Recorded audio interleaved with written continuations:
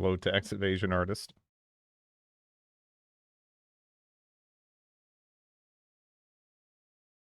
Obsidian. How are you? You feeling better? Hello, Royal Ruckus.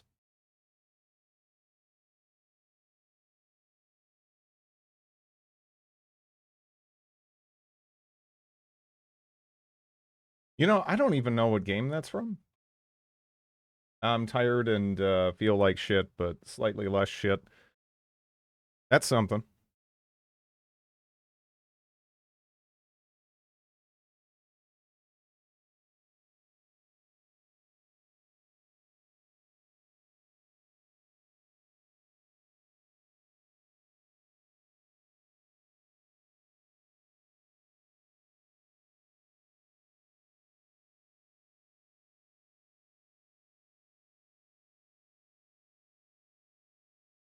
Bog. Okay. Hello, Dragina. Quesadillas? Nice.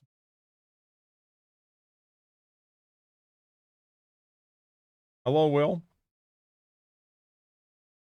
I feel like quesadillas are one of the best simple food options. And, you know, you can jazz it up if you want to, but honestly, it's just nice. Hello, Varema. How are you?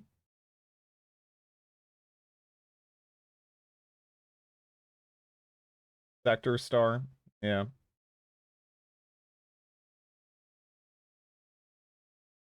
Hello. I'm escaping to the one place that hasn't been corrupted Thank you, by membranes. capitalism. Space! Josh sector is best sector.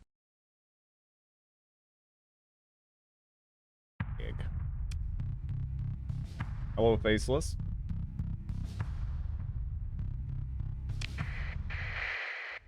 Okay. No, Jim Josh? I don't know, she's British. She plays by different rules, right? I don't know. I don't know if that's working. When's...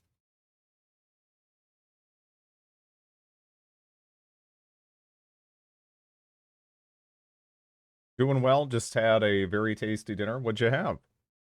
How are you? Good. Just finished working out. Got, you know, this thing sitting with me. Can't complain. My brain is in low power, no thinking mode. Yeah. Again, she's just such a little poser, right? I just pick her up and she just leans into me like this. She's just, oh, just shameless. Bench pressing Love. Yeah, Lovey not so much with me, during that process. Pickled red onion to the quesadillas, surprisingly good. I'm a little curious though. Will that... I have a feeling. Oh, it's not gonna... Oh yeah, it's not gonna to necessarily give the same very thing. Close. But Josh sector is best sector. I don't hear Jim.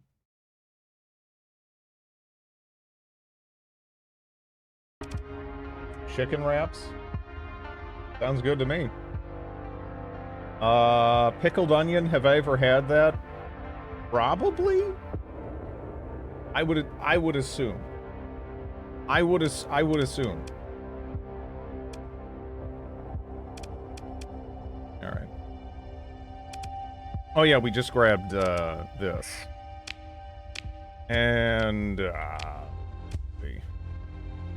oh yeah, that's right, I was gonna go blow up those paragons. That was gonna be fun.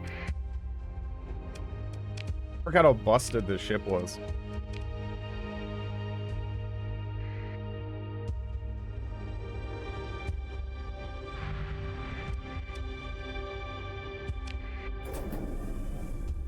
No. There we go. What mod is your fourth ship from? GMDA series, so, maybe, I don't know, is that the name? I actually, is that, do I have a motto with that? I actually don't know. Yes, the, grip, grip, grip, I want to say grip type, but it's like, grit pipe and Moriarty Defense Authority. Yeah. There we go. Something like that. I've had, pickled onions on a pita sandwich thing. Yeah, yeah. Hello, Realms. How are you? But yeah, you probably have had them. Maybe you didn't know that you were, you know, having that. It was probably a component of something else, if I had to guess.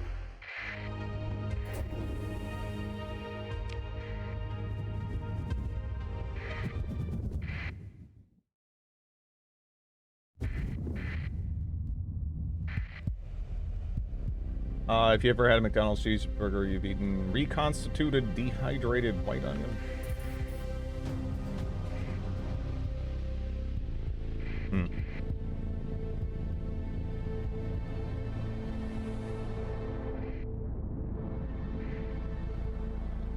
Bravely venturing into danger.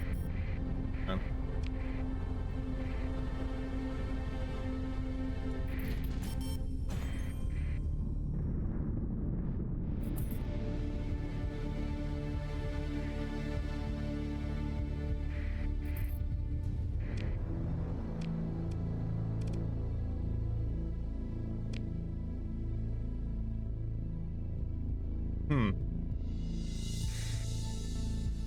E. coli? Is that some sort of Italian spice? Either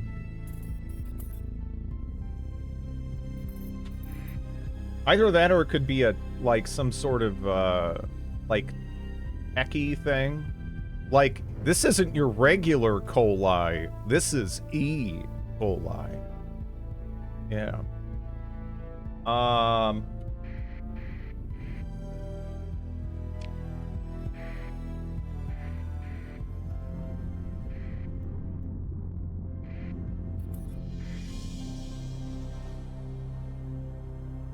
Okay, I don't know what that is, but I don't think we want to mess with it.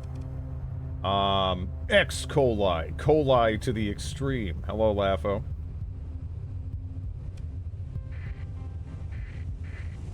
I prefer I. coli brand myself. You've heard of e-girls, but what about E. coli? Yeah.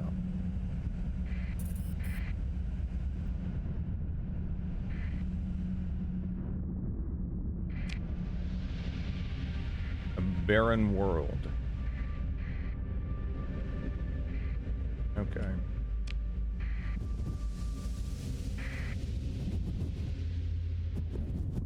It's funny that Twitch makes it a link.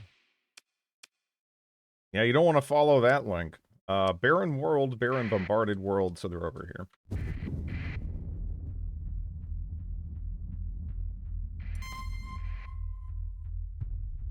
Hello.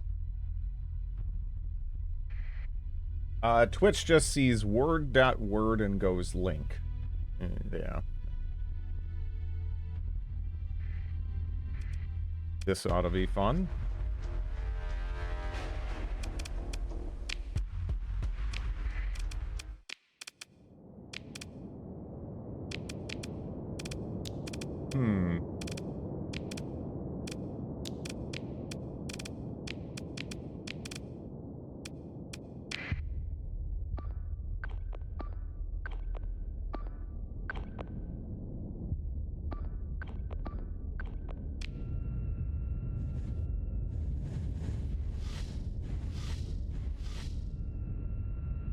Hello, Microflora. How are you?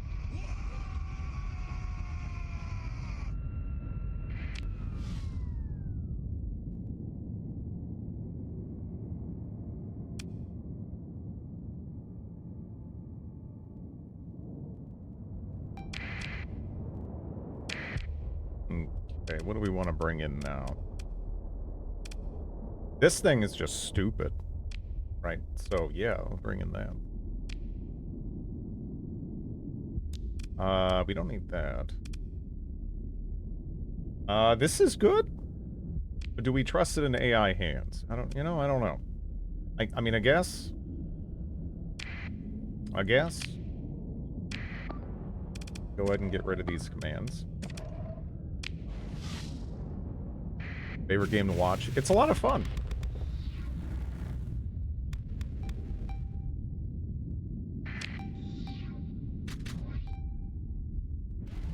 Uh-oh.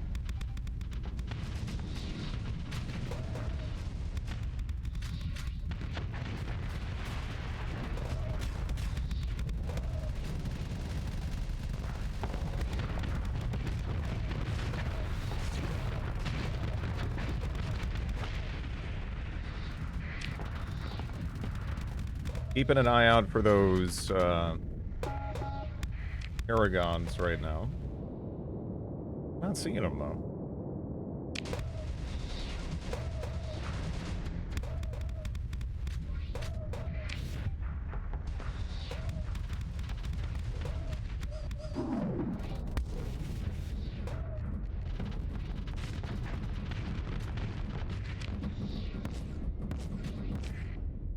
Studying taxes for the CPA exam. Okay, there they are.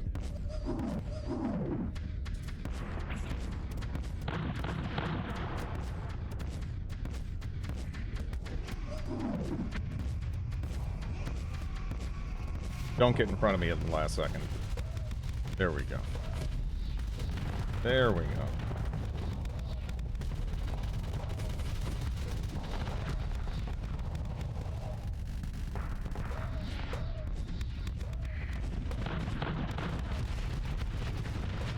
Oh no.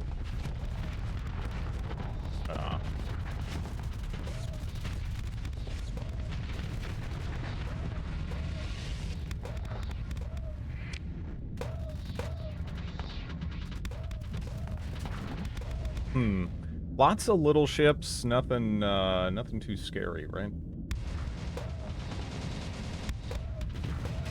There should be another Paragon, though, somewhere.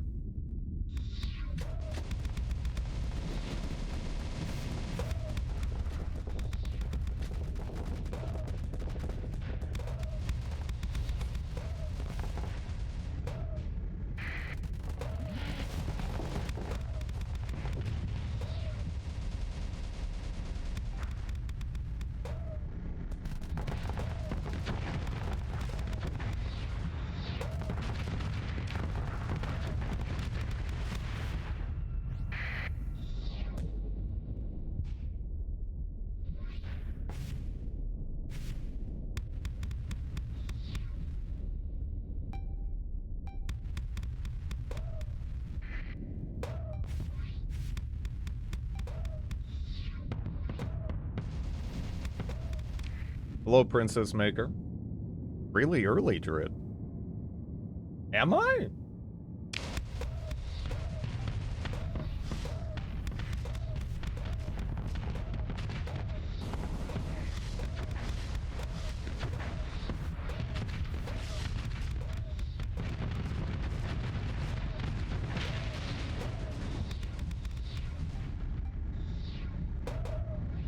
Hello, Sorcery.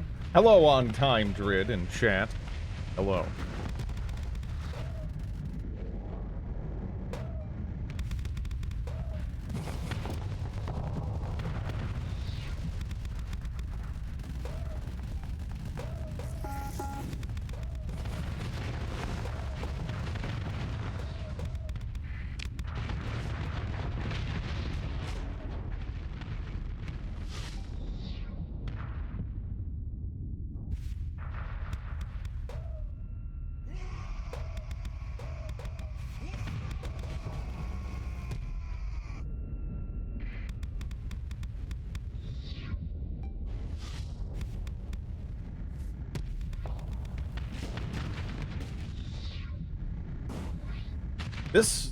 This ship is so stupid.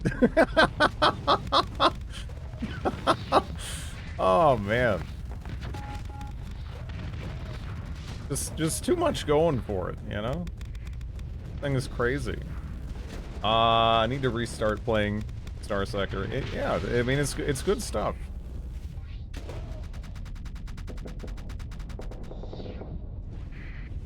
This is kind of a giant fleet of trash, though. But still, hey, there's that Paragon, finally.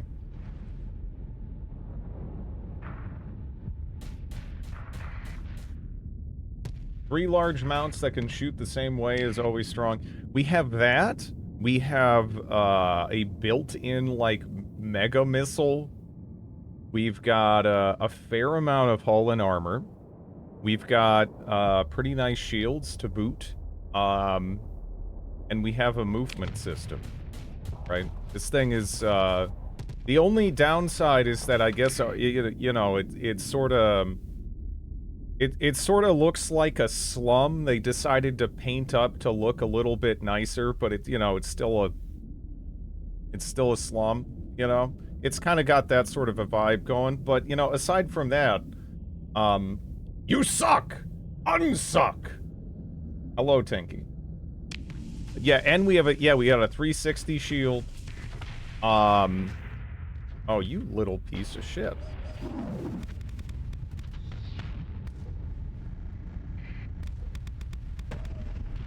Oh, please, please, please, please, please, please, please. Oh, yeah, almost right in the center of it.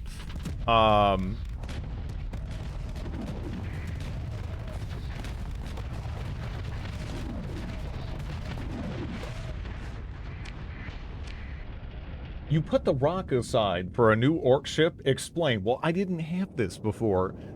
Shut up. I don't know. I found this, and it's fun. Quiet down. Let me see.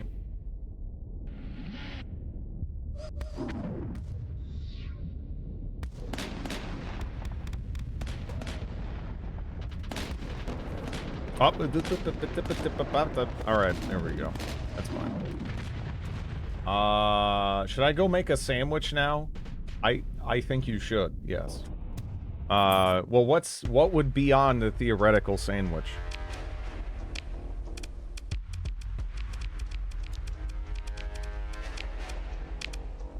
Bread, that's a good start. Where are we going from here?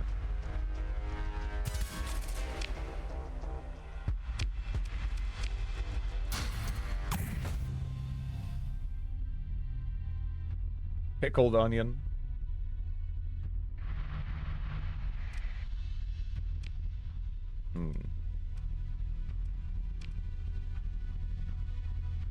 That'll be a big fight.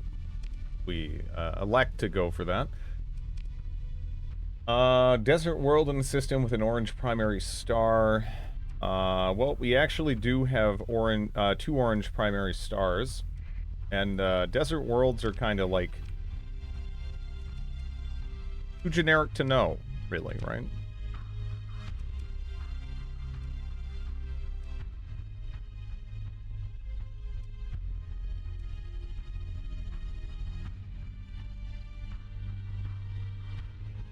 Although I'm actually not seeing one here. Yeah. It has to be there. Okay. Hello. Do I look like a first-time chatter? Yes or no? How's it going?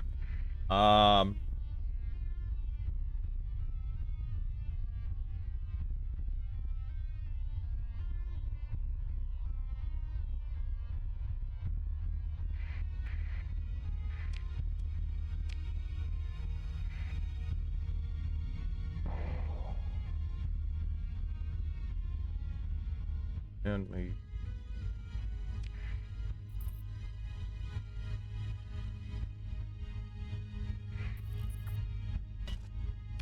We don't have any impending, doom-type things, going on. Yeah, it should be okay.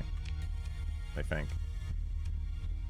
Let's take a look at the... Yeah, I don't know. I mean, that's a weird, smelly fleet. But, it's, you know, it's what I got. We'll see. Herder.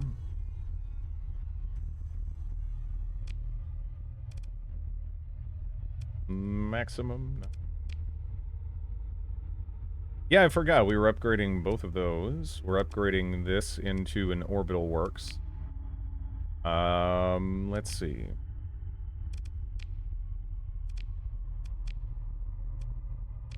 Increases stability by 1. Eh. Eh.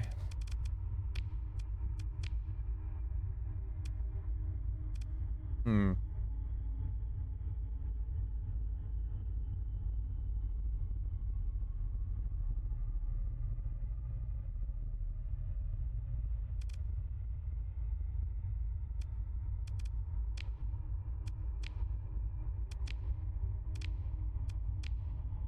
Hmm. Yeah, I guess that's all fine. Here we go.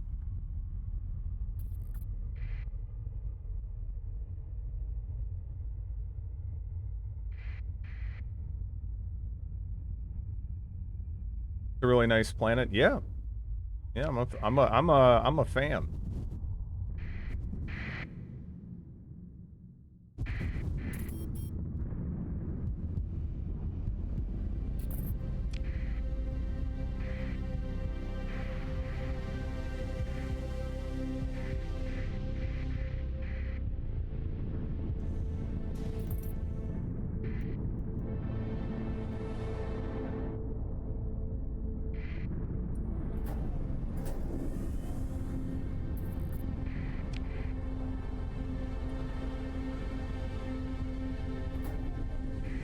Huh.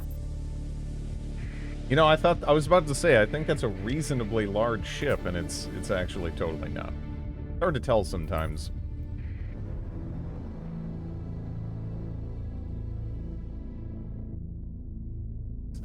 Some countries have their skeletons out on the front porch, especially near October.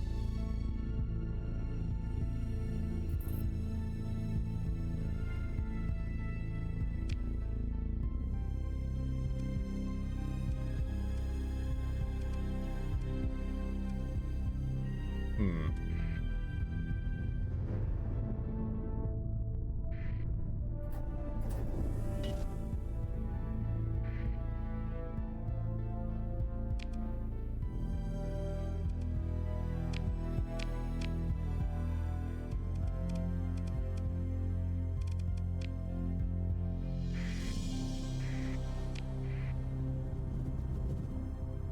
This ought to be a fun one. I did what I said. I wrote the petition of the government to cut review subsidies for tail worlds. Let's see what happens. I'm officially an old man now, I guess. Yeah, I don't know. I wish, yeah, I don't know. I just wish, I wish more came of Bannerlord, you know? Like, ugh. It's sad. It's sad.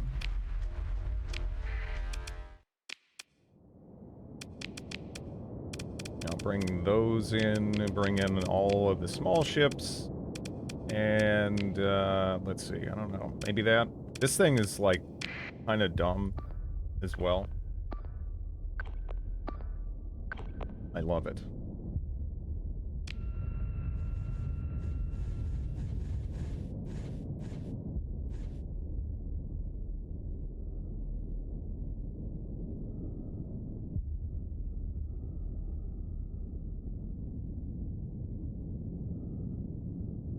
Tail Worlds is being subsidized by the government. It doesn't surprise me to hear that.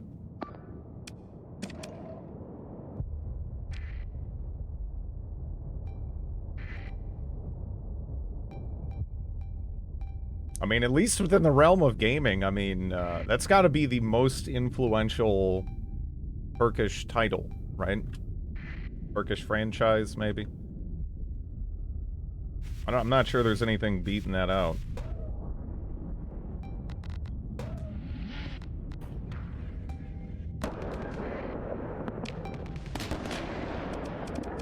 Alright. Now, let me see. I can bring you in. I can bring you in.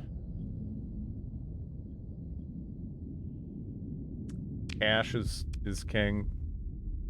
I think, personally, we should go back to that Polynesian system of having the giant fucking boulders that you sort of trade on the honor system. That's, you know, everyone's talking about the gold standard.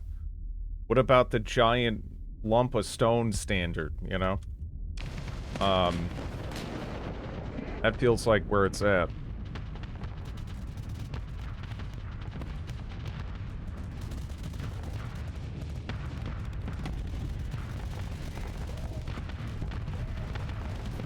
Oh, damn it. Okay.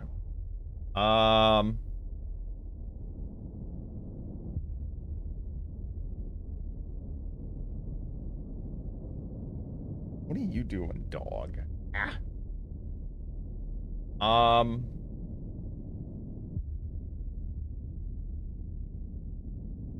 Yeah.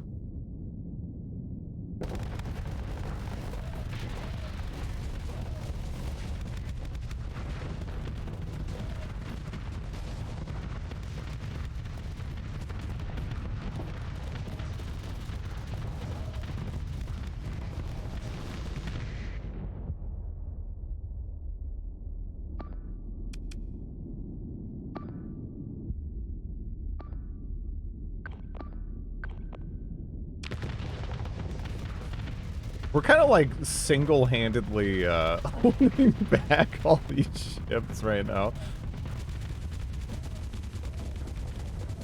Okay.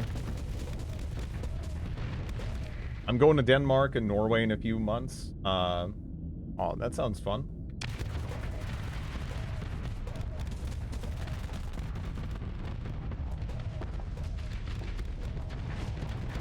The proper WOG, yeah. Hello, Dream Mag.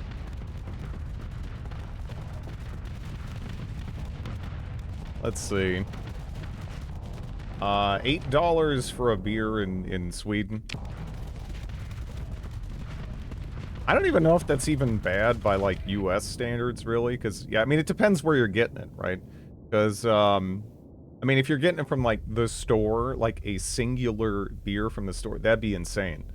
But if you go to almost any restaurant, you know, like stadium, whatever, you're gonna be, they're gonna ask, like, an insane amount. In a restaurant or bar, yeah, it's about the same, actually.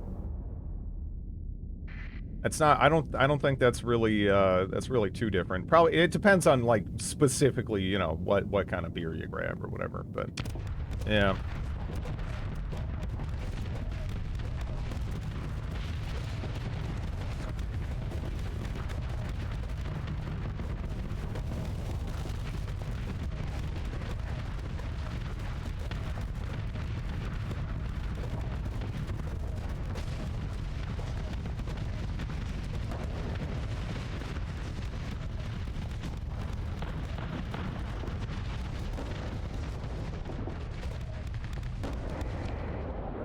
The kind that would, yeah, that's just, you know, that's just the way it goes.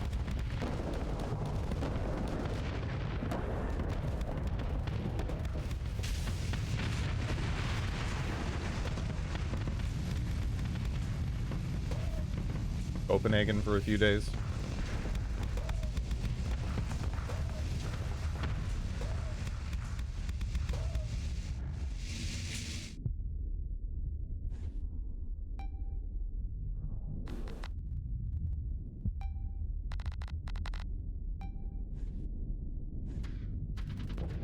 Kind of tempted to try, like, hardcore sniping with this, because it goes so much farther than, does.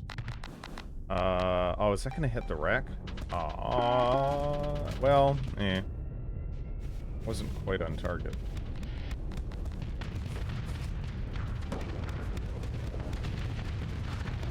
Oh, well.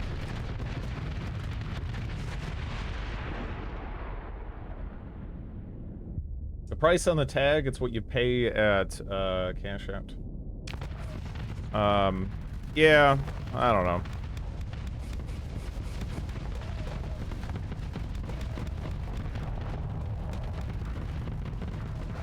It'd be nice. I mean, that's one of those things that I feel like everyone in the States hates, But at the same time, for some reason, like, you can't really actually get change to happen. Despite the fact that it would be popular.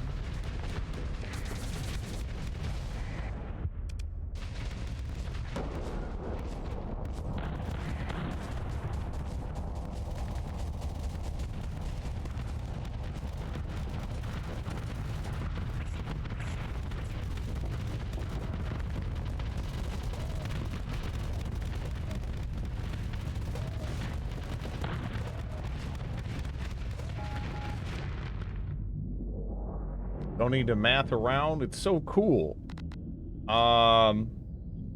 Be there with your girlfriend? Yeah.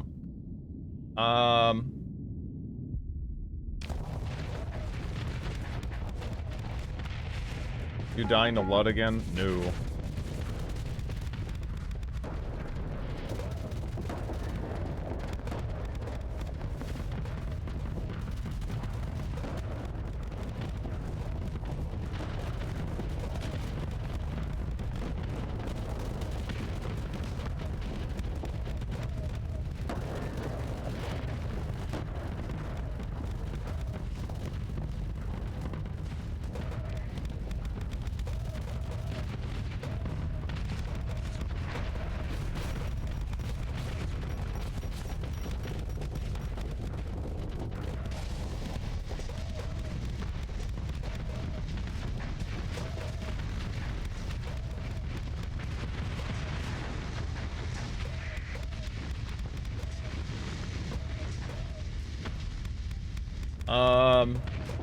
Maybe it's impossible because it is a I don't know.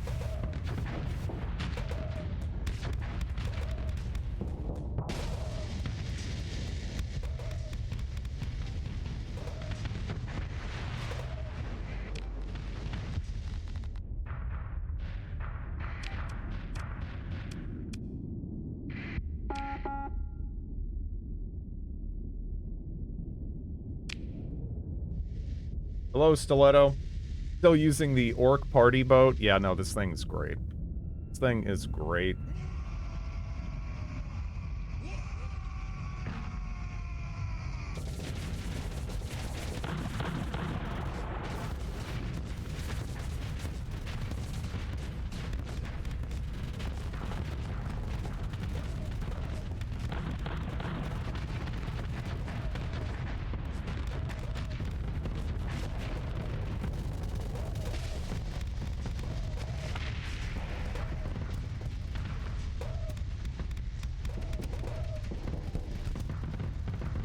Well, yeah, we got Gauss cannons and like, yeah. If anything, we're more of like a long range kind of fleet battleship, but you don't even really have to play it that way. Because this ship kind of has like everything going for it, honestly. It's very, very strong. The amount of downsides here are kind of minimal. it's very, very good.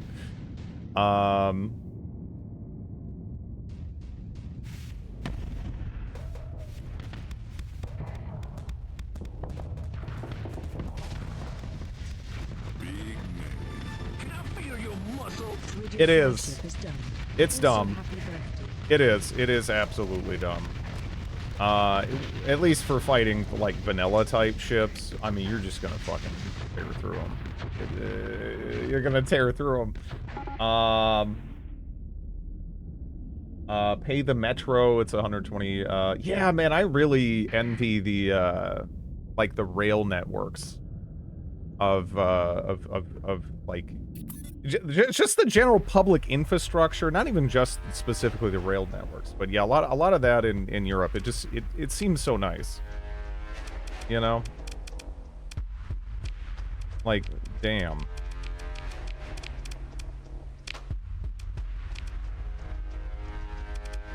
Ah, they got popped. Okay. Our population density is higher. I mean, yeah, but like, there's no reason why we can't have railways, right? Like, There's no reason why we can't have railways, like proper railways set up. Like I don't. There really isn't. Like for some types of public transportation, yeah, sure, you can argue that, I guess. But other types, no, right? No, not so much. Our railways are also in. Yeah, I've not heard good things somewhat recently about yeah, the state of German rail network and everything. The U.S. is also huge. Yeah, but for railways, does that? I don't think that really matters too much, right? There are rather famously some other countries that are rather huge that have kind of figured that out. You know, like it's just. I mean, rail is something that it's just. Again, we've just kind of really made driving cars so much of our identity. As Americans, you know, even when it doesn't really make a ton of sense, we just yeah.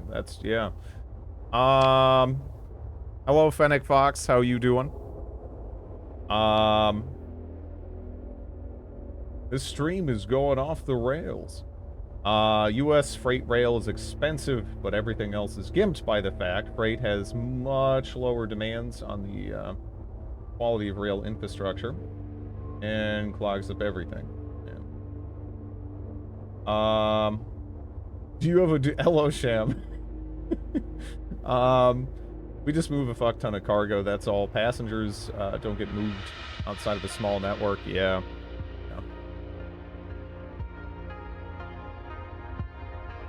One problem with the US is bureaucracy.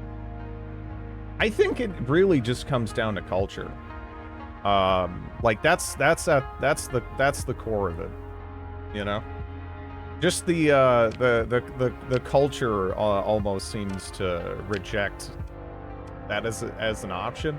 I don't know. We like driving around in our cars, right? That's just it. Yeah, pretty much anything involving that guy is gonna end up being like half-cocked and at best saved by more competent people that he employs, right? But yeah.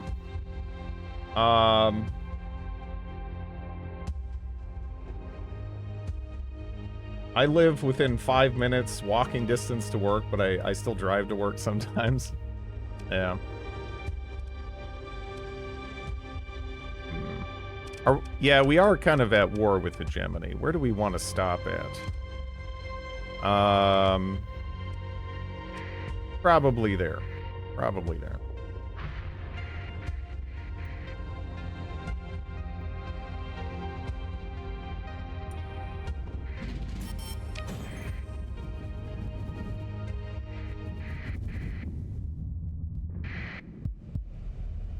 I try to picture the US like the Netherlands, where you have the whole inner city on bikes, everyone's cycling.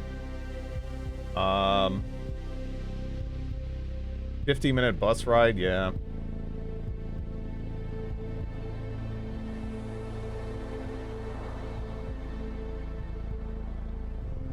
Small trucks here.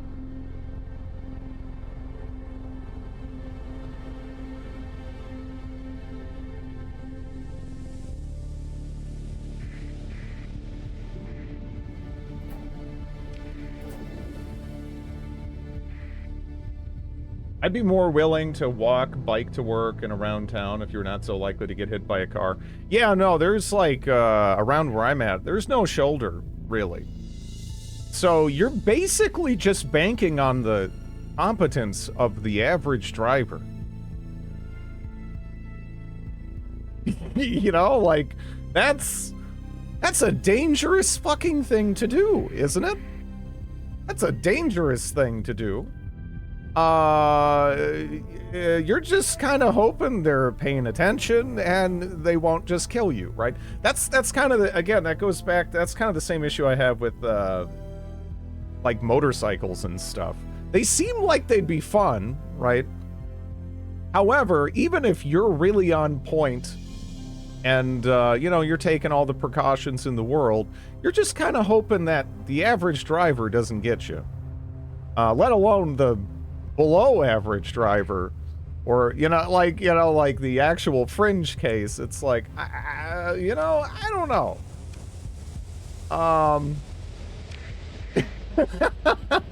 It just it doesn't seem like a good idea to me. Did you see the video of the guy hitting a bicyclist and getting out and tackling a guy in a motorcycle? What? Be safe. Drive something where if someone else is an idiot, you don't just die, because there's a lot of idiots out there, right? And there's also just people that make mistakes, and if their mistake is, you know, you being deceased, that's a bad position to put yourself in. Hello, Silent.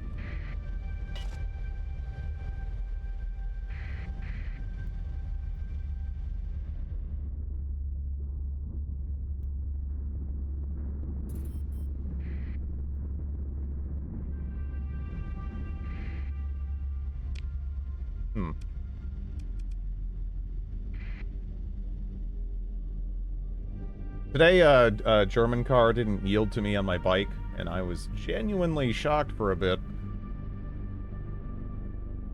Is this why Americans drive those massive trucks? Because literally everyone on the road is considered a threat. I think, I don't know. I feel like the massive trucks thing is, you know, I think some people like to imagine that they're gonna be like, if you notice in the commercials, right, it shows these trucks like off-roading and driving around like some rugged frontier and some, like, I don't know, I feel like that conceptually is appealing to people, even if they're just going to point A to point B, really, and, you know, they're not really doing anything like that. It's, yeah. Hello, Chaos Lord. In most places, they're not at all necessary. But, yeah. Asphalt cowboys. America's mostly rural. Yeah, but it's nothing like that at all. I'm aware. I grew up in middle of nowhere, Minnesota, right? You know, that isn't needed. In the overwhelming majority of the country, that isn't remotely needed. The people like to imagine they're in, like, the middle of nowhere, Alaska or something. And they're totally not.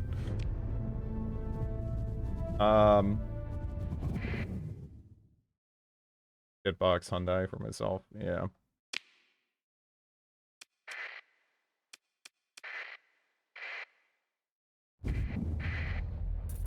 Recyclist.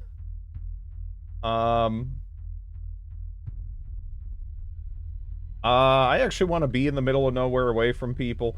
Yeah, I don't know. Like, I still believe in the basic good of people, but the way things are going, you know, shit. If I could just get, like a group of people I love and more or less be, like, you know, just kind of... Just chilling out somewhere. That sounds pretty nice, right?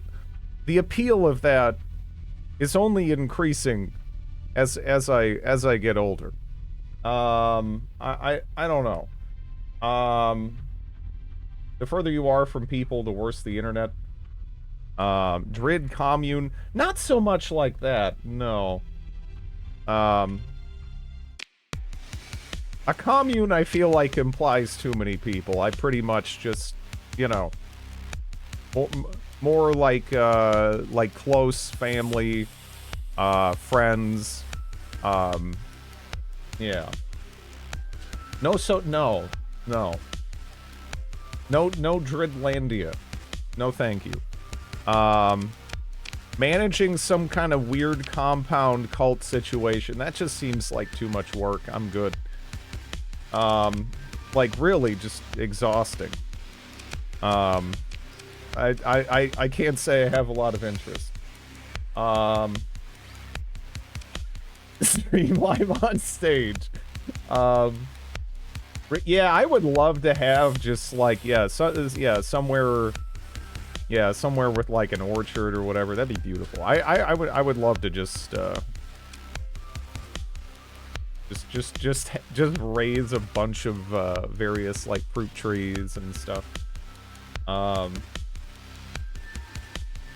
My dream, a lot of like 20 acres in the middle of the city with nothing around me but wilderness. 20-minute drive to downtown. I don't know. I mean, there's definitely benefits to living in more urban areas. But I do like nature, you know?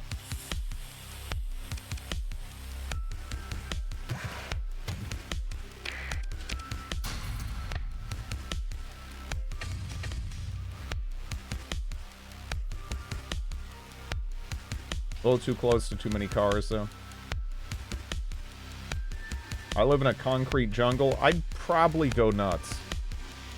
I don't know. I need, like, trees and, like, you know, ponds and streams and rivers and lakes and all that kind of stuff. My city's like 40% forest. That's nice. Yeah. There's some cities that are a little bit different in that regard, and they actually kind of go more out of their way to kind of have at least islands of nature interspersed. When it's just straight concrete, like, man, I don't know. That sucks. That sucks.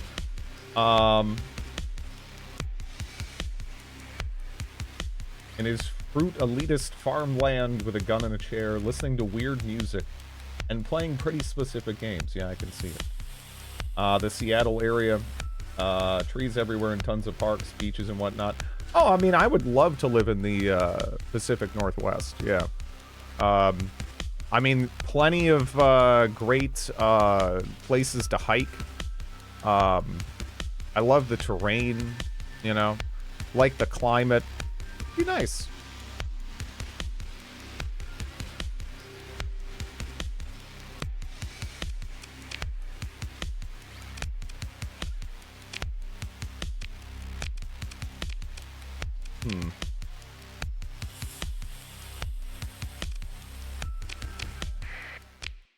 I thought you were more of a tank top wearing roller skater. Is that a thing? Even what the hell? What are you talking about?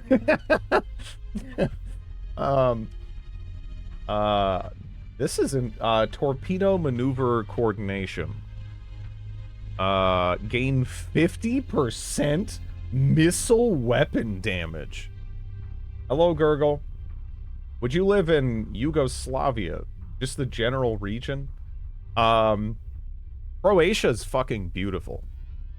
I honestly am incredibly ignorant about anywhere else. There. I just don't know. But Croatia's fucking beautiful. That wouldn't be too bad. Used to have yeah, oh yeah, actually I've seen a little bit of Slovenia as well. They actually have some landlocked kind of like salmon fishing and whatnot you can do there. That'd be cool. Be cool. Good day, dinguses. Dingus? Dingai? I usually go with dinguses, but yeah, I don't know.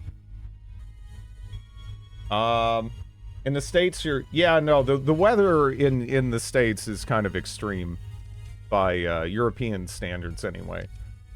But really, the Europeans have it insanely easy when it comes to weather, right? You guys got like baby weather compared to the rest of the world, pretty much. It's so much harsher everywhere else. I have an open invitation.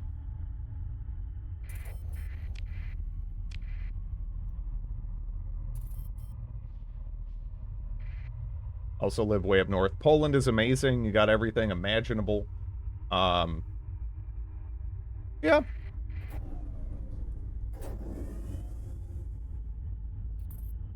Yeah, Poland is neat.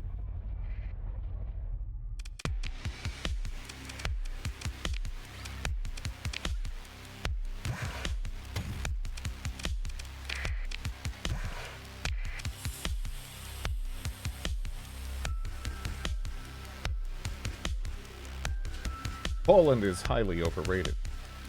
Poland is mid, Lithuania is better.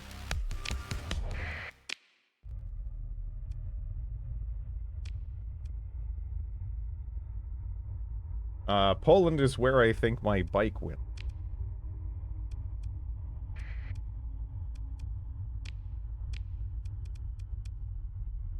Alright, so... Desert World. Desert World. Desert World. There's actually a lot of desert worlds in that system. Did someone say Poland? They did. I'll scan. Alright. Your bike is in a better place.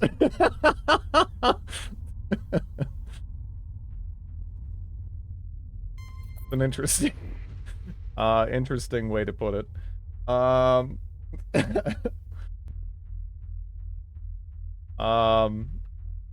is nice. It's also a stay on the place.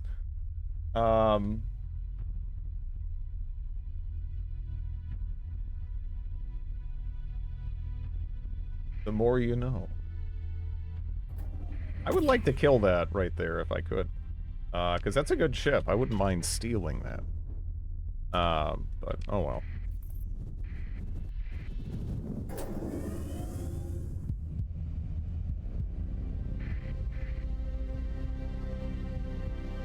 If you take a step off the roads, ants attack. Could be worse, could be mosquitoes. You know?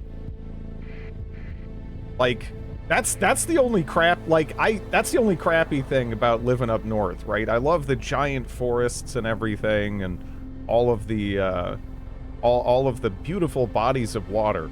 But the mosquitoes in Minnesota, especially up nearby, like, the, Canadian border, oh man. Oh man, right? You don't have to deal with too much in the way of bugs and stuff, but the mosquitoes are the fucking worst. Like a huge yeah, mosquitoes are pretty awful.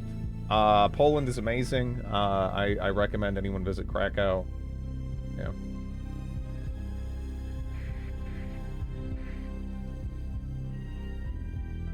Yeah, I would not mind visiting someday, for sure. Thanks for the follow. I've been to Karelia. The mosquitoes were awful. I believe that. Yeah. Mosquitoes are the reason I won't consider Canada. They come out like locusts there. Yeah, yeah, yeah. Well, I love the cold. I don't really care about the cold. I don't live in Krakow, but I did visit the salt mines. It was cool. Yeah. The mosquitoes in Minnesota are somehow worse than the ones in Louisiana, and in Louisiana the mosquitoes call into air traffic control. Yeah, again, if we could figure out a way, thank you for the bits, Wanderer, but if we could figure out a way to wipe out mosquitoes and ticks, the world would just be a better place, as far as I'm concerned, you know? There's just... We'll deal with the consequences. Those need to go. We get horseflies near lakes and rivers, yeah. I feel like the biting flies are generally a little bit easier to deal with, though. Mosquitoes, there's just... When there's a lot of mosquitoes, what do you do? You know? Like, what do you do? I don't know. You could even have, like, a whole get-up with, like, netting and stuff to try to keep them off you and away from you, and, you know, honestly, it won't 100% work. it just won't. Way to end life on Earth as we know it. Yeah. Gotta get rid of mosquitoes. It's worth almost any price. I just read horseflies spread anthrax. I don't think that's too typical, right? I don't know. I'm pretty, yeah, I've seen a lot of horseflies. I've never heard that, but I don't know.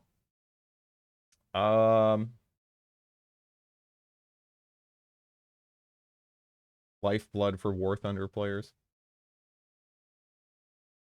Wiping out a couple species of mosquitoes would also half the rate of infectious disease. Yeah, they're just awful. Again, nature's dirty syringes.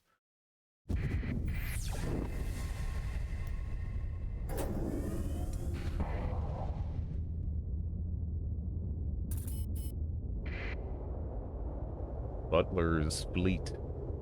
Watch these be the most broken ships ever. I've not seen these before. I don't know what they do. I don't know what their stats are. Their ship system looked kind of insane. But we'll see. Anthrax is everywhere. Aren't mosquitoes, pollinators? I don't believe so, no. I think they're just little bags of shit that, that spread disease and whatnot, right? Are they actually, is there something they're responsible for pollinating?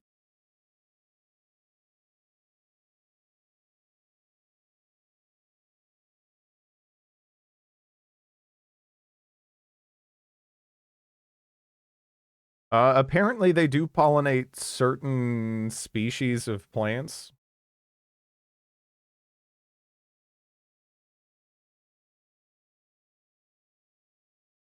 I guess certain flowers in some environments, yeah.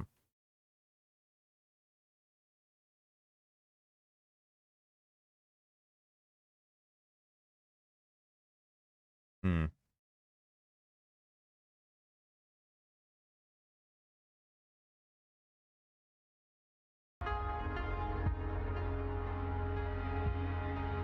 They would get replaced easily if eradicated. Malaria, yeah. One of the reasons I like winter, yeah. Yeah, no, that is a wonderful, underrated aspect of winter. Just not having to deal with bugs.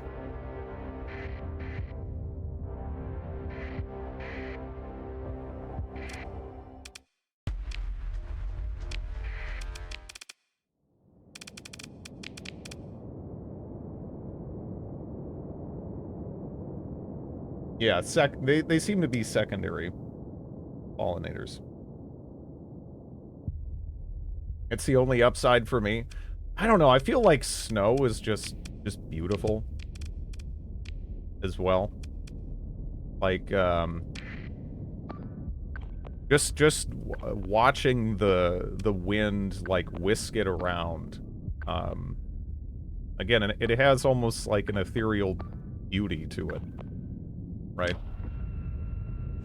Sucks to drive in, though. But it does look gorgeous. Snow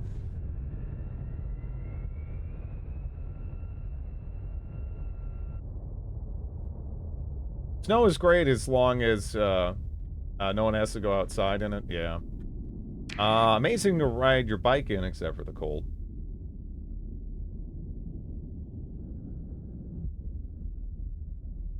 I'd put a pool of stale water next to your lawn for the whole year.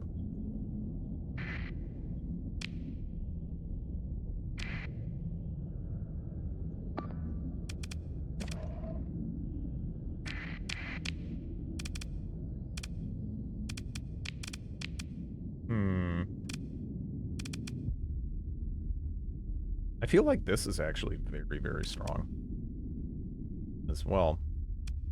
I can't remember if I just salvaged this or did I, yeah, I think I did just salvage that. I don't think we've had a chance to, properly, give it a loadout and everything.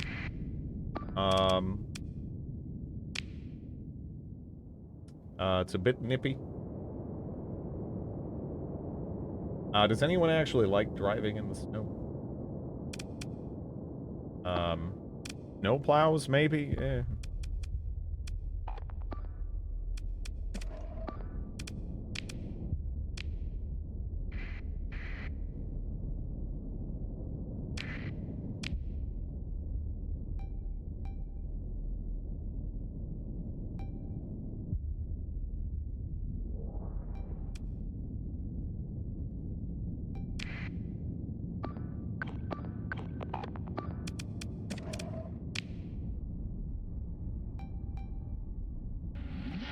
Even if you got your Mack truck, yeah.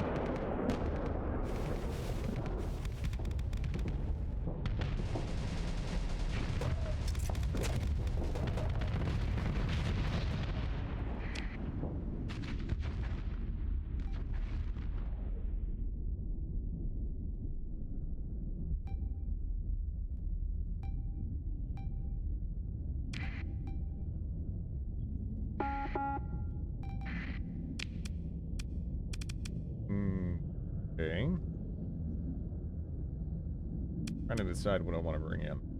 I guess we could just do that.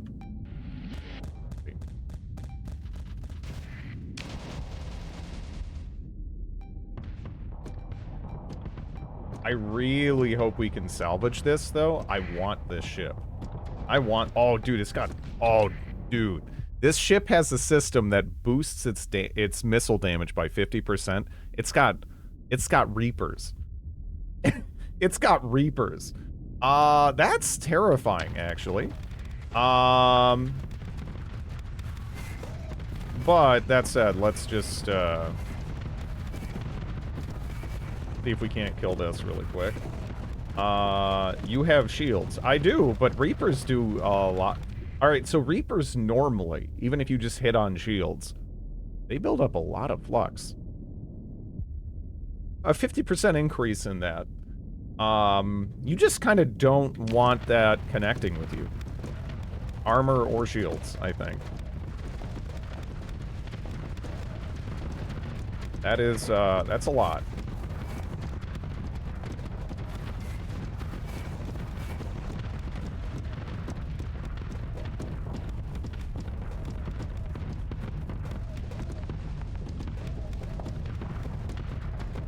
You see that pit? It's filled. Thank you, with Archangel. treasure. Appreciate the prime.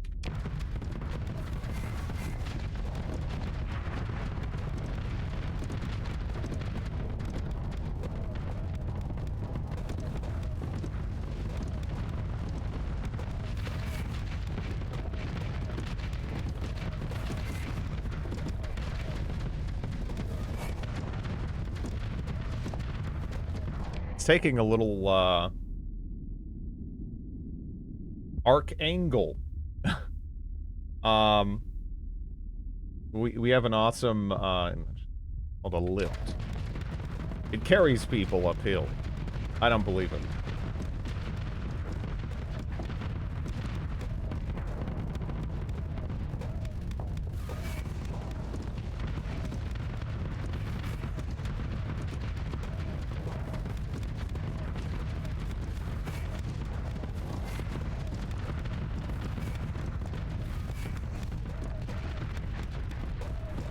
Man, this is taking a long time to kill this, huh?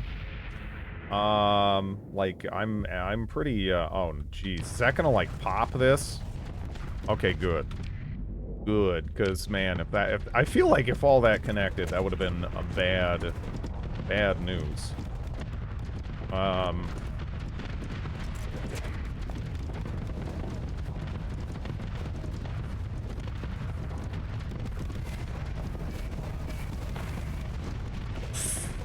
Ooh.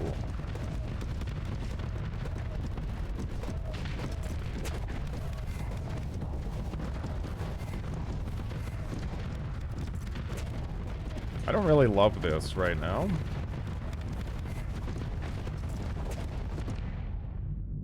So I think those were the Reapers, right?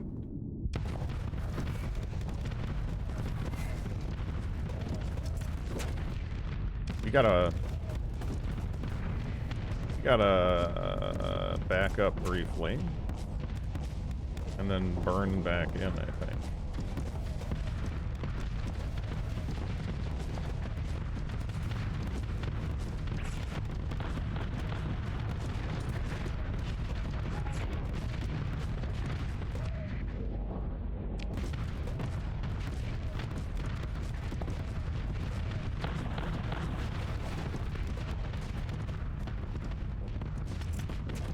Great thing about riding a lift.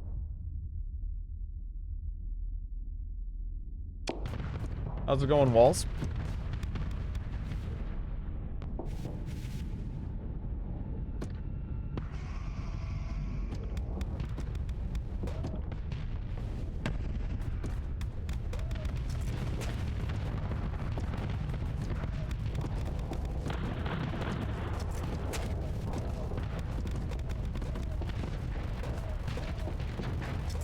Okay, this thing doesn't seem to be obscenely tanky. Now that we're on top of it. Yeah. I hope we can salvage this, though. I feel like I'd have fun playing around with that.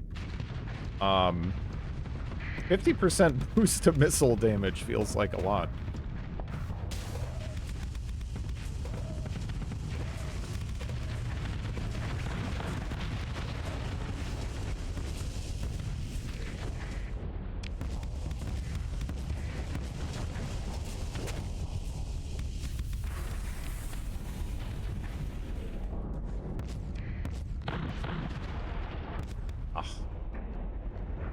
That's a shame.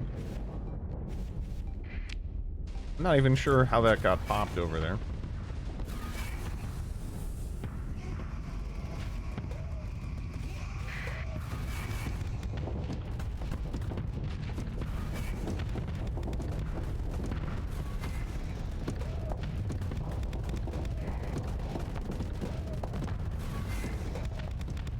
Having some chicken with sauteed mushrooms and bacon. That sounds wonderful.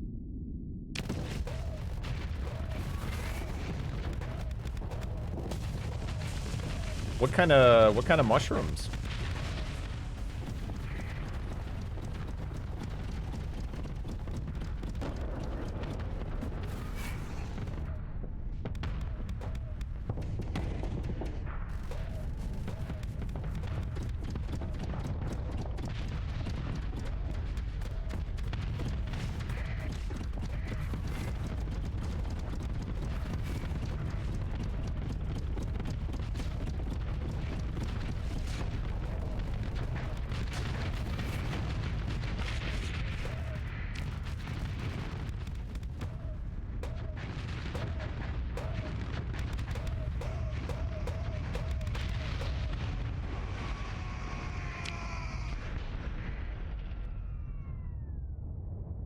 I forgot I ate them all now.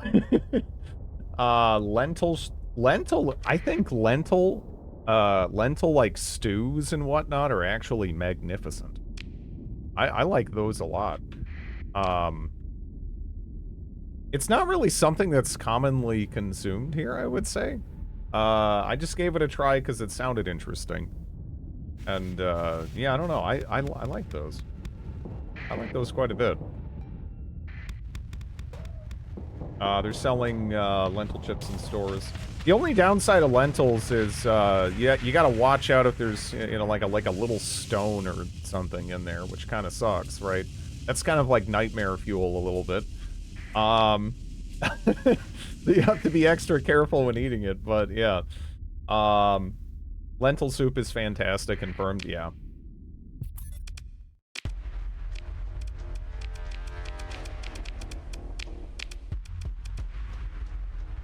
Yeah, we gotta grab that. Gotta grab those. You know, I'll grab you. Actually, I'm over, huh? Goodbye, Starlight Wolf. Okay.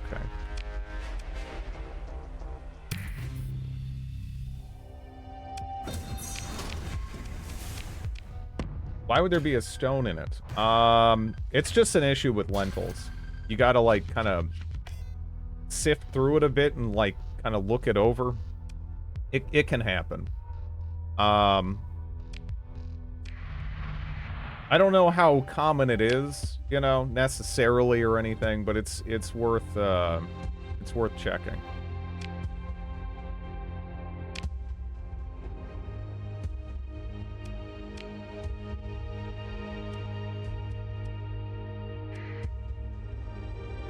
Are we at war with the nope. All right, we'll head over there then.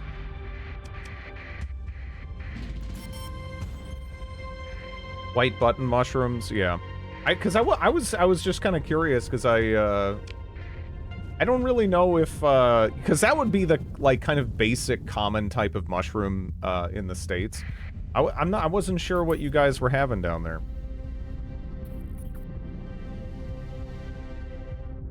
But yeah, you know, we're all about varying types of those white button mushrooms, you know. Almost all the mushrooms you find in stores here are just different states of maturity of that variety of mushrooms, you know, creminis, just whether they're sold or what's white button mushrooms, and then they get big, it's a portobello, you know. But yeah. Have you had any fateful findings? Maple lentil soup with mousse. Canada's the largest producer of lentils in the world. I would never have guessed that.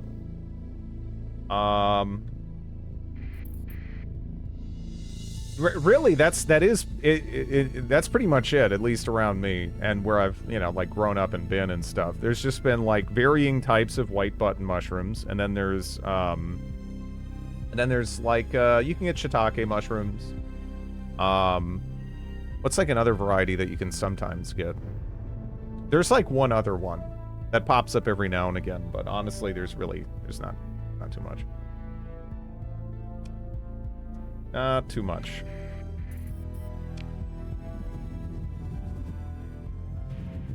Plenty of stuff that could theoretically be foraged for or whatever, but the culture for it doesn't really exist.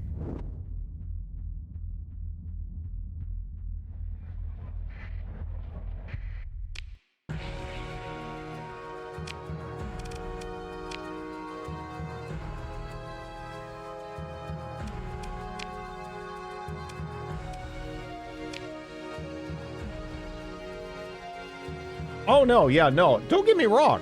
White button mushrooms are wonderful. You know? Shiitake sounds like someone trying not to curse. They're not my favorite kind of mushroom. They're okay. I feel like they're more dish dependent. You know? Gnocchi, yeah. I don't even know what my favorite is. I like oyster mushrooms a lot. Shiitake, I'm not crazy about shiitake. They're all right. I feel like they almost again, it's more dish dependent. Whereas white button mushrooms, you can kind of use those in anything, and you're probably not gonna really regret it if you like mushrooms.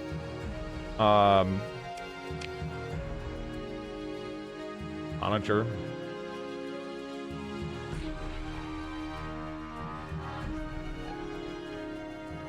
Kind of addicted to mushrooms in general. Yeah. Portobello stuffed with hard cheese and breadcrumbs and grilled.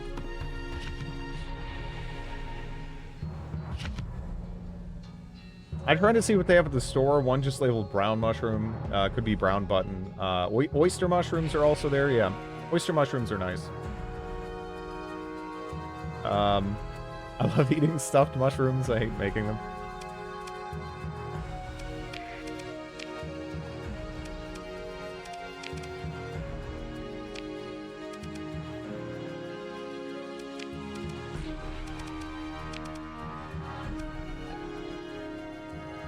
Get more HMGs. Do I have a blueprint for HMGs? I guess that's worth checking. I actually do have a blueprint for HMGs. So I could just do that. Unless I need them right now. We'll see.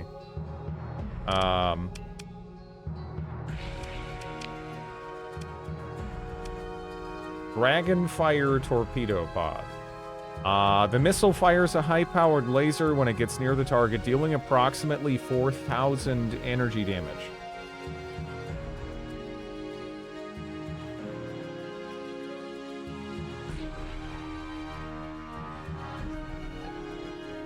What?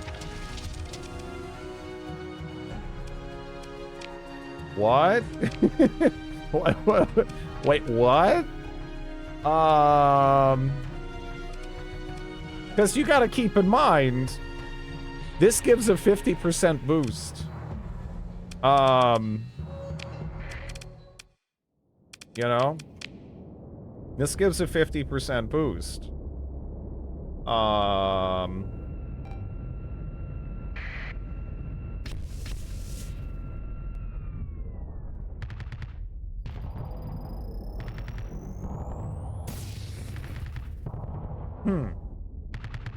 Yeah, that's interesting. That was also without the ship system. This thing is, how many deployment points is this? This is 45. Okay. You know, this might actually be, despite looking insanely strong, more balanced than I, initially figured, right? I don't know. Because it is paper. It is paper. Does that apply? What I'm wondering is at what point in the process do I need to pop the ship ability? Like before firing? I think it did apply there. Hello, Snoot. How are you doing?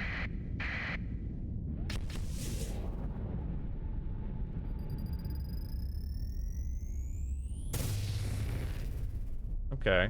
I think I actually have to do it after after firing.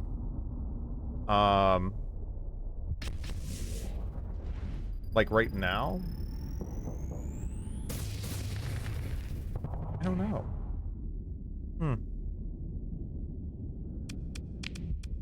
Yeah, this actually doesn't seem quite as comically overpowered as I figured. Now, that said, we are just using this. We're not using any of these slots. Right? That is a terrible shield. Treat them like finishers, yeah.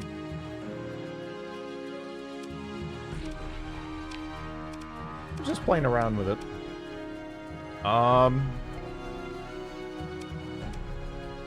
Okay, so I don't know. Well, let's start with point defense here.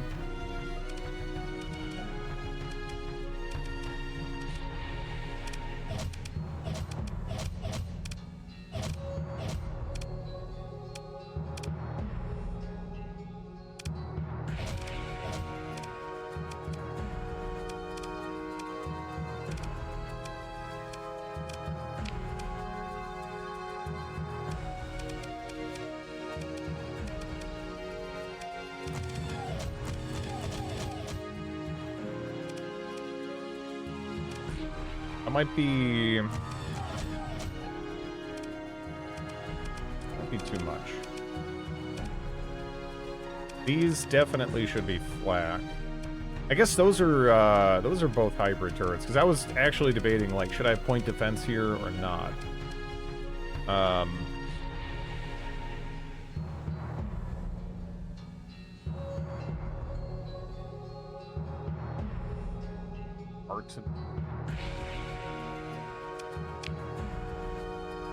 What are you doing? What are you doing? Are you trying to bully? Are you trying to bully already? Oh, how are you already trying to bully?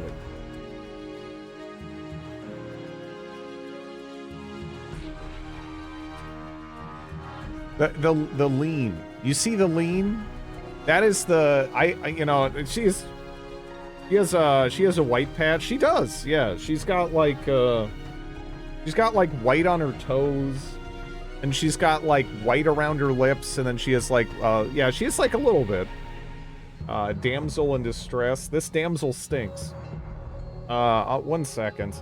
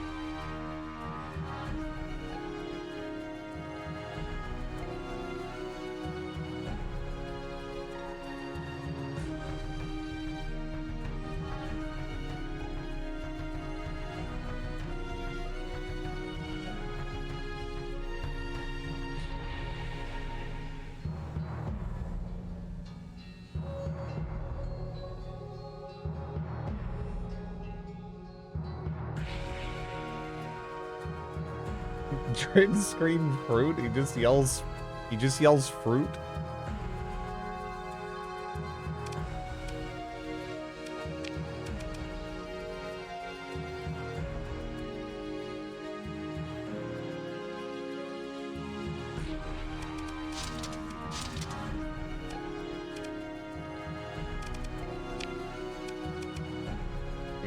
Let's see what we have here.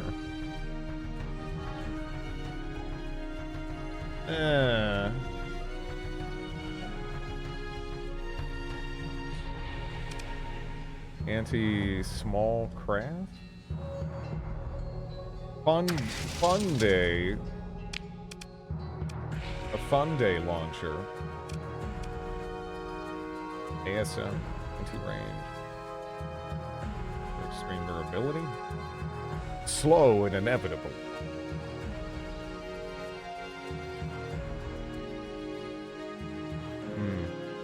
ASM phone, that one. Yeah, I don't know. I don't know if I actually really have anything good to put there. I don't think I do. Okay, now it's time for 3 plasma cannons. This is totally something that would work. I don't even know if we could support, like, 1 on this ship. You know? I want to say the answer's, like, no. But I don't know. Maybe with, like, Devastators, right?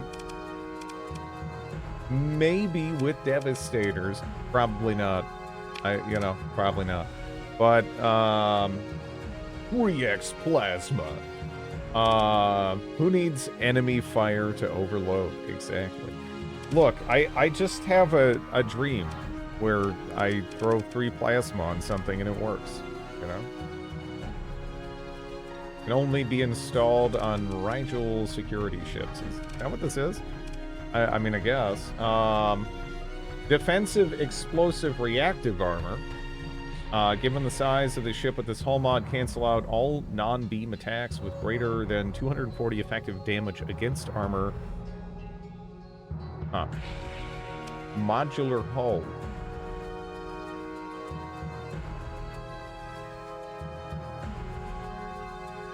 "25% of all hull damage taken will be restored within 20 seconds.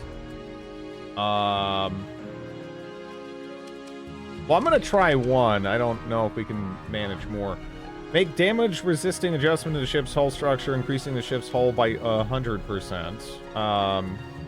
But also reducing armor by 30%.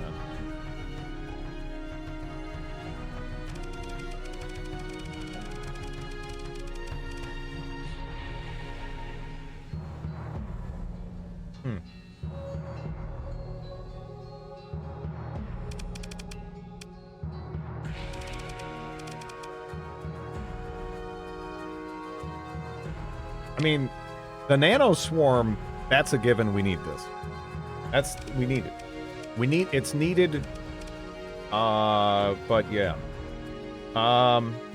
Effect activation chance increased by 150% in front of the ship. Reduced to 25% in the other facings. Just double checking the build in. Remove the original hull bonus and armor penalty. Instead add 30% armor, and minimal armor should be set to 0. I don't know, we could try that.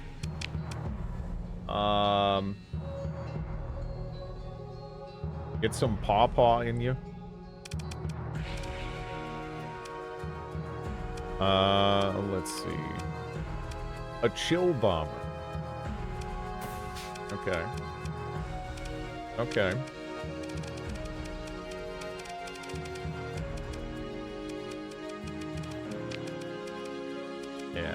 Yeah, there we go. I don't know. Obviously, we don't have anything on our sides, which is shitty. Deploys low-velocity proximity charges with impressive blast radius and ability to shrug off point defense fire, especially devastating against fighters. I don't know. I mean, could do Sorta something like that, ish. The Devastators, get the Salamanders firing. Yeah, I don't know. Proxy charge launcher kind of ass, yeah.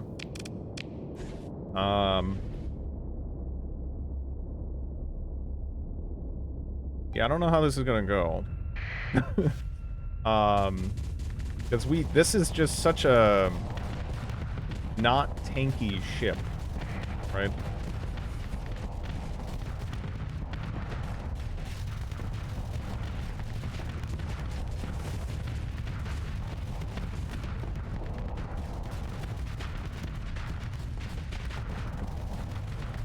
Yeah.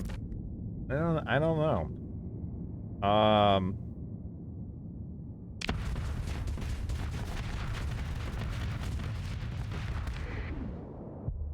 Does energy mastery affect beams? I believe so. I never played with modded ships before. I find a lot of them gaudy. They can be, yeah. But they're a lot of fun. You know, it's just more tools to futz around with, more weapons to or whatever to even throw on like original ships, and sometimes that can make a gigantic impact in itself. I do like the Onquest, yeah. Maybe face tanking an Onslaught isn't the best of ideas. Well, see, I don't know. It doesn't necessarily need to face tank an Onslaught, but it does feel a little bad that it feels like we're struggling this hard. In light of the whole fact that, this does cost 45 deployment, right? And, you know, that's a lot, right? This actually isn't striking me as a mod ship that feels obscenely overpowered anyway. It feels like there's actual, like, trade-offs more so. But, yeah, that might mean that, yeah, maybe it can't just, maybe it just can't fight an Onslaught like this, right? I don't know. Doesn't really seem like it can. Maybe it'd do better if, do we have Reapers for sale here? Scorpio Javelin Launcher. Terrifying strike weapon capable of deploying 6 javelins, medium, okay.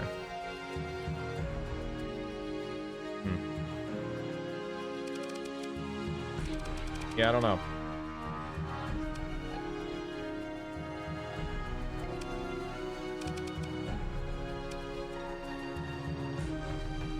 If it costs 45 and can't fight an Onslaught, it can't. It definitely, I mean, I don't know how you do it. So something I could do, for sure, I guess, is try to go longer range more so with it. You know, drop that. I must want to hang on to the Devastators. It's pretty much all I got, I suppose. Is it fast? I mean, by what standard? Cause like the thing is, right? It's reasonably fast. I need to up the CR. It's reasonably fast, but compared to some things, I don't know. Again, this might just do a lot better in a fleet battle type scenario, right? That might just be where it shines. And I'm just trying to, I'm trying to fly it like a caveman, and it's not a caveman ship, so it's not doing so well.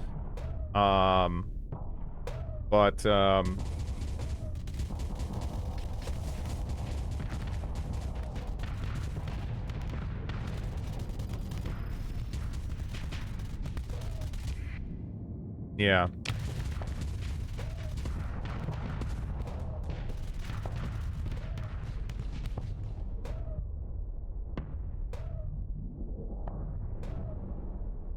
Yeah, I mean, so this is a way in which we sort of can fight an Onslaught, but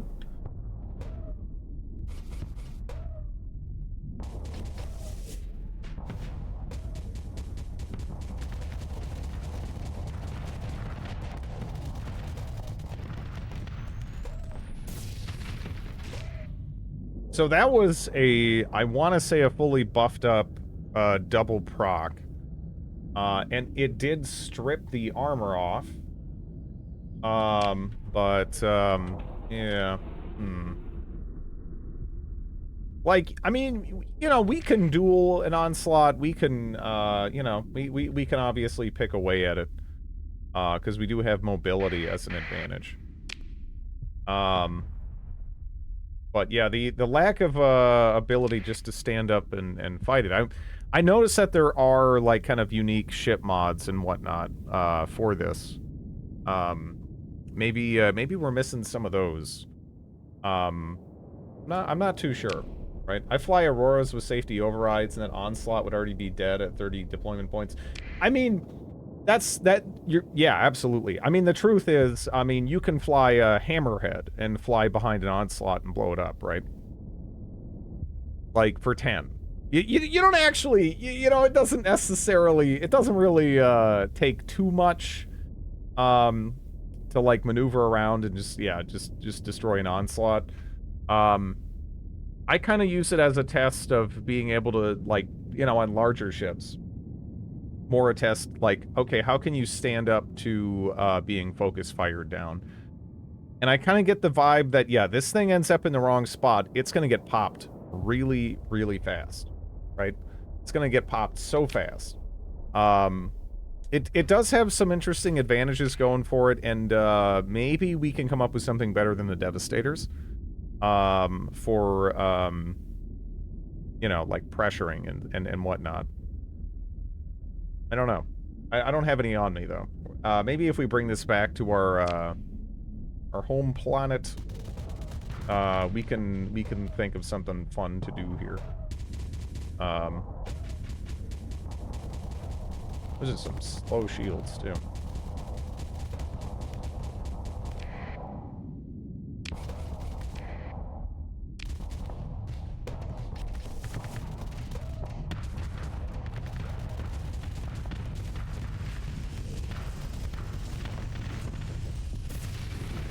That did pretty good damage on that side.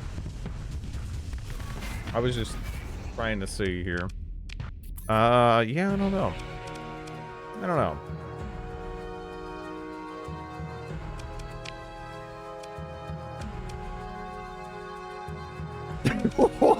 What?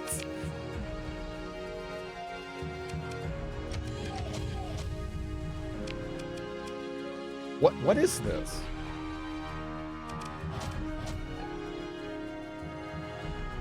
This loud market music sounds subtly evil.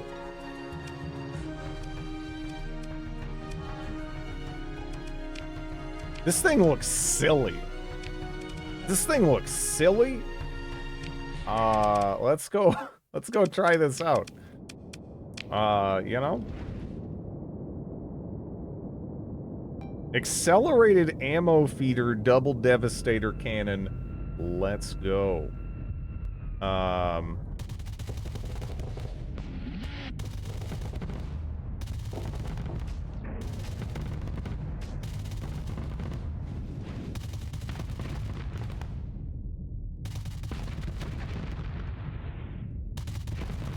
This thing looks kind of nuts.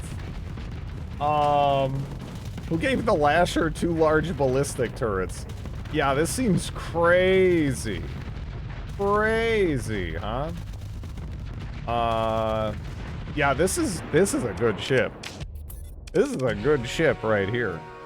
A brawler evolution.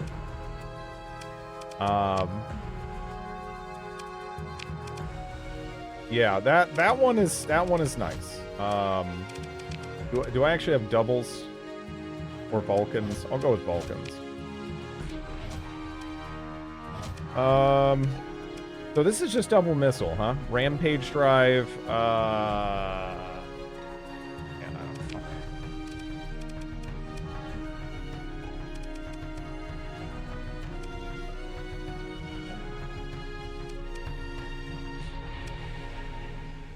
I don't know, maybe just what? I'll give it a little bit more bang power, I guess, but... This music sounds unsettling to me for some reason.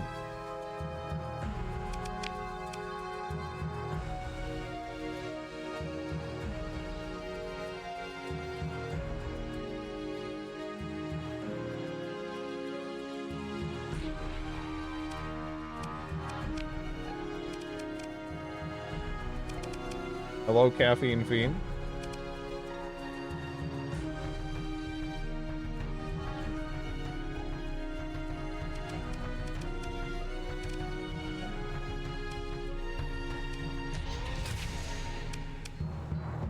Plasma cannon. Lance cannon battery. Apparently these are significantly worse. The idea behind Lance is a simple and ultra-heavy dedicated energy cannon to hit an enemy with a blast so powerful it punches straight through its armor. The principle of such a weapon is an extremely high-powered energy beam. The efficiency of a Lance turret is increased by the incorporation of several smaller beam projectors into a single focused beam. The resulting weapon is capable of incinerating straight through the armored hulls of other vessels as if they're irrelevant. Okay. Give that a go. Say beam more.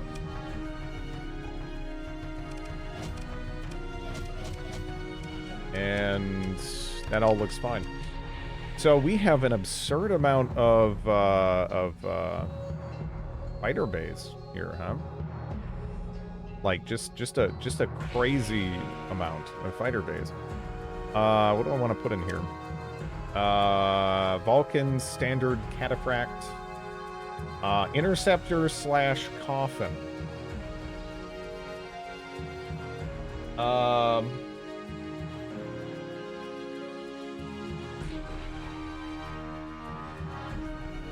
Vulcan series, while sacrificing quantity and speed, offers greater offensive capability against larger ships compared to its counterpart, the Talon. However, the trade-off for this boon is that the Vulcan is only marginally better produced, resulting in few pilots surviving long enough to fully utilize its potential without additional support.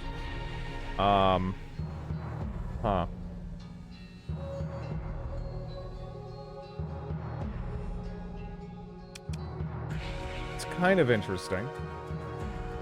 Behaving as a mixture of a strike craft and interceptor, excels at delivering damage to warships and heavily armored fighters thanks to its high explosive weaponry, but struggles against nimbler craft.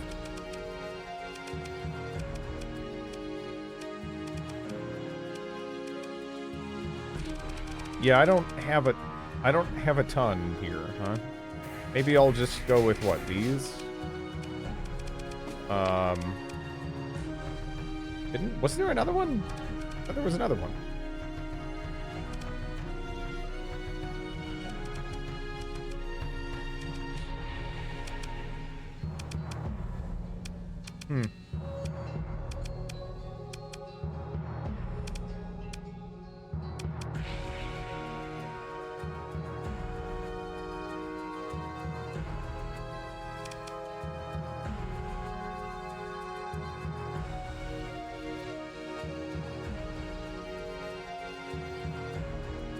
We could try this.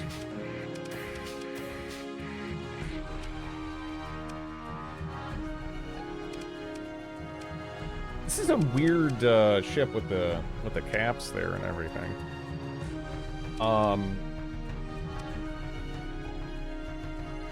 The shield on this is also not actually that bad, huh? Kind of weird. We also have a ton of spare ordnance, it feels like a weird amount of spare ordnance. Like I've missed spots or something here. But maybe it just expects me to go more in on like bombers or something. Maybe that makes more sense. I don't know. Because I feel like I can basically pick up every frickin' hull mod here, right?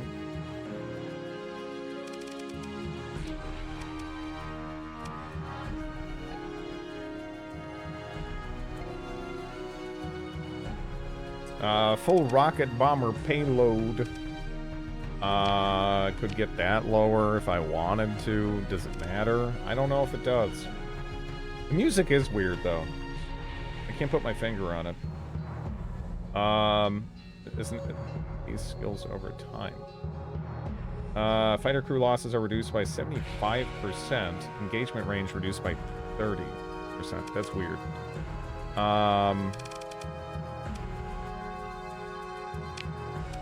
I guess, what, I could pick up something like that. I still have, like, a couple of points left over, right? I don't know. Does it make sense to add loads of bombers? Probably, yeah.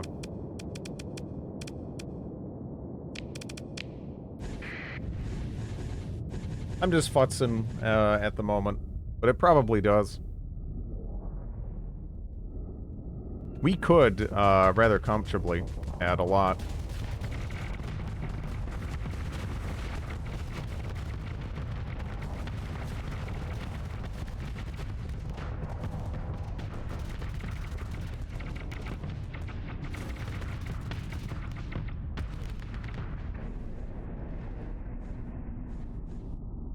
Plasma burn. What was plasma burn again? Plasma burn again. Provides a brief engine boost, propelling the ship forward at an extreme velocity. Okay. I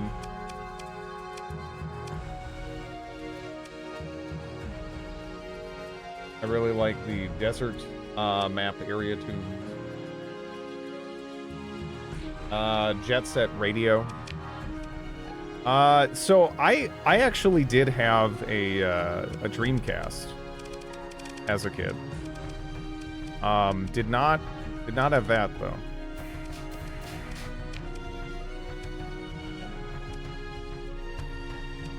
I might even have that on Steam. Yeah.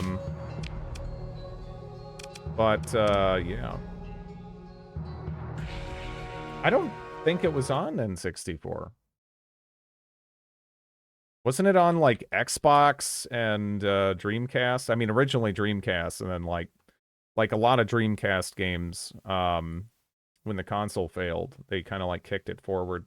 It eventually ended up coming out on, yeah, like, the Xbox 360, PlayStation 3 era kind of things. It's also available on PlayStation Vita, I guess. iOS and Android. Whatever happened with Butterlord development? Did Tail Worlds give up? Yeah, they said it. Yeah, they thought it was done. That was my, yeah, no. That was my response, right?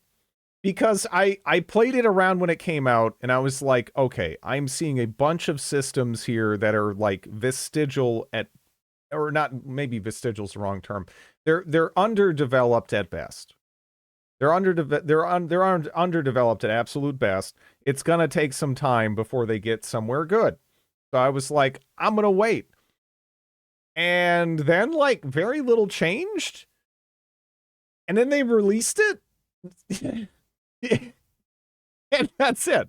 So, I don't know. It's still missing boats. Yeah, I don't know. It does feel like a weird side grade to Warband. I think Warband is still just a better choice, you know? I know not everyone's going to agree with that. Like, some people are like, you know, they really like the feel of the combat in Bannerlord compared to Warband, but I don't know, there's like something about like the chunkiness of the combat in Warband that's also just kind of nice. Maybe Xbox? Yeah. A lot of people, I think, played it on Xbox, for sure. Yeah, we don't need that. We might need this. I don't know if we need that.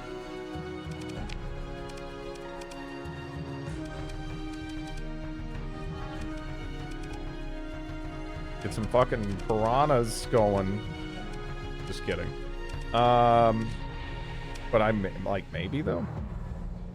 I don't know. I don't have much else like available. Rent bomber. I'm just trying to throw bombers on. Go from there. I still remember when Mountain Blade came out. Yeah. I think Warband is much better still, especially the quality of mods. Yeah. Yeah. It's really hard to compete with it. People just did so many absolutely wild things with Warband, right? Bannerlord just feels kind of basic.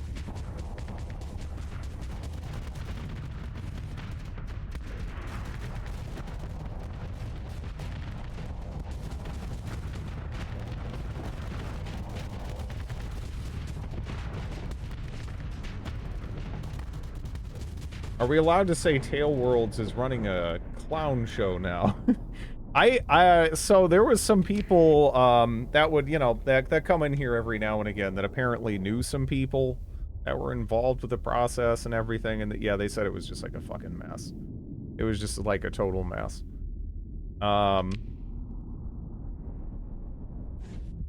Now, it could just be a, you know, my dad works at Nintendo type situation, but those people, seemed kind of trustworthy.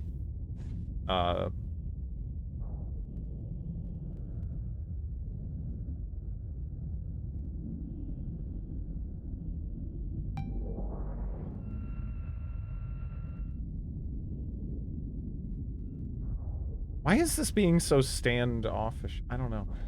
Bannerlord has a Twitch integration. That's cool. It's weird with Bannerlord. It seems like a lot of wasted effort on the Eternal Simulation. Not really used for anything. There's a ton of things where they started making something, and you're kind of like, okay, well, this is a little weird, but let's see where it goes. And then it just never went anywhere. It's just a total dead end, you know? There's a lot of, like, weird, cul-de-sacs of game design that they just stop. Right? Didn't they announce an expansion recently? Dude, ugh. Did they?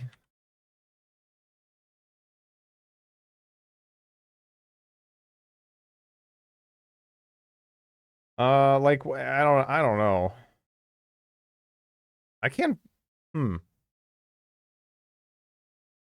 not seeing much, pop up for it. I swear I heard something. Yeah, when I'm,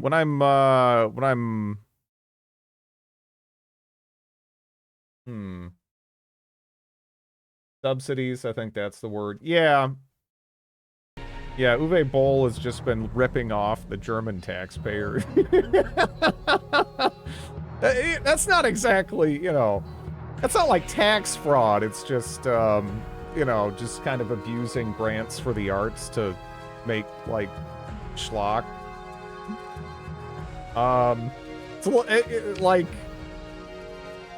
I'm assuming his tax, you know, when it comes to taxes, he's, you know, he's paying them.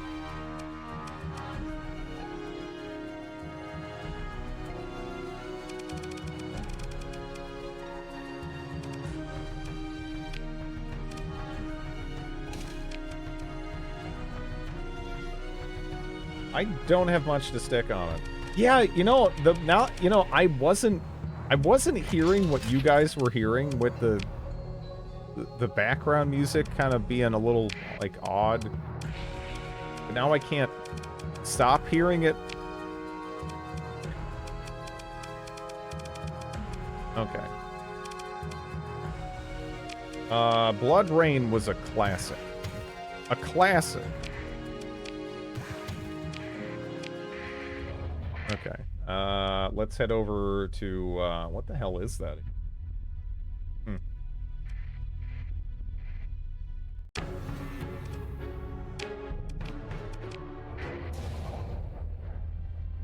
Def Gaming. Yeah. I can't find anything. Yeah, I don't know. There was a movie, there was a Blood Rain movie, yeah. I can't say I watched more than a few minutes of it back in the day when I was changing channels on cable, back when I, like, would watch television in the long ago. It didn't seem good. Didn't seem good.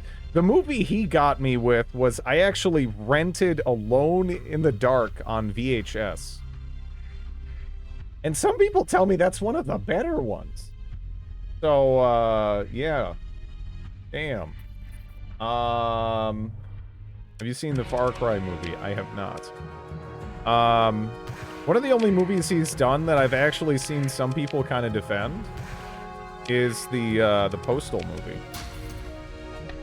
But honestly, I'm not huge on Postal to begin with.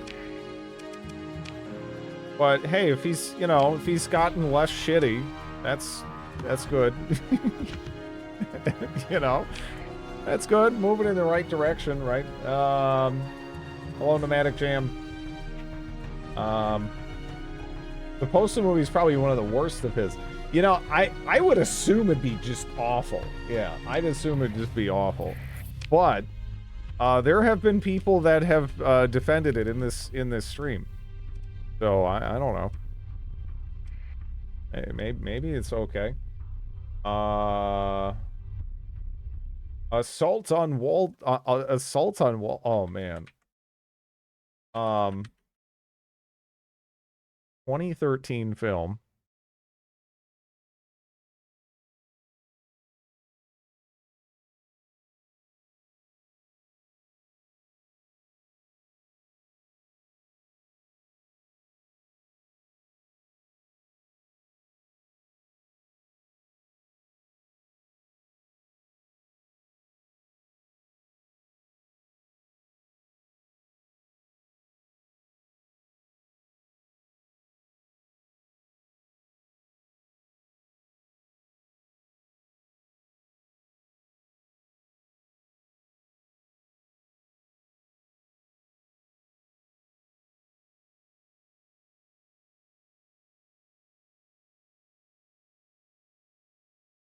Okay.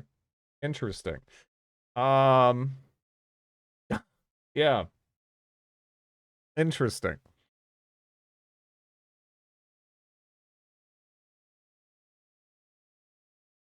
Do you change your next run config from the defaults? I just I just leave everything default there.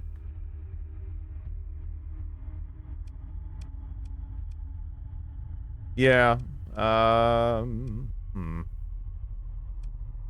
Where do we want to go now? I kind of want to go through the story missions to enable the gate travel, because we do have a gate in Jana. But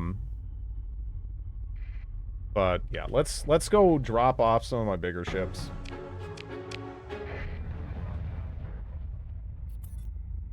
Did any of the factions do anything in regards to colonization? I don't know.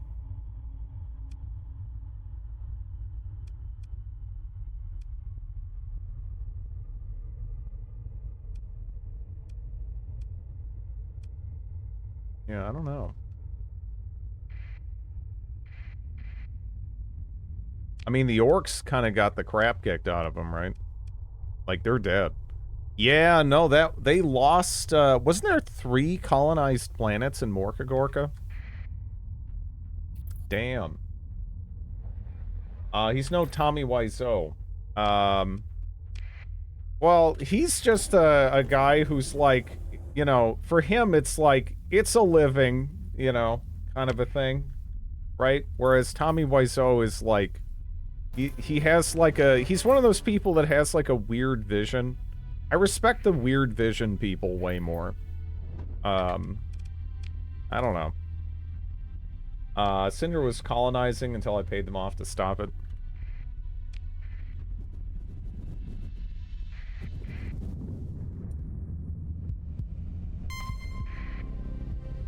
Random hyper fleet, huh? Tommy joins the ranks of the... No, Steven Seagal is just a gigantic piece of shit. Tommy Wiseau is just a weirdo that... I don't know where he got his money from. Again, he just sort of pops up in France with a vaguely Eastern European accent out of nowhere. And then somehow question mark, he ended up with a bunch of money and a shitload of properties kind of all throughout the States and maybe elsewhere too. I don't know. Like, I don't understand. But yeah, Seagal is just a giant piece of shit. I don't really have anything good to say about the guy. He's just awful. He made money opening cheap clothing stores. Yeah, no, I mean, but where do you get the money to open the clothing store? You know what I'm like? There's still like, I don't know. I feel like there's a lot of questions about the finances there, like, I don't know. The bank. Graphic. I have no idea what's going on with where he got his money, but yeah, on the subject of the clothing stores, let me actually see if I can find it real quick.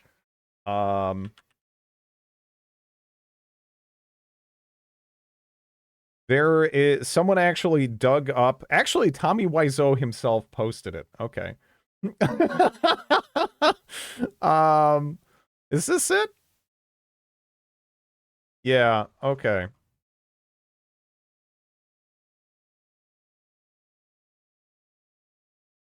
To be or not to be?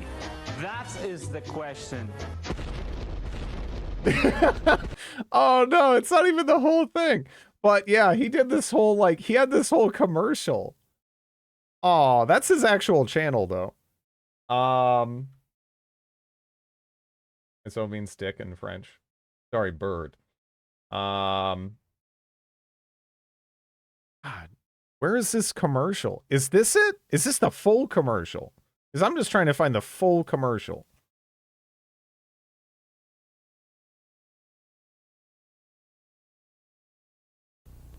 To be or not to be?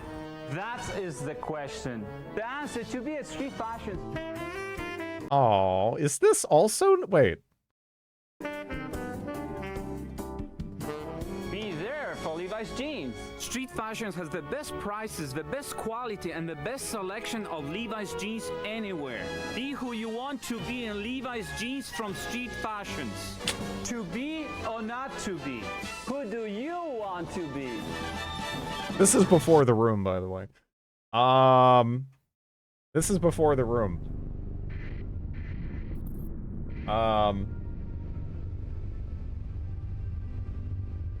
What is that accent? If any of you recognize that accent, let me know. Because it sounds entirely unlike any specific accent I've heard. There's like a theory that he's actually maybe like Polish, but I don't think he's ever clarified, and he sounds unlike any Polish person I've ever heard. It's Czech. All that's known is that he apparently he jumped over the curtain and started like washing dishes in France, you know. That'd be the first thing I would have said, Polish or Estonian. Yeah, I don't know. I don't know. I don't know what accent that is. But yeah. I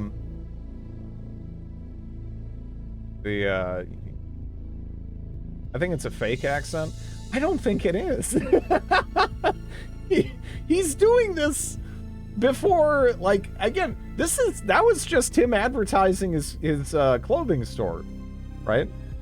Like, he just talks like that to stand out. I don't think so. And you got to keep in mind, again, he just kind of showed up somewhere in my girlfriend in high school was Czech. Her dad sounded almost exactly like that. Really, I never would have guessed Czech. I never would have guessed Czech for sure.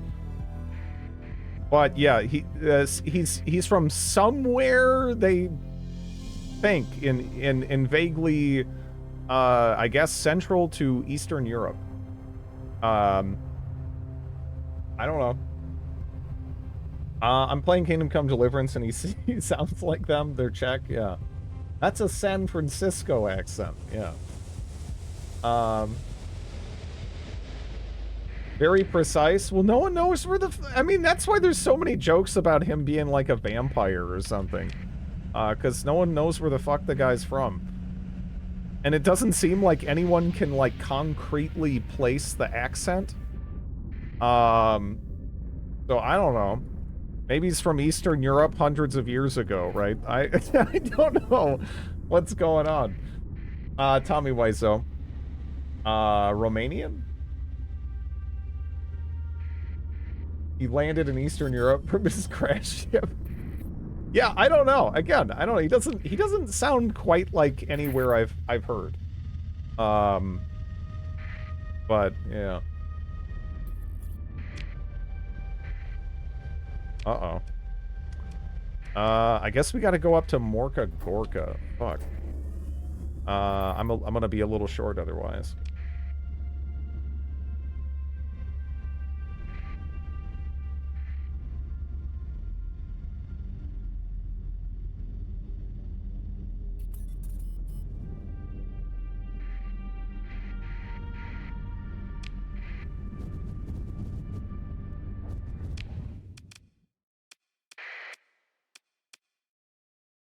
Yeah, Gorka Land. Completely dead. The fact it's Morka Gorka and not Gorka Morka is really grinding my gears. My gears? My gears. Man,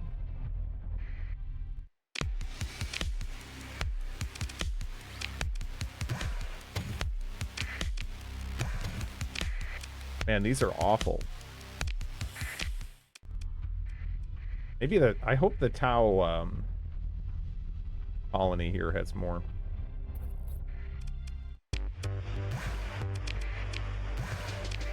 Okay. How good is the,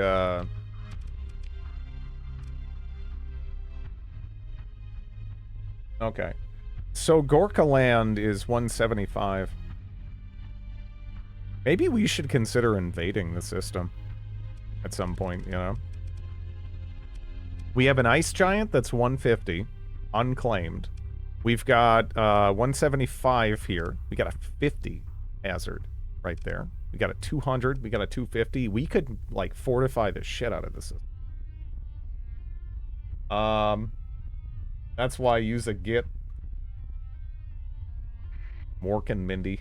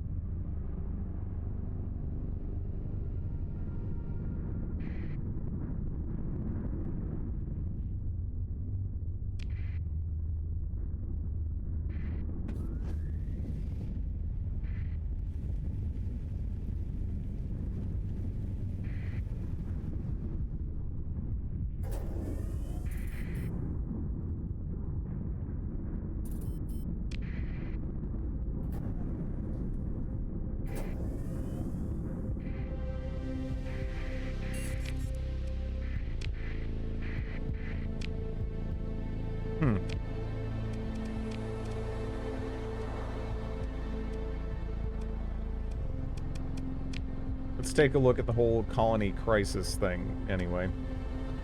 There's gonna be another attack relatively soon. Colony presence inside. Competing exports.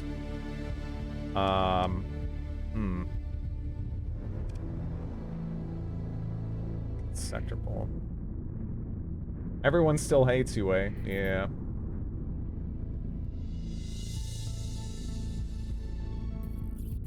Yeah, what you gonna do?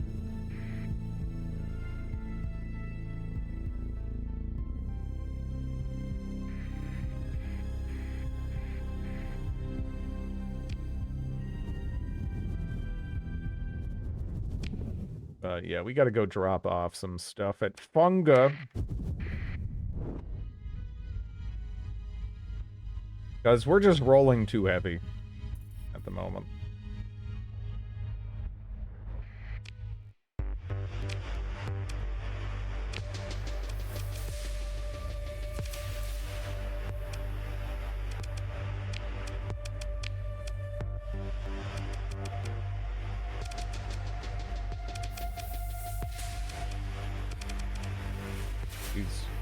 Yeah, not much, huh?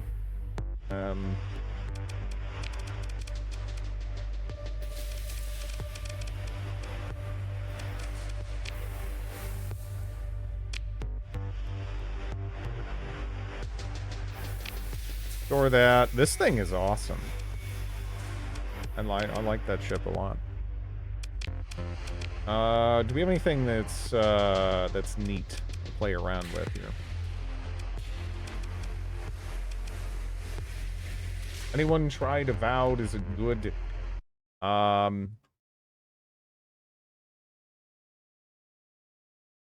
it looking now? Because it's like out now, isn't it? 81%. Looks like on Steam. Although how much of that is like, let's see. Random shittery. Can't compile shaders without crashing.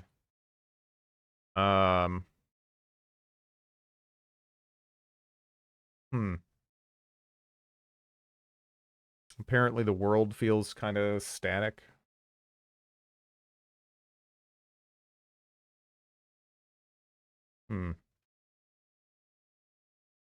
All the characters are ugly as sin.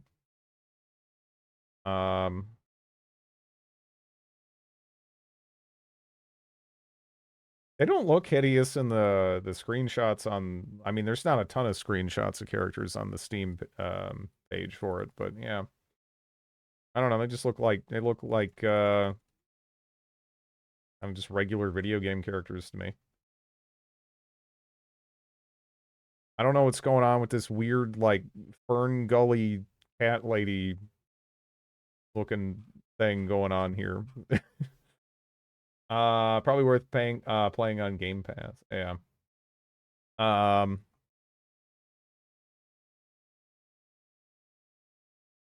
Heard a lot of bad stuff about it. Some of the, well, yeah, I was just glancing at some of the negative reviews, and you know, so you do have to like see what people are ultimately complaining about. They don't, I don't know. It just seems like there's some reasonable criticisms potentially. Having, you know, not played it, I guess it's hard to say, but yeah. Because sometimes you can just read someone's criticisms and be like, okay, this person's stupid. I don't even have to. You know, this doesn't this has no relevance to me whatsoever, right? How this person feels about the game, I can stop. It's entirely irrelevant. I've watched a stream. The combat is super repetitive. Yeah, I think Wyvern brought it up a couple of days back. I feel like combat in video games. Yeah, I don't know. When was the last time like a new really sick combat system came out that just like blew you away? You know, it feels like it's feels like combat in video games is all in all like a bit stale at the moment. Arkham. Yes, 1.6. That's a while. That's a while. From what I've seen, it's on par with Fallout 4. The thing is though, right? Even when Fallout 4, fun to play, enjoyable, moment-to-moment basis, very weak as an RPG. That's just disappointing. Coming from Obsidian, though, right? That's pretty disappointing coming from Obsidian, because you're... At least I would kind of be more hoping that we would see the RPG side of things kind of be more forward. But, yeah. The last really impressive combat system I played was in 2012. Anime fan game, best movement I've ever played. Avowed is okay. Outer Worlds is better. Yeah. I don't know. There's lore there, but the world is pretty non-reactive. Yeah, I read that several times, just glancing at some of the negative reviews. It doesn't look like a disaster or anything, but yeah. I also don't know if I really feel like that compelled to run out and buy it.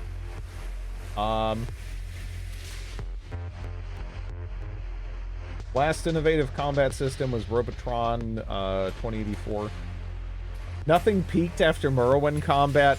See, you say that, but I mean, again, I think when some people say Morrowind combat, they imagine, you know, they're sitting next to a mud crab going like, ooh, ooh, ooh, and just missing constantly. And what I'm imagining is flying around as a goddamn god-powerful mage and just blasting everything with fireball machine gun rings and stuff.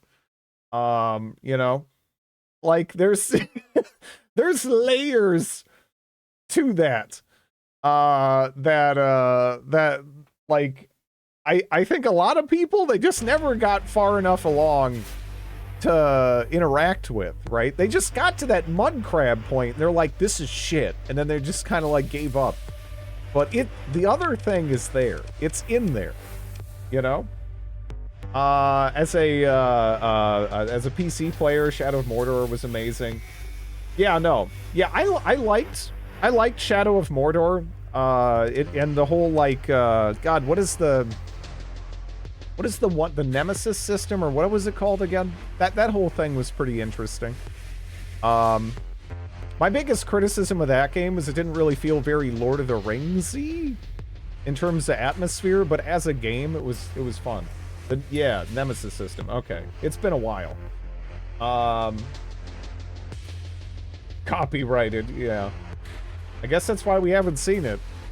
The gameplay was based on momentum conservation. You used grappling lines to pull yourself towards a grappled point and to target a very specific point on giant enemies. The skill ceiling was absurd.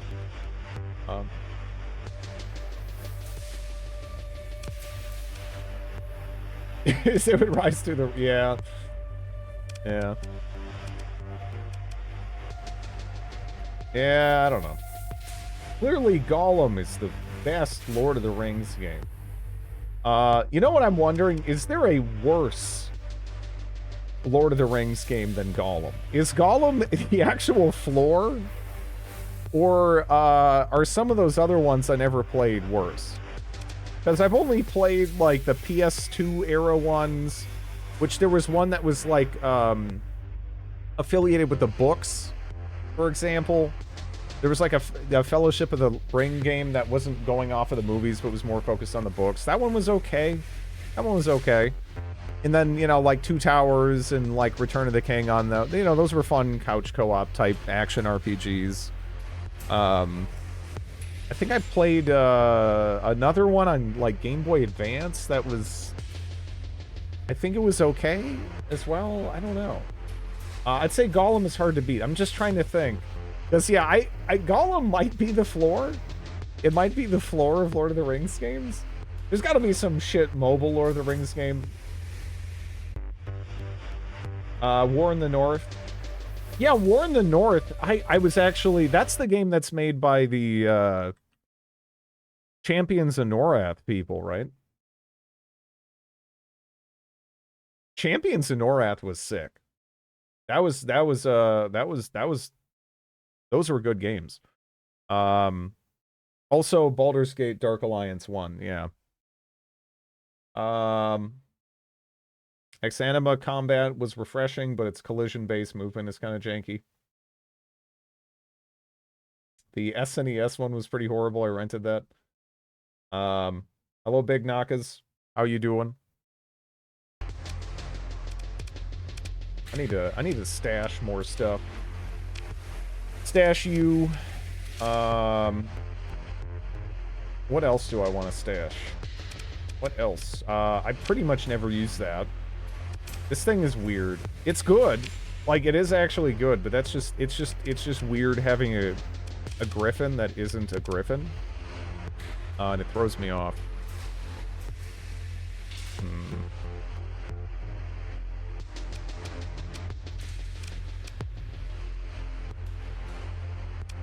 You could store that.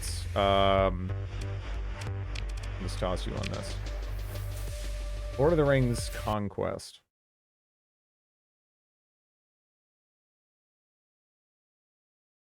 Lord of the Rings Conquest. No. Oh, is that almost like, what is that Korean game? Is it sort of like, who is it made by? Borrows, oh, it's like Battlefront, huh? No, I never played that. It's actually made by Pandemic as well. Okay. Yeah, interesting. Yeah, I mean, it's made by the same people. Those guys also made Army Men RTS, huh? And Destroy All Humans. Oh, yeah, they did make that. Huh. Yeah, I totally forgot. Hello, Derp Excessive. I want a remake of the Rotor game from Amiga. So I know of a Rotor that is like a movie. Is that Amiga game connected with the movie? Or is it just something else? At least I'm thinking it. That is a movie, right? Why do I know of Rotor? A prototype crime-fighting robot breaks free from its lab, initiating a relentless rampage as it malfunctions and targets innocents for destruction. I don't know if that's what this is. You control a battle tank, the Rotor, which hovers in a 2D labyrinth. Gravity pulls heavily on the Rotor, making it fall towards the ground. As any contact with walls or enemies is deadly. Is this Floppy Bird with a gun?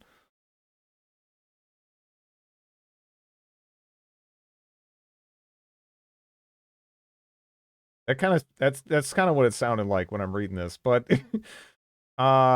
your main task is to avoid that. You may rotate your tank freely and accelerate via afterburner, thus maneuvering through corridors. Imagine a mix of asteroids and lunar lander. Okay. Now what's the sum? Well, I mean, it came out in 1987, and Rotor was kind of going for a hybrid ripoff of Terminator and RoboCop. It was trying to get two birds stoned at once, right? Because really, if you're making low budget movies, especially in that era, it's like, all right, what are we ripping off? Are we ripping off Aliens? Are we ripping off Terminator? Are we ripping off RoboCop? Like, what? Or maybe a hybridization of those, right? Maybe. But you generally were ripping those off. I've watched someone 100% the Gollum game, and the phrase, what does it want from us? This sorcerer is now permanently branded in my brain. So I actually streamed, all the way through the Gollum game, and I don't even remember that phrase. I remember the phrase, like, and you gave her water! No water! But I don't remember that. Maybe it gets stuck on different things. Yeah. You can't rip off RoboCop. He is everywhere and everything.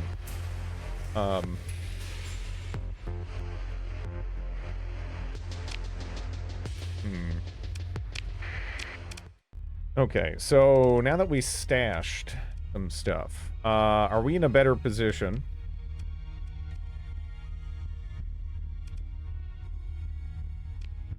That looks pretty comfortable, right? Like, we could just go to the Galatia Academy now, I think.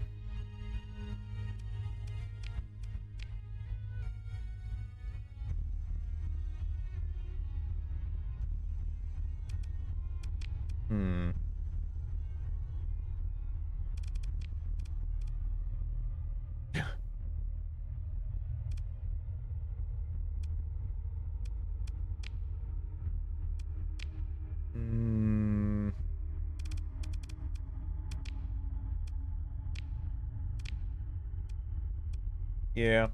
Okay.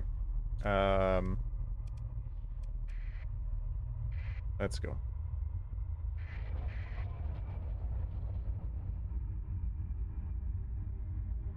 This is still kind of... This is still pretty heavy. But yeah. I'm okay with being a little heavy. But yeah, we just had like a bunch of captured ships and loot. And, hey... Friendly... oh, wait. So, wait. There's friendly commerce raiders? How does that make sense? How does that make sense?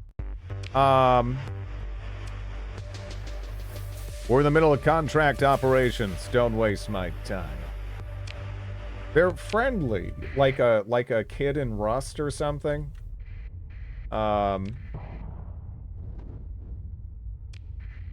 Someone is buddy with Tritech.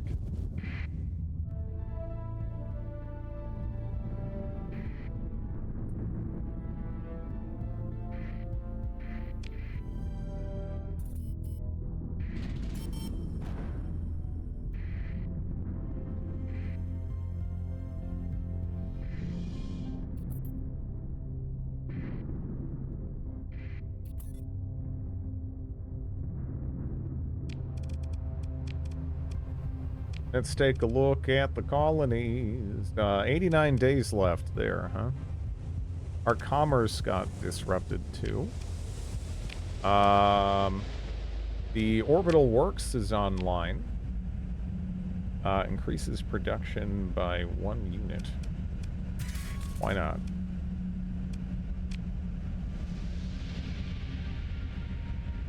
Yeah, our stuff is kind of getting disrupted left and right.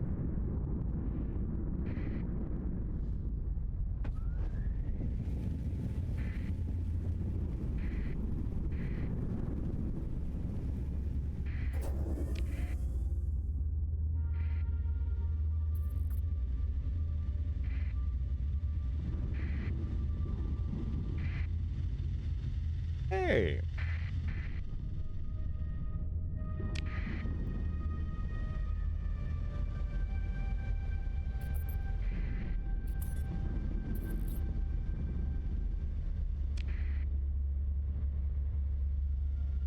Friendly commerce raiders, are you the Vikings?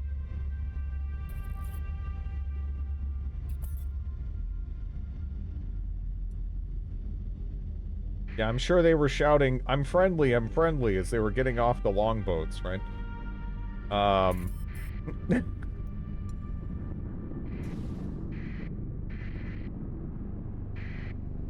Hey, what's up? Sheriff operation, huh? Okay.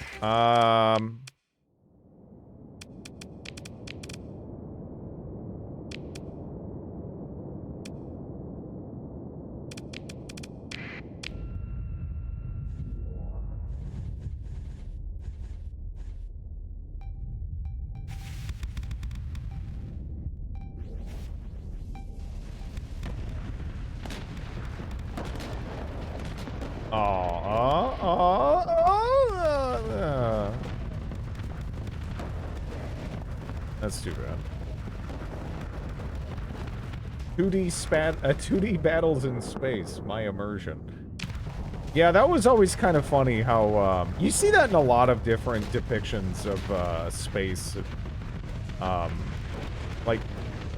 Like Star Trek, for example, you know, like everything was, it felt like very flat, right? It just felt more like less like a real three-dimensional space, and everything was just sort of like a plane, you know? It really wasn't like flanking up from like below or down from above, like, I don't know.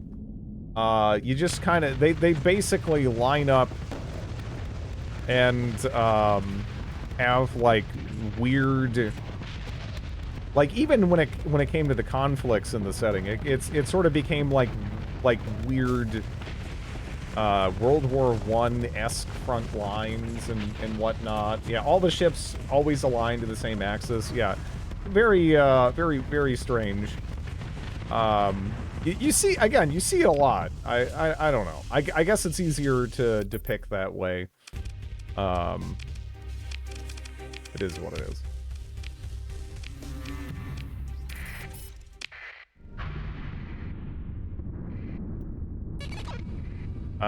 Geez. What was that?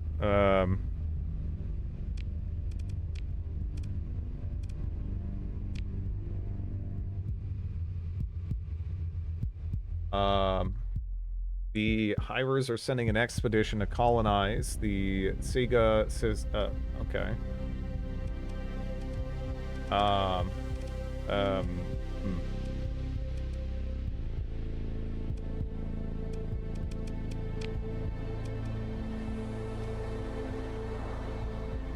there's a reprisal there.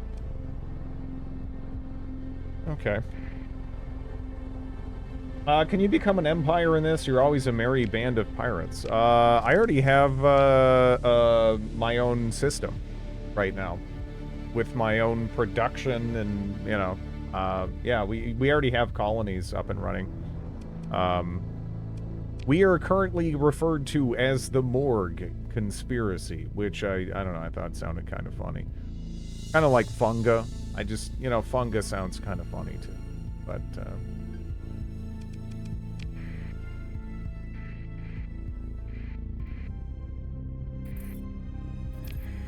But yeah.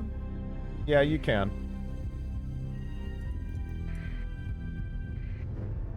Does the game simulate population? To some extent. Like, for example, this is a size 5 colony. There's, like, a correlation there. And then it'll grow over time, depending on a variety of factors, like range to other places, stability, like, just the general, like, quality of the planet. And then there can be other factors that can help bump up the rate, like, occasionally you can find these giant sleeper ships with, like, planets worth of people in them. And you can actually thaw them out and be like, welcome to the world of tomorrow! And then just be like, here's a pickaxe, get to fucking work, you know? It's nice. Friendly Alpha Core should be in... yeah.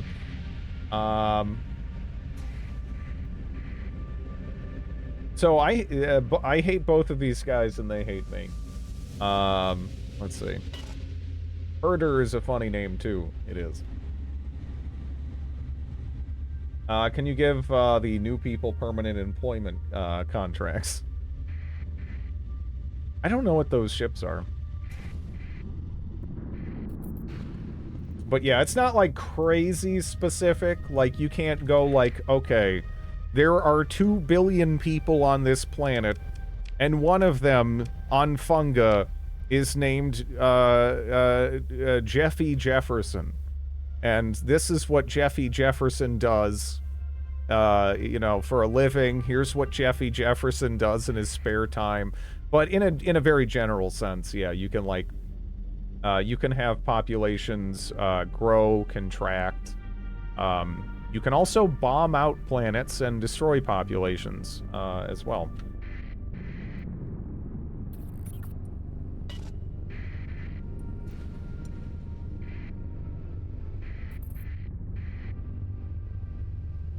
Which I might actually do at some point, and we might steal Morka Gorka. Because Morka Gorka is, that's a pretty nice system that's currently being underutilized. You're finally fixing Stellaris lag? So, I haven't even launched that game since, like, 2019. It's been a while. Nothing against it. But, yeah. It's been a minute.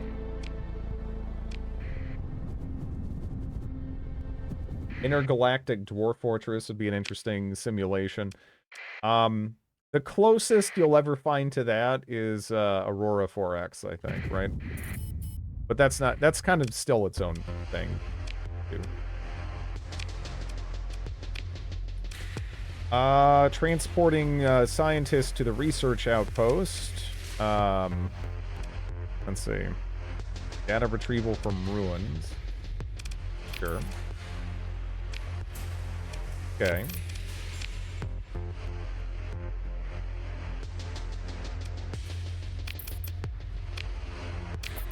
Okay. Did I just hear Aurora 4X? You did.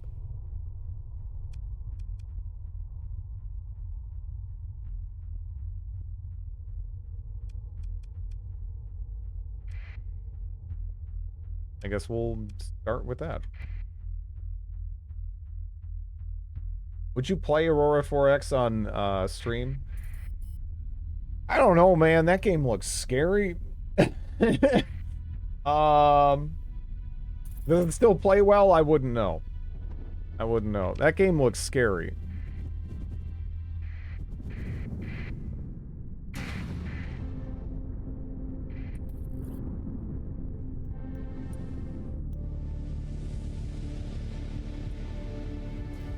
You can play the game at your own pace. Kind of boring if you don't know what's happening. It's also a really, really steep learning curve.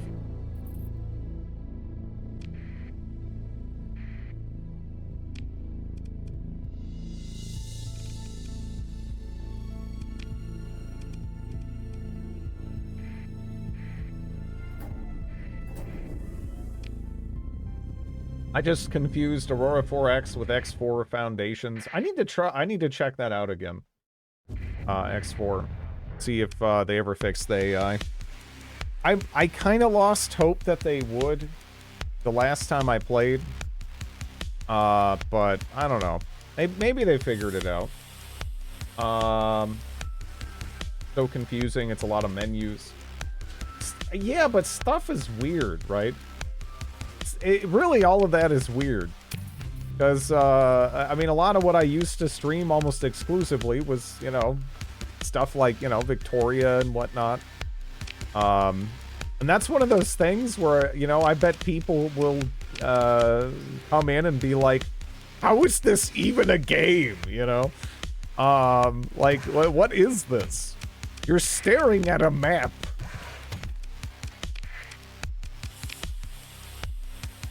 You never really know.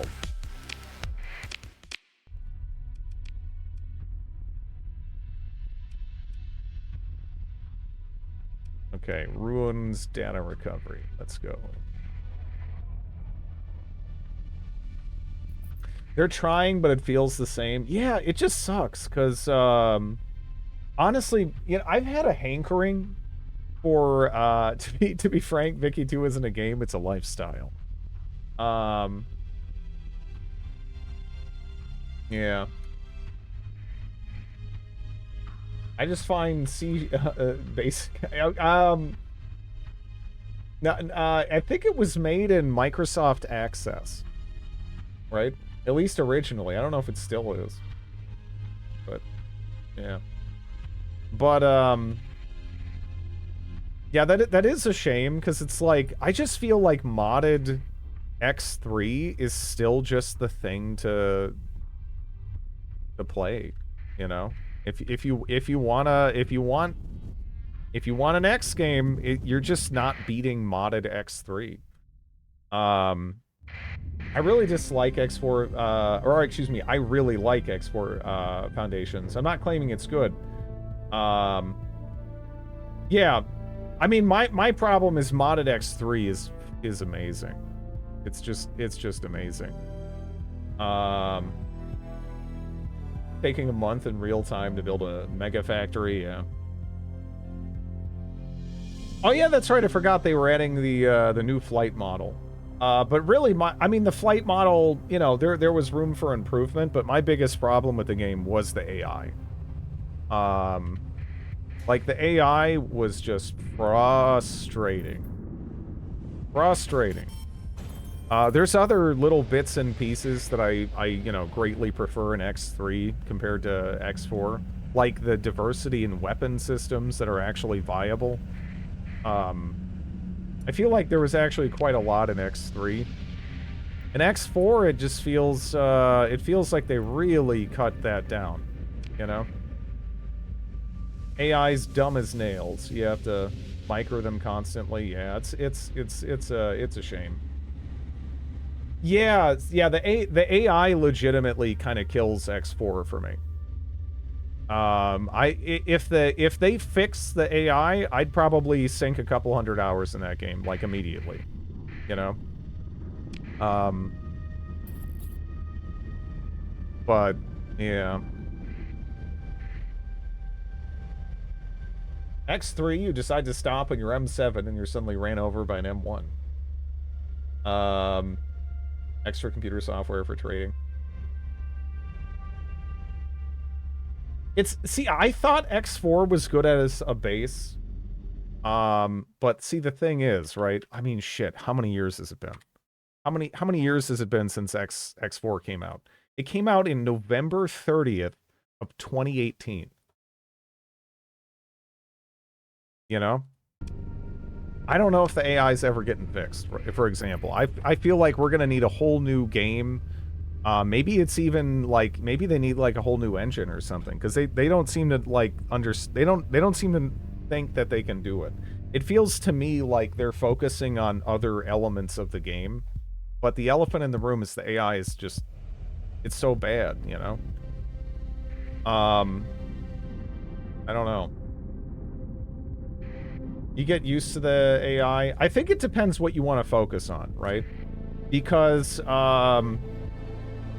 if you want to focus on the combat, X4 just feels like a giant downgrade compared to X3. You know?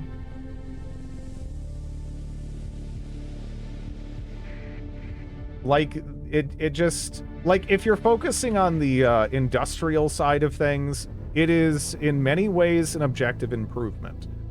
You know, whether it's from just the basics of how the economy works and how it's more like an actual economy, or the just the simple stuff like putting down stations is way less of a nightmare. Way less of a nightmare than it can be in X3, but yeah, on the combat side of things, it's pretty much just bad compared to X3. I don't really see the advantage it has over it, you know. Like pre-corona feels like a generation. It feels like a long time ago, and it kind of is, right? 2018. That's not yesterday. It's been a minute. It's been a minute. So at this point, I am kind of inclined to think that the AI is just never going to get really fixed. Can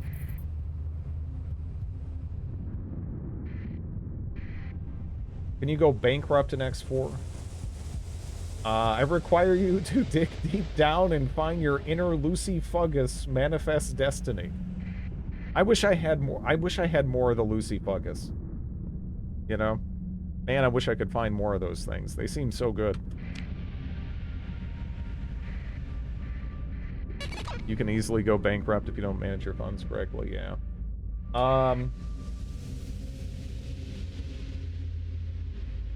Impending Persean League blockade, huh?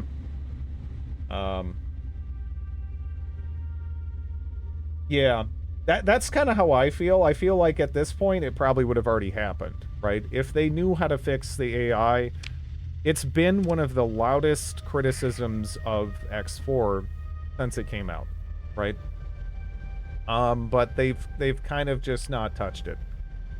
So yeah, I kind of feel like they just are unsure.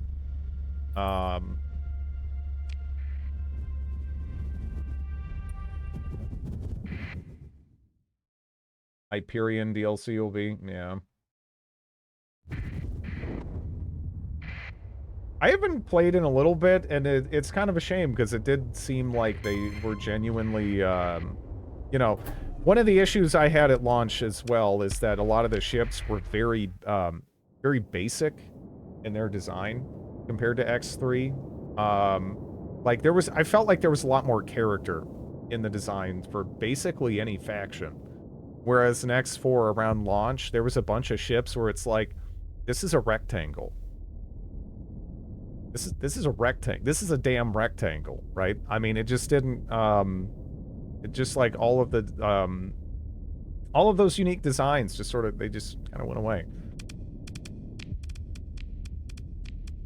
But, they did start adding in ones that were genuinely more interesting. Why the rectangle hate? Look, some rectangle, that's fine. You know, a little bit of rectangle, it's okay. But, you know, it's, they had these, really unique, distinct, beautiful ship designs. And then they, yeah, they just kind of became rectangles. That sucks.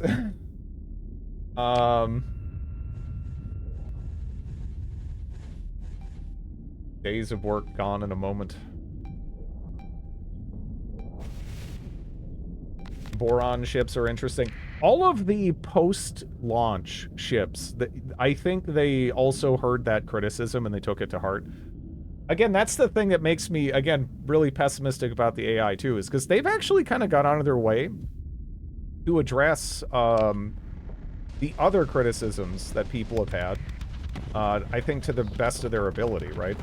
They have just put a lot more work into the design of these ships, and I think they've even revamped some of the ones that were there around launch and stuff. You know, they've been putting work in. It's just, man, I need that AI to be a little bit more competent. You know, the split Avarice and Boron ships were well designed. Yep, I have once again fucked up my sleep.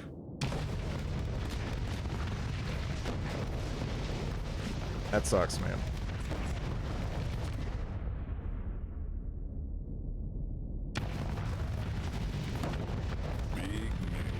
Can I feel your muzzle? Happy birthday, Dridley Butthole. Thank you, Slater. It's actually sad they don't know how to. I think I think without, you know, having any, you know, inside knowledge or whatever, I think they're kind of aware of what the issues are, and they don't have any ability to fix them without essentially making a new game. Right? I think that's probably the situation we're in. They more or less know what's wrong, but they kind of aren't in a position to really fix it.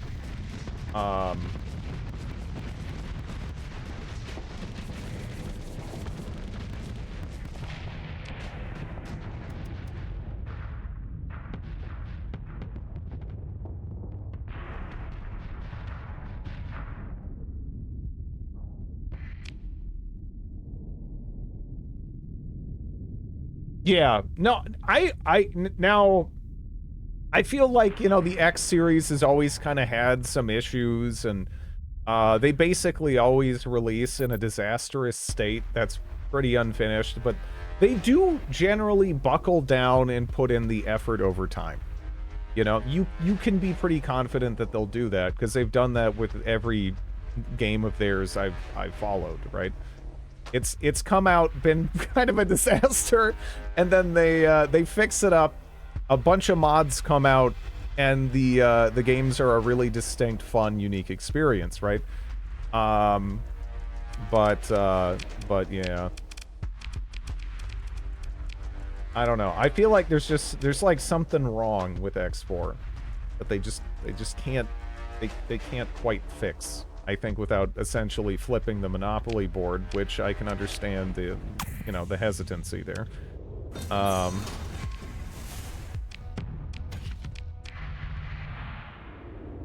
Solar highways. The solar highways are kind of strange. They're fun though. I thought I would hate them far more than I do. I do prefer the do we consider Rebirth an X game? Rebirth got a lot less shitty over time, didn't it? I never played it because of the reputation it had around launch. Was, you know, it was really rough. But yeah, it is kind of fun to ride around on those highways. But yeah, I do prefer the gate, just the regular gate system. You know, no one plays Rebirth, yeah. It's just a different genre. Yeah, so the people I've talked to that are more positive about Rebirth, they say that you should go into it not really expecting another X game, but expecting just kind of just its own thing, you know. I don't know. I think I got it, let me double check. I think I got it in a bundle or something. Do I own this? I do own this. I do own this. Maybe we should check that out at some point. I don't know. That'd be kind of interesting, because yeah, I mean, it was obviously a gigantic disaster when it came out. But it's been a minute. That came out in 2013. Jeez. It does not feel like that long ago. I remember I remember eagerly awaiting the release of that. Yeah, X Rebirth.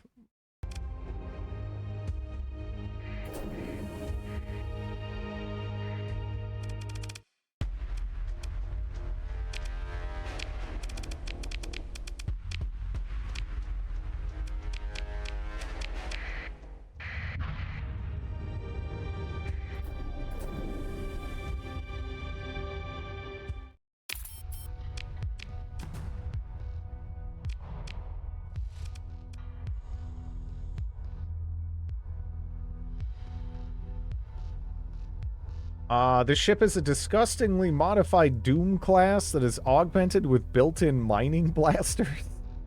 The advanced mine strike system was gutted and replaced with a mining charge teleporter, allowing the Maus to be a boon to any mining operation and damage unwary ships.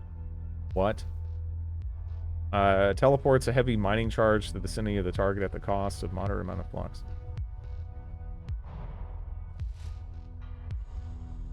Maybe NVIDIA will make a card that'll boost AI in games.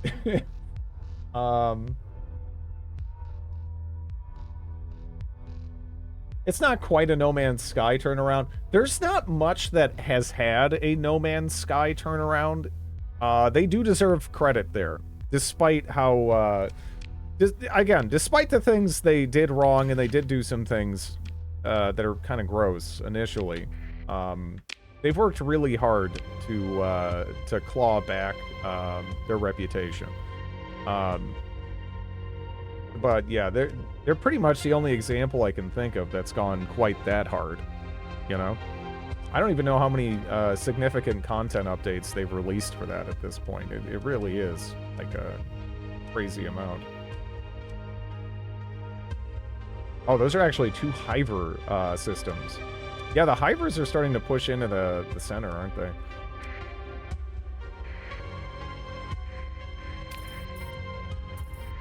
Cyberpunk is probably a close second. I mean, some of the Cyberpunk, some of the issues, I feel like there's different camps with Cyberpunk, right? I don't know. That's kind of a weird one. Because obviously that game was hyped up to be like the next big thing.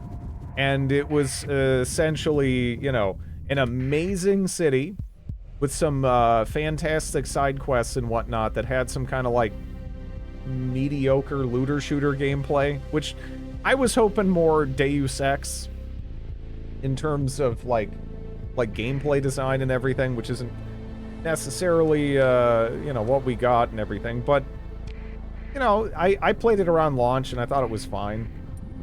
There were bugs for sure, but I never experienced anything truly game breaking. The only release I saw that was like truly unacceptable was the PS4 launch. That was pretty bad. that was pretty bad.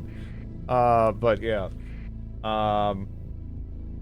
They've produced so much content the past 2 years, it's exhausting. I kind of can't believe they continue to release more. Yeah. I can't think of another game that was flat out delisted. Yeah, no, that was pretty bad. That was pretty bad. But if you played it on PC around launch, it was kind of fine. Just yeah, nothing necessarily insanely groundbreaking, but I never really expected it to be. You know, when you have something that's as hyped up as all that, it's never living up to expectations. It's not happening. I've noticed that a lot of the things that you know end up being like remotely deserving of that level of hype, they kind of come out of nowhere. You know, it's never the things that are built up for like 5, 6, 7, you know, 10 years or whatever. It's the stuff that comes out of left field that really just blows people away in any kind of like lasting way. Anyway, let's head down there. The original unpatched 2077 on PlayStation, yeah. GTA will be ass. I don't know. They've been consistent, honestly, with GTA, I guess. Although the thing is, I don't know if, like, GTA 5, very, very good game, arguably the best Grand Theft Auto. But I don't know if it was really groundbreaking, right? They just kind of were like, okay, what worked in the previous games, let's do that. Yeah, I can't think of a bad mainline game, yeah. The writing is on the wall that 6 will be shit. It'll be the first mainline one, as mentioned, that really will be, then. I don't really enjoy the GTA gameplay. Yeah, that's, for me, I enjoyed San Andreas in terms of gameplay the most, too. And then they kind of just went in a different direction, it feels, from that point. And again, my favorite game in that genre is actually Saints Row 2. Saints Row 2 is just, yeah, I love that game. But yeah. Yes. Yeah, no, Saints Row 2, again, I played through that in high school with my best friend, the whole thing in co-op. One of my favorite gaming experiences, I would say. See, I wouldn't even say Saints Row the franchise is better. I don't really like the first game. Again, it kind of just felt like it was trying to fill in that gap where, like, okay, we have the 360 generation, but a new Grand Theft Auto isn't out yet.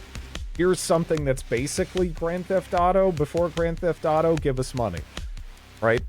The multiplayer I know had its people, but the first one, eh. The second one, though, I really loved the second Saints Row.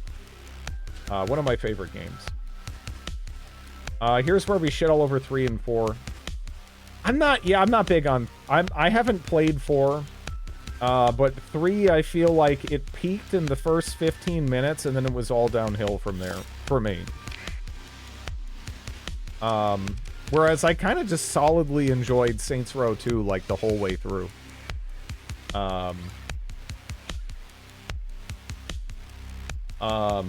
It was still good. I wouldn't say it's terrible, but it just kind of made me want to play Saints Row 2 again. Didn't they miss the point with the last Saints Row? I feel like they've been floundering a bit. As to, like, what direction they wanted. With Saints Row for, like, a while. It was like kind of a reboot, yeah.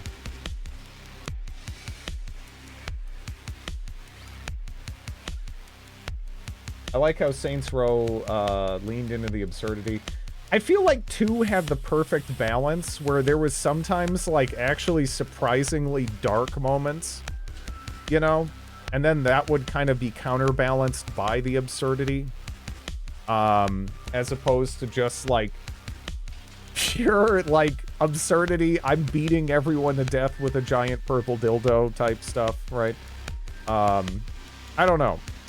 Everyone has, like, that line, but for me, it was perfect at Saints Row 2. It was just perfect.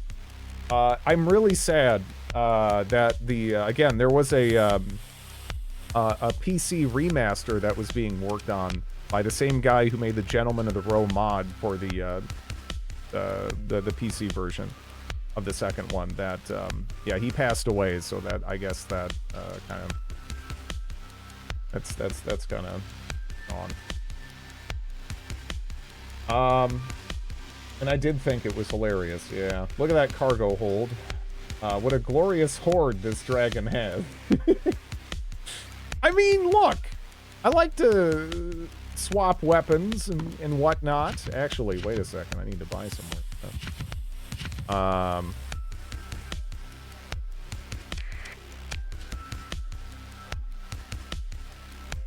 I'll buy those.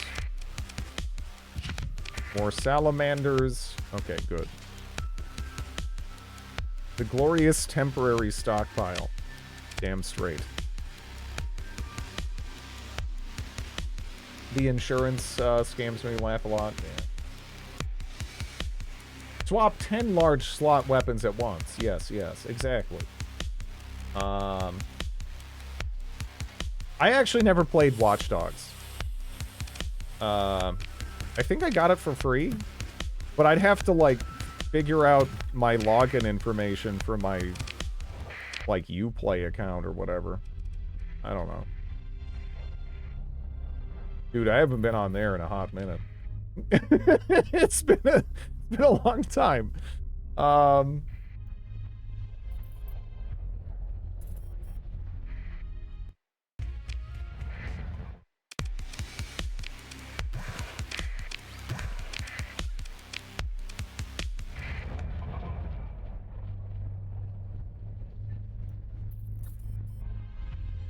They may delete it. Yeah, I wouldn't even notice because I mean, I play games they technically kind of have ownership of a little bit with, you know, the Heroes series or whatever, but that's about it.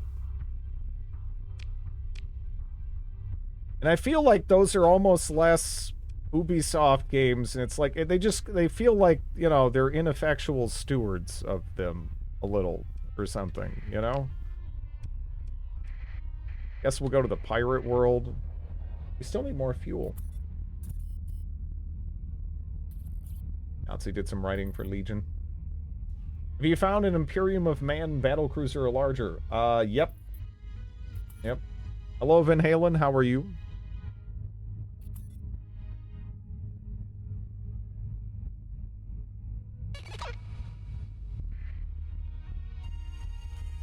Phase Corporation, Target Perder, 77 days. What are you little turds doing to my colony here? Somewhat weak. Okay, so you're gonna get blowed up.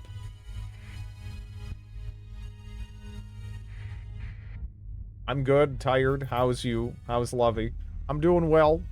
Lovey is stinky and demanding, so, you know, no, just the usual, really. Had fun once. It was horrible.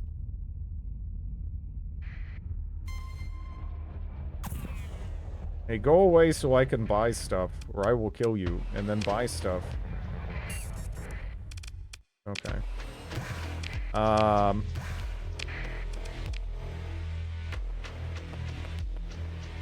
don't have enough hammers. Get that.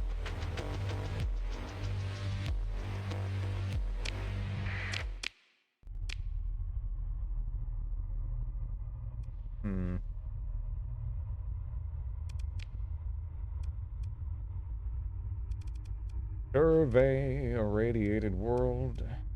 I guess we could pop over there and get some more fuel. I don't know. You feel like in this version of Starsector, fighter and overall bombers are very weak? The heck is hegemony. So the story for Starsector, the vanilla game, when you don't have a bunch of ridiculous mods that have like orcs and stuff, this was originally just one sector, one small area kind of, that was connected to a larger like galactic empire. Some things went poorly and it all sort of broke down, and there was this overarching faction that had control at that point called the Domain. Hegemony is kind of the remnants of that original group that kind of had that kind of galactic spanning empire. And they're sort of trying to hold things together and hang on to power. But it's going a bit iffy in places, right? And they tend to be butting heads with Tritachyon. AI in this is somewhat of an issue. In that they kind of, you know, go sentient and, you know, do evil AI stuff. So there's sort of there's supposed to be a ban in place. The degree to which it's adhered to, though, varies across the factions, right? Some of the factions kind of lean into it for their own benefits, and yeah, it's neat. A very expensive hedge. They had so much fun with their pals, Tritachyon, yeah.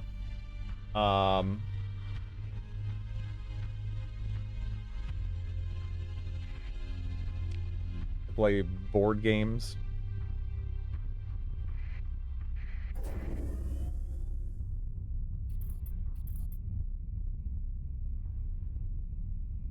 Player faction, all of my governors and best commanders are AI, yeah.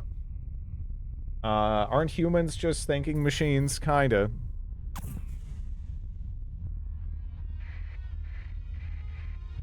Neutral.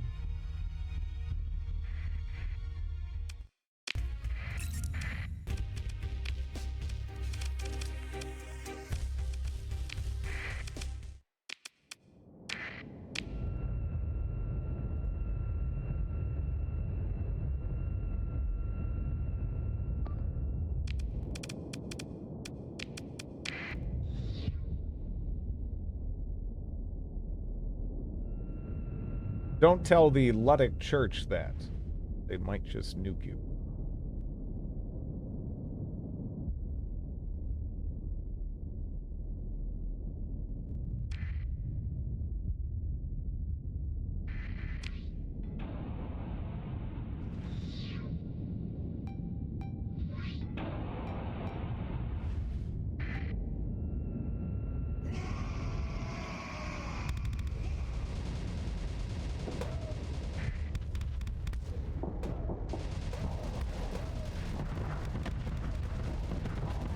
Oh no!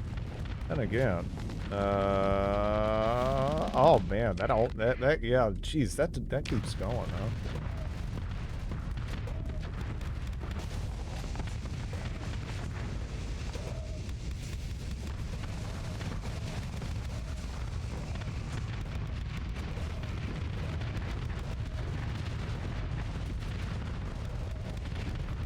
But yeah, on fighters and bombers and stuff, they feel fine. I wouldn't say they feel obscenely broken or, like, useless. They still feel like, they have a place, you know?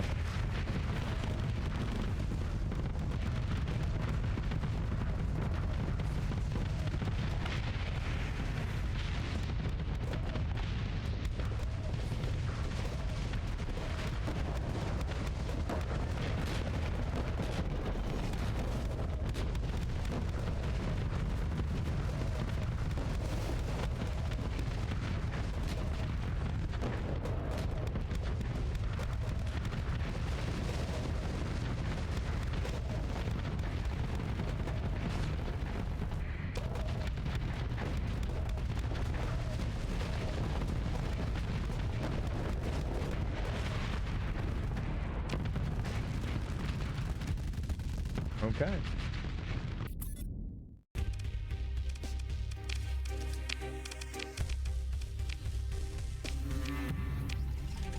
I'm just trying to get fuel anyway, so, yeah.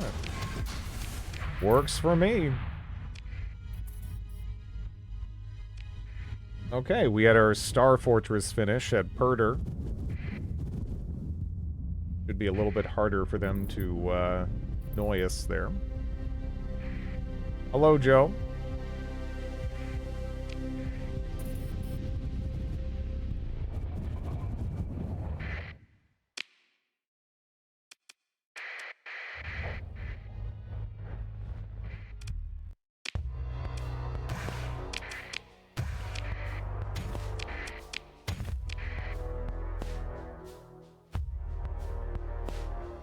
You found any more broken ships? I missed the rock a little. Yeah, this is insane. This is an insane ship. It's been boring.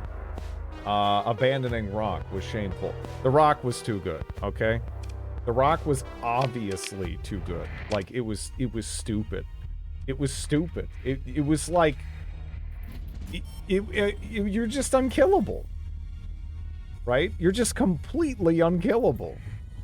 Now, this ship is strong, but you die, at least.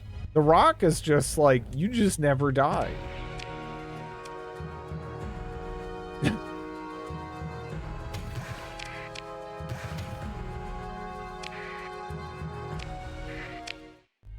Okay, where do we want to go? Do I have enough leeway yet? I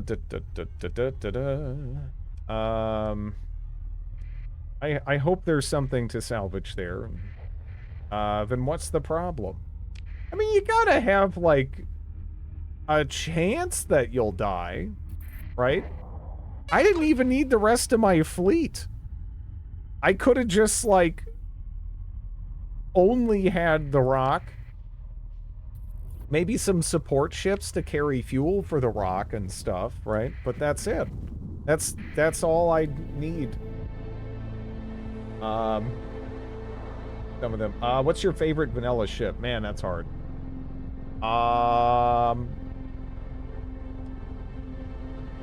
It's kind of boring, but it might be the Onslaught. I like the Onslaught a lot. I like Hammerheads a lot. The Odyssey is really sick too. I don't know. I like the Onslaught, yeah. I'd probably have to go Onslaught. It's just so much fun. I don't know. The Odyssey is very fun, yeah. Very high skill cap with the Odyssey as well. Can't spell Onslaught without laugh.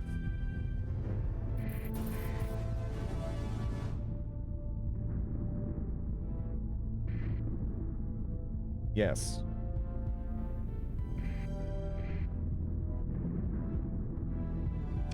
By the way, what happened with the rest of companions? I had to go for like the last like what, like 40 minutes ish, I think, something like that. What a crap. Stopped at 4.5 hours, I think. We still have more to go. Yeah.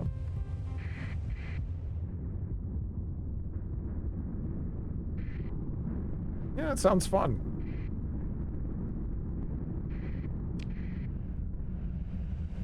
Was painfully nostalgic, yeah. The Pirate Atlas, yeah. They suck, but I was, yeah, same here. There's something cool about being able to field, those like weapon hard points at like a sub 30 kind of range, even though they do really suck. In vanilla, you can make use of them, you know. You can make use of them. It's a little tricky and they just die instantly, but yeah. Can fit so many missiles, it's insane. Yeah. I figured you'd enjoy the puns, yeah. The Headman character was great. I kind of loved everything with him.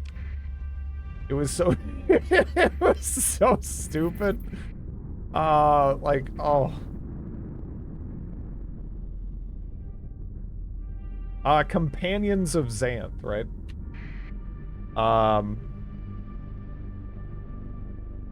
I stopped reading the Xanth books at the color of her panties for obvious reasons. Yeah, no, it was briefly touched on at the beginning of Snoot's stream yesterday. And I was like, why is this guy problematic? You know, wait, what's wrong with him? Is you know, like, cause I had all these things that came to mind, and it wasn't so much the reality of it. He does not write women well. That's one way to put it. They always come up I don't. I don't know. Yeah. It got into. Yeah. Yeah. I don't know.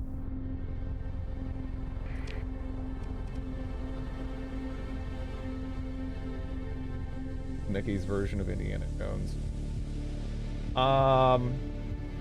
He doesn't write anyone well, but his approach to sexuality is best described as beyond juvenile.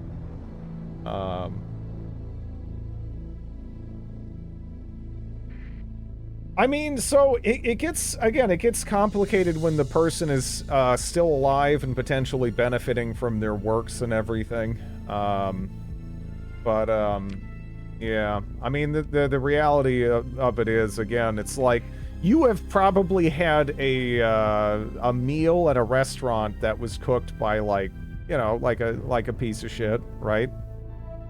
I mean, it's like there's so many aspects of life where you just, I mean, sometimes you can pick and choose, and it's really, you know, it really depends on the specifics involved and everything, but yeah.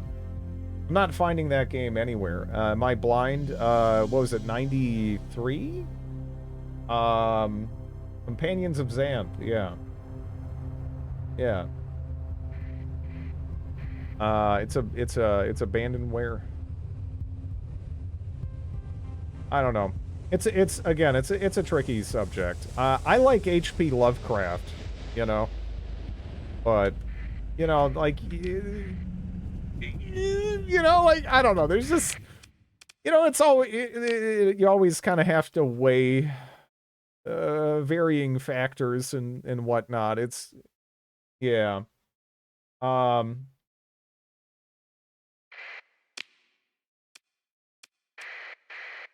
But yeah, same thing with actors, musicians, etc., etc., etc. It's really hard to, I mean, people are people, right? People have problems and problematic beliefs and opinions, and yeah, the people who make things that you like are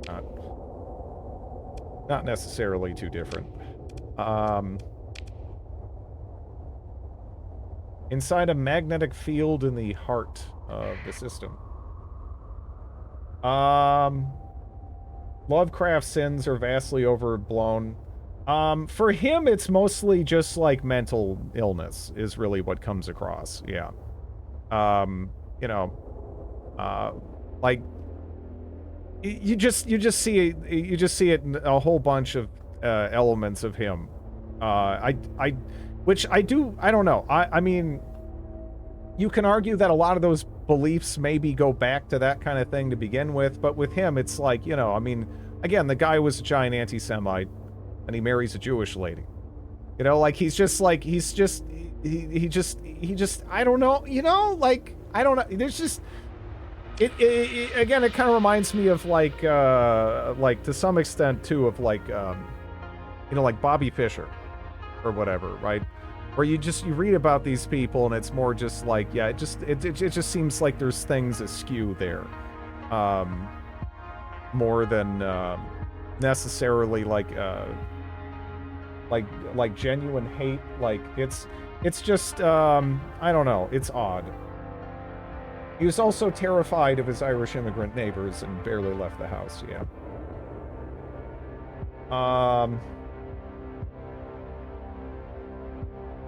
I saw such a gorgeous edition of his works. So expensive, though. People are complicated, yeah. Yeah.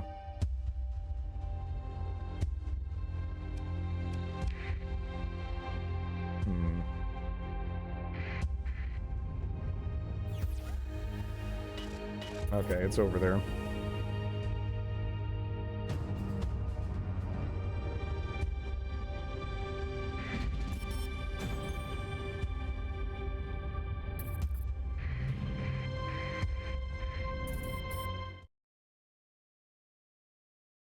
Okay.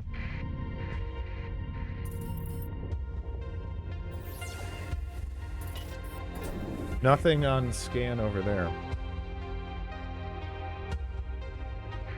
Let's see if there's any orbital debris.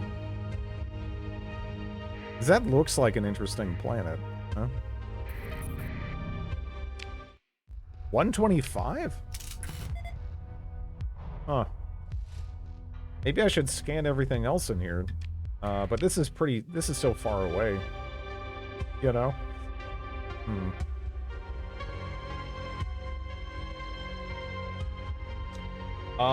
People don't engage in mindless hate from a well-adjusted baseline. I mean, I do feel like there's like a, you know, there's just almost more inherent tribalistic elements in humanity that kind of have to be like managed and overcome to some extent. But yeah, when you have someone like Lovecraft or like Fisher, then it's more like you just read about them and you're just like, okay, there's like other things at play here. You know.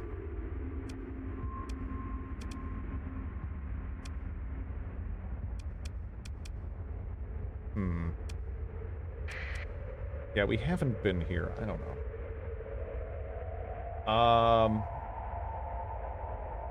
I'm mentally ill, but not an anti-Semite. Yeah, it's. I mean, I mean, not everyone is the same, though, right?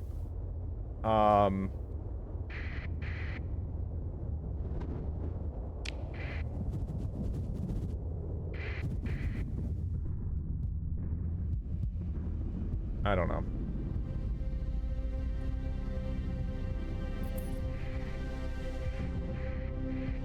Do not know what that is.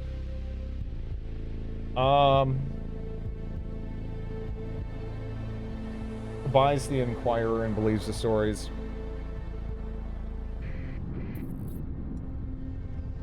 Yeah. I don't think the guy was like a monster, but yeah, I do think he definitely had some issues.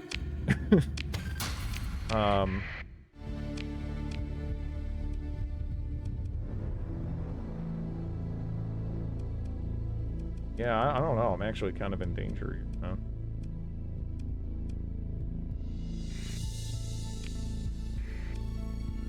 Where was that,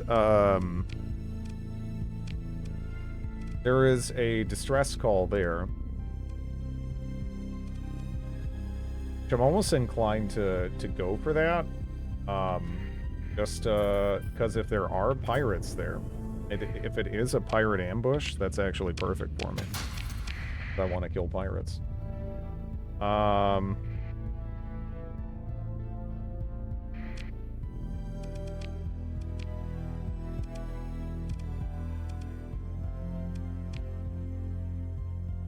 Ratchet stories.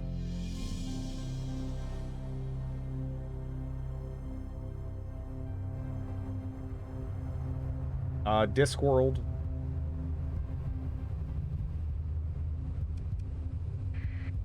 There's actually some, speaking of, like, kind of weird DOS tie-in games, there's actually some Discworld, DOS games. I don't know if those are, like, good, though.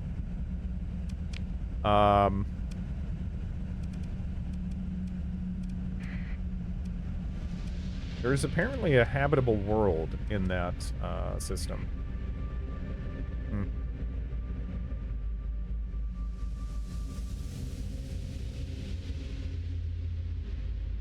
They are. I put it at Companions of Xanth level. Can barely remember it. The point-and-click ones are hard. You play Rincewind. There's some, yeah, no, there's some like neat Star Trek kind of like DOS era games. I've thought about playing, but on the flip side, I don't know if I don't know what percentage of you guys are giant Star Trek dorks. So that might be like about as appealing as just like torture. I don't know. So this is where that distress call was, huh? I dislike everything but TNG. You don't like Deep Space Nine? Do you not know your target or your audience at all? They added a map stash tab in PoE 2. I think Deep Space Nine is, I think it's better than TNG. Although, there was a distress beacon in here, right? It was this system. I don't find it quite as comfy. You know what I mean? Because when I think of watching TNG, I think of like being a kid watching reruns. I don't know. Yeah. Yeah, TNG is sort of it is like primo comfy. It is so comfy. Like damn, that's comfy.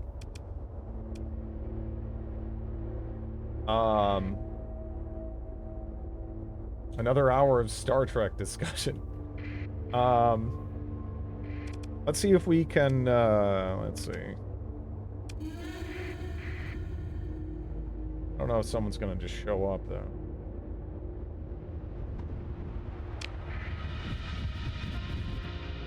Be happy if they did. We need to blow some people up to get fuel. Deep Space Nine had a great side cast. Something you didn't have on an exploration vessel.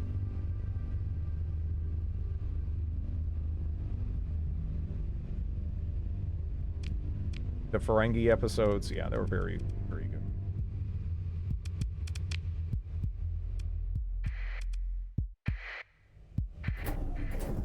Yeah, we gotta go, here.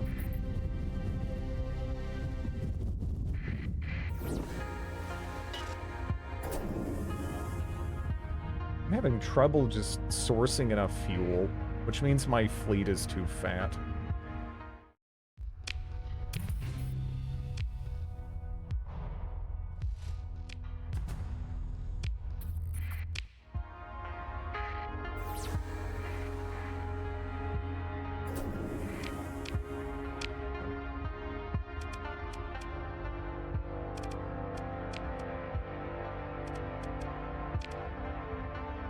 Uh, 19 days, a barren world in a system with an orange primary star. So he is right there. I could blow him up and then hope that gets me enough fuel to, like, continue onward from there. I don't know. Right now I'm thinking... Then again, I was almost like, maybe I go that way, and then I try to piggyback from here. Get to there.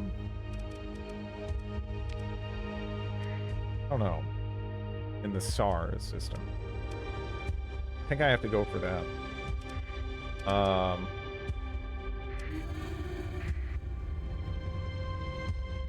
What kind of game is this? Oh, this game is essentially Mountain Blade in space. But with different combat.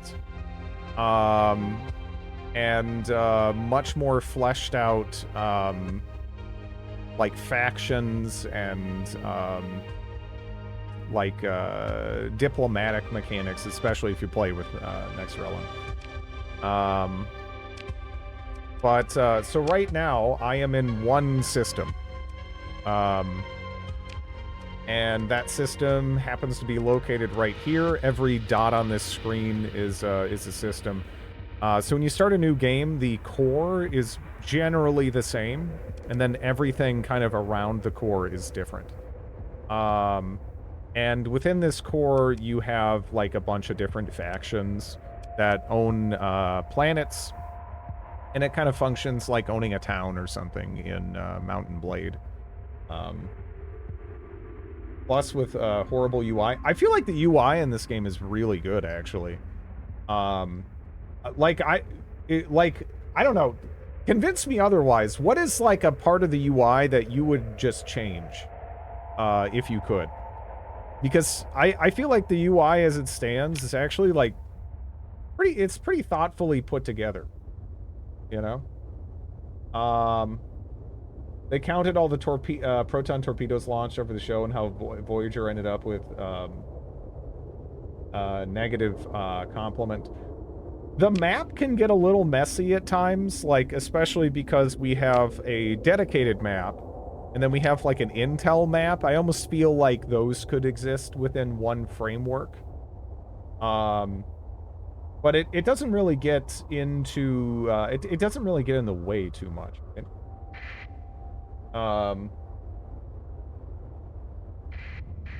I don't know. I don't feel like there's too many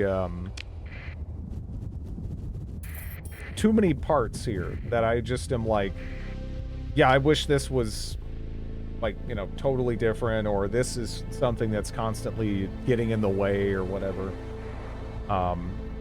All in all, I've always felt like this game like actually controls rather well. Oh no. Oh my god, no. Oh no. This is a medium warning beacon.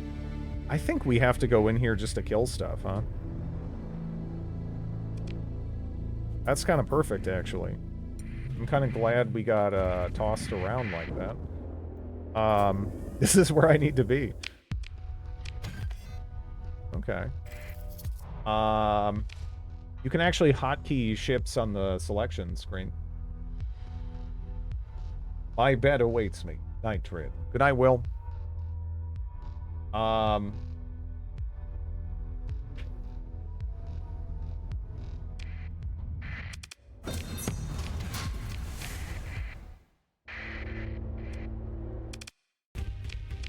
Yeah, because we got a fair amount of supplies and everything, but we are just getting dangerously low on fuel. No?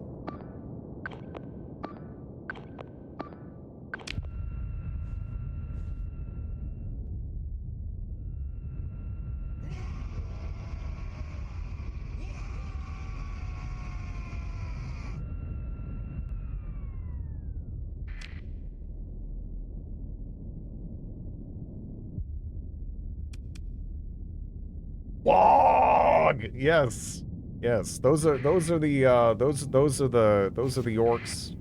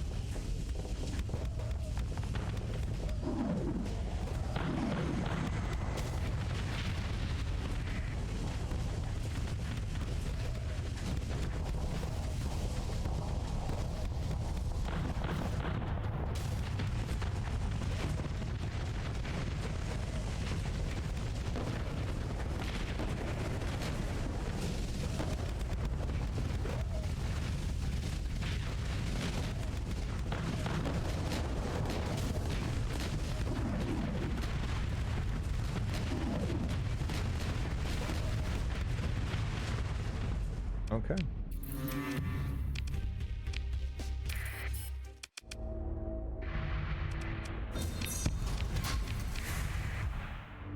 So I could blow those up, but there's probably juicier targets in the system. So let's go fight those.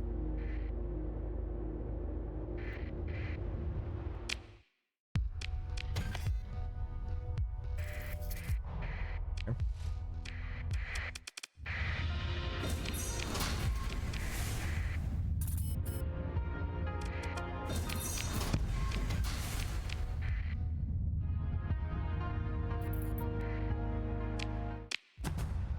Widespread ruin. Okay. Meh. Nothing too snazzy there. Remnant Nexus. Damaged. Alpha Core. I wonder if I can... Okay, there we go. I figure I might as well peel these off, so I don't have to deal with the tiny ships when fighting and everything.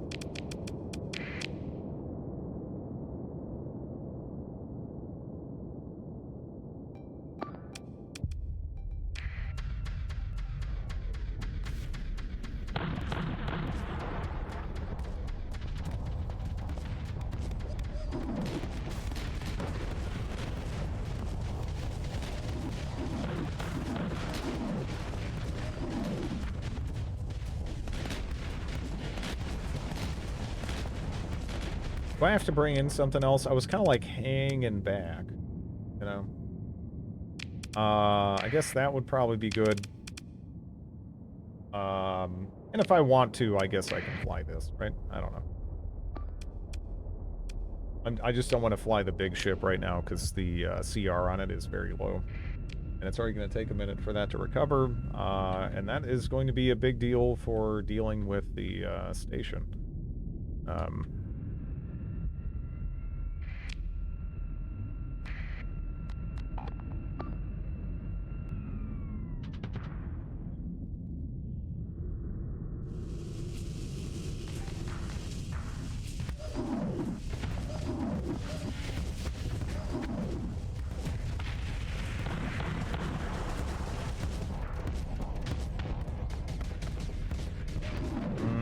Oh.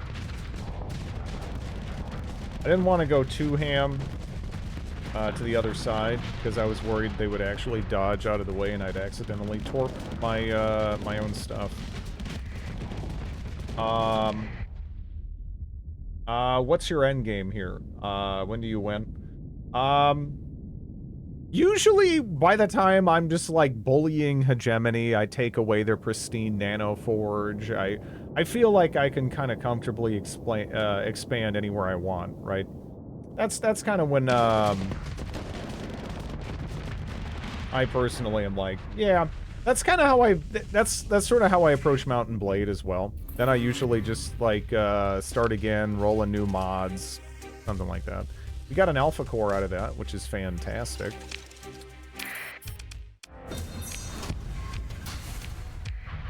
Go.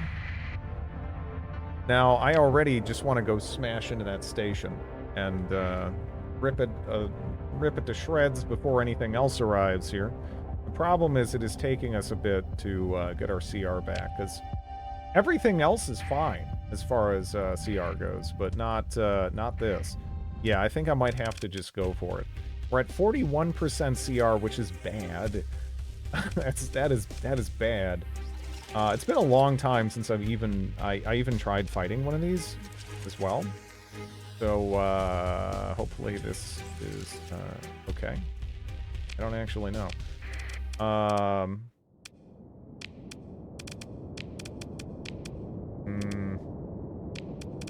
Yeah, you'd be good. Bring ourselves in, of course.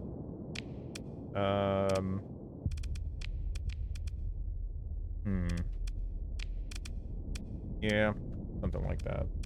Probably fine. Oh yeah, there are some endgame invading factions and stuff in this as well. The Hivers are kind of gradually taking over things, and yeah. Yeah. There's some other factions that kind of try to do something like that as well.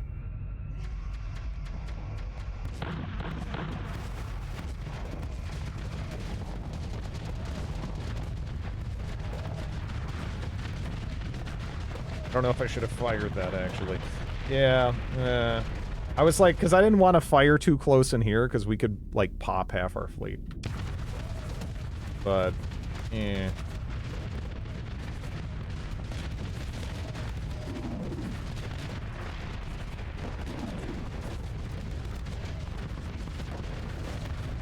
That missile is just, it's so big in its effect that it's kind of scary.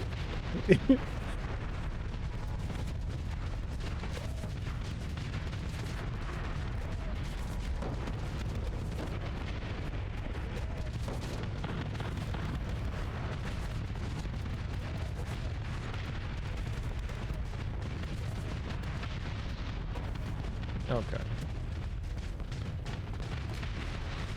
Yep. Gained ability hyper warp jump.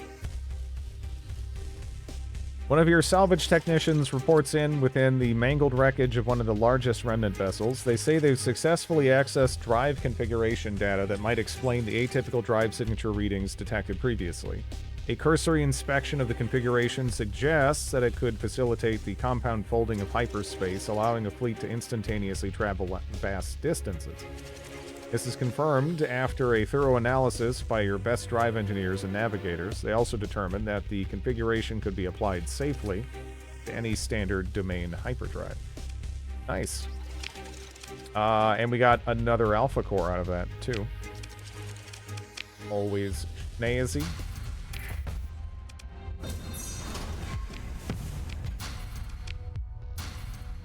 I'm just gonna get rid of you. Okay. So we popped that. Go ahead and scan here.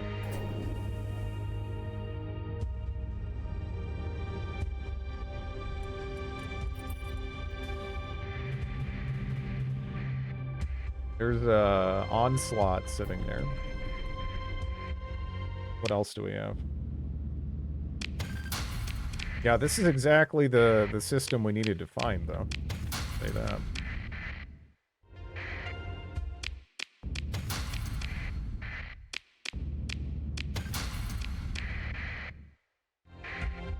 I was getting really, really low on the fuel situation there and everything.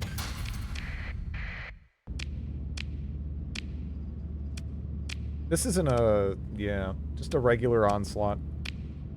Okay.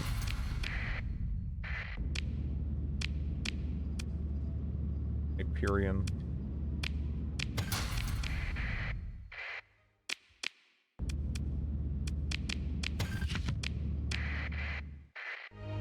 Is this the infamous Jeremy Albatross space captain? No, this is Josh Joe. Yeah. No relation to Joe Josh, of course.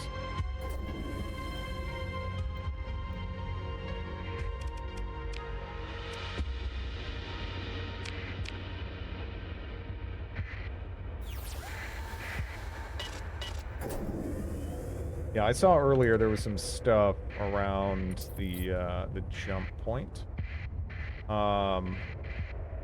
Right now I'm just kind of looking through these patrolling fleets to see if any of them happen to have alpha cores in them. None so far, though. We have a mining station.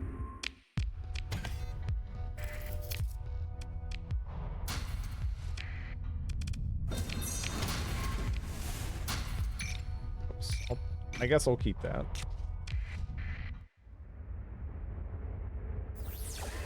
Ordo fleets.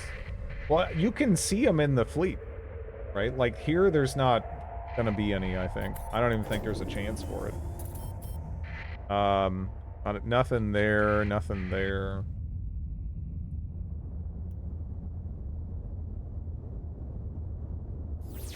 I'm looking around. I don't know. Is that a bigger fleet that I just saw over this way? No. There's just two smaller fleets right next to each other. Those are two gammas, I think. So, whatever.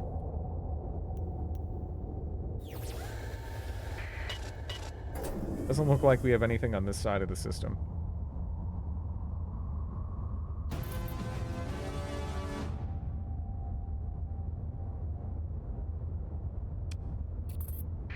Pretty cool we got the hyperwarp jump.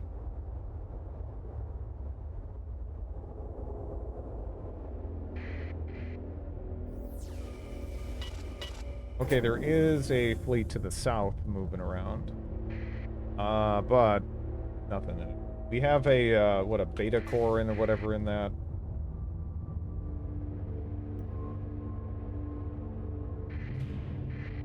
We have an equipment cache here.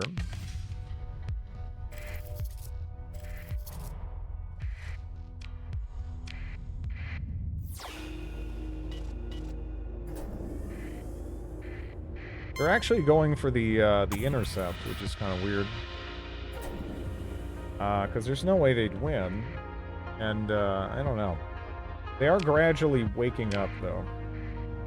We might actually see a more significant remnant fleet pop in from the edge of the system I haven't explored.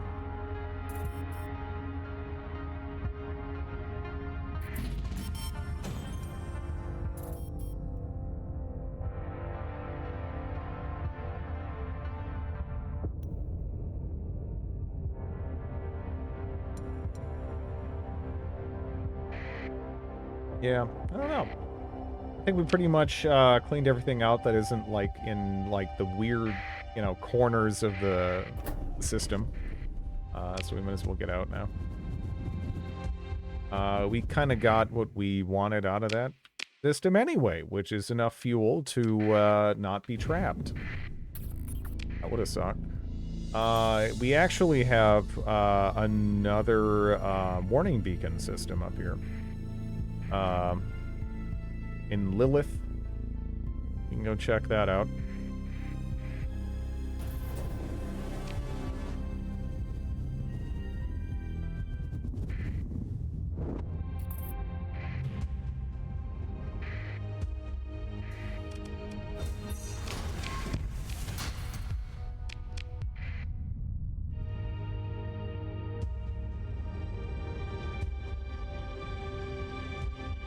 So, I didn't see that fleet, but there was a fleet that's kind of like zipping around. I don't see any AI cores in either of them. Hmm.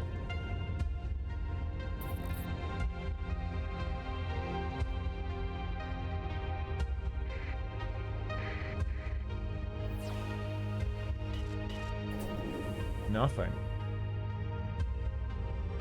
Huh.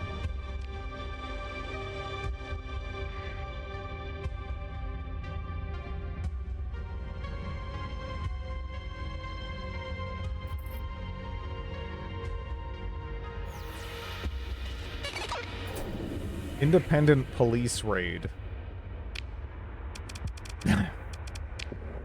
The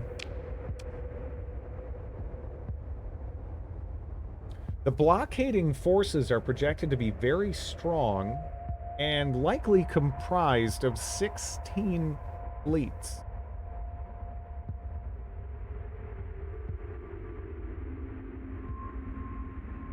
Huh. Okay. That's a lot.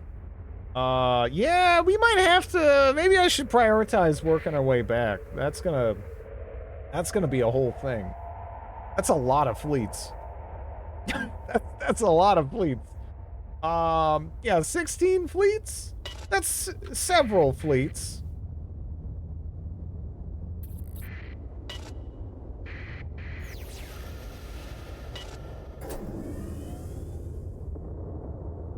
Mining mission or just orbital habitat. Okay, cool.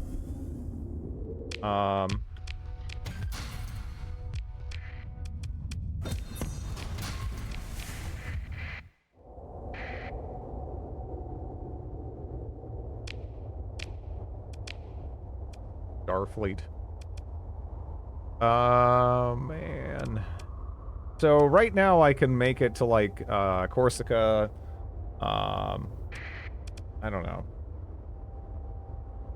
I guess we go for that. I mean, I was kind of trying to return to Glacia Academy. Yeah, I mean, I would like to do that because like the sooner we get the gate online, right? The sooner we can just instantly travel from our colony to the core. That is kind of a big advantage.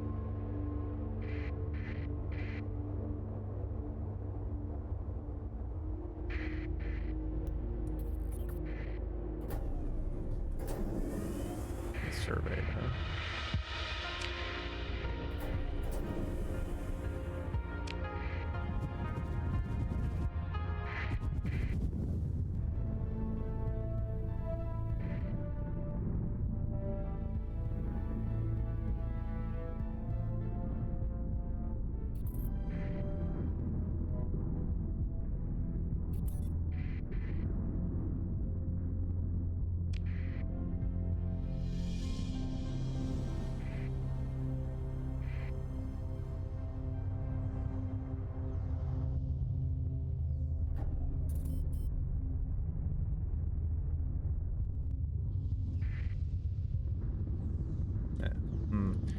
So the thing is, right?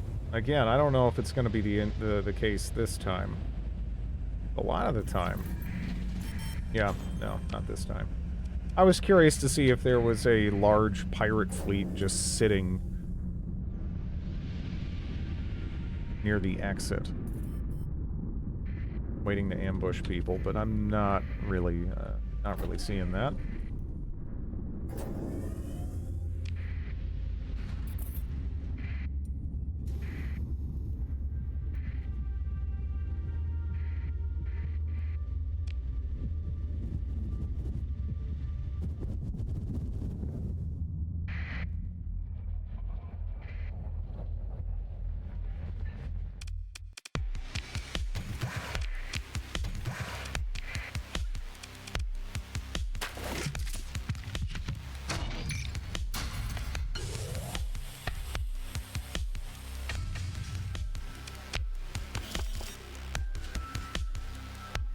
Okay.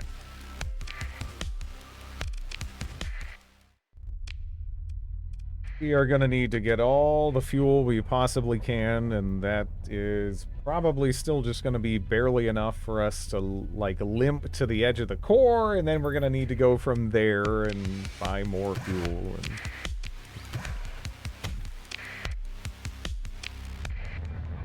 are you selling blueprints to pirates? Only poopy ones, right?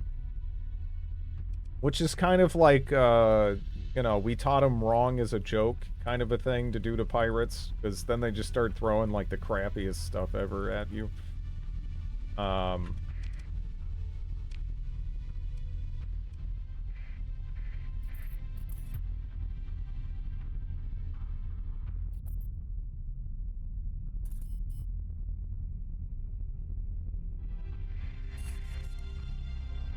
You didn't see me, right? Yeah, didn't see me. No, go with that. That's...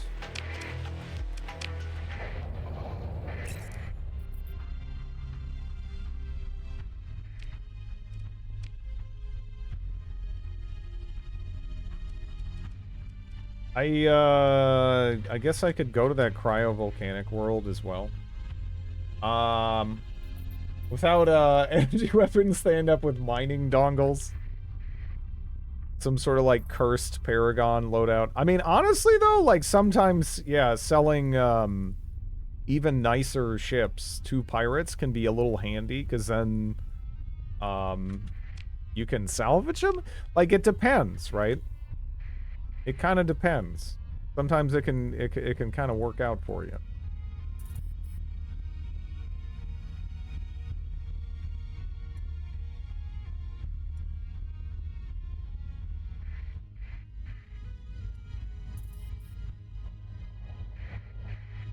Yeah. Yeah. You can just take advantage of their production effectively. Okay.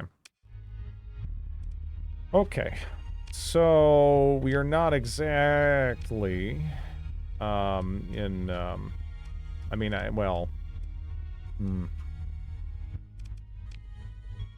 guess we're technically barely in range, but we should probably, figure out another, yeah, we'll go there. Buy some additional fuel. Also, if there's anything for us to moiter on the way over, that'd be nice. That'd be nice.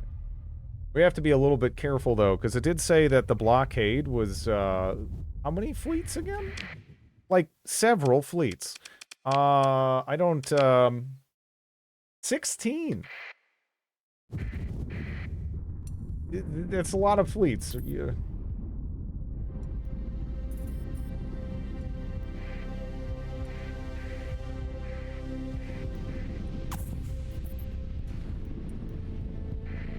You know, we could jump into this battle free fuel, right?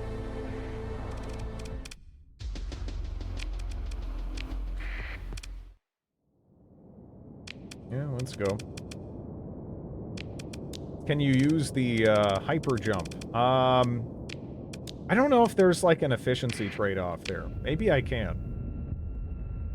I'm just a little hesitant because we are kind of hard up on fuel. In fact, I wonder, you think there'll be more salvage here if I just friendly fire the shit out of all these hegemony ships? I don't know. I could just, like, launch a missile in here and pop, like, Yeah, like 12 of them. But I don't know. I guess that's a little rude, right?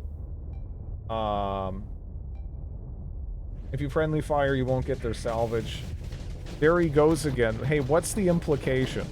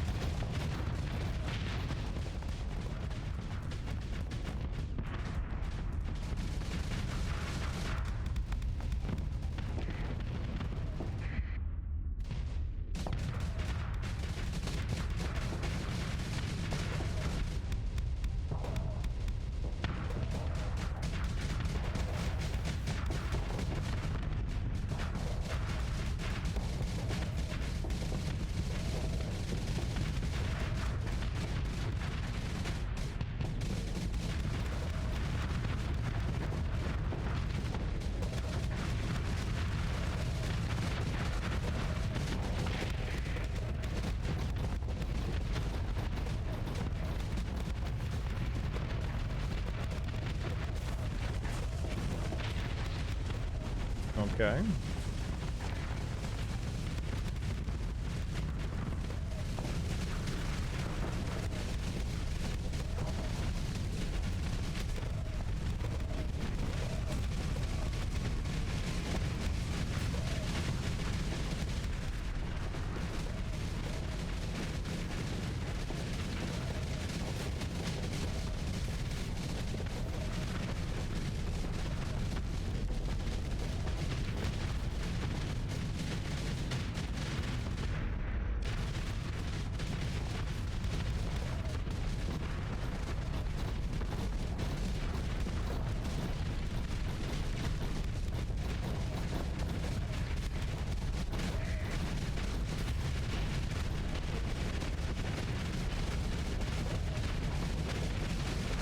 You can just bully these.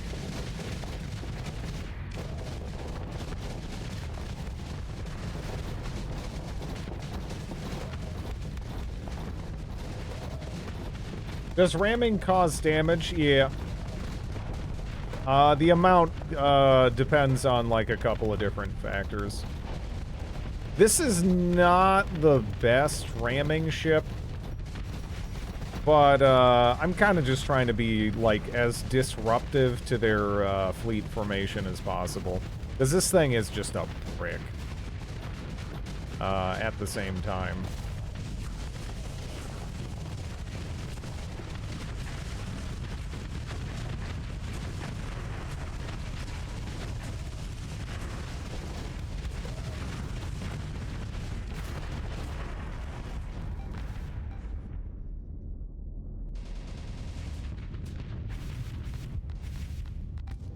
Why your engine keeps turning off? Yeah, because I'm charging in like a dingus. And they're targeting the engine with various things.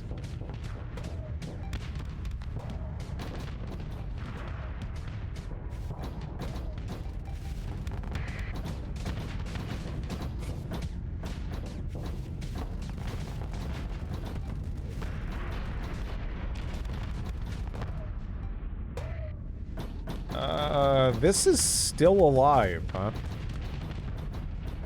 I don't even know how. If the target has enough mass, it causes a flame out of your engines.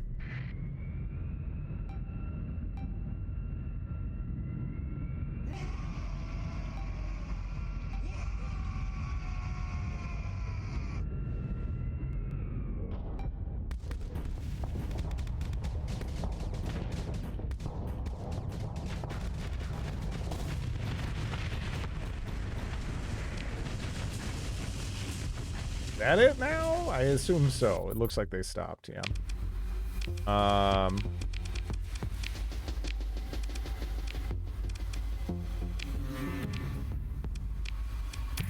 Not too much in the way of fuel.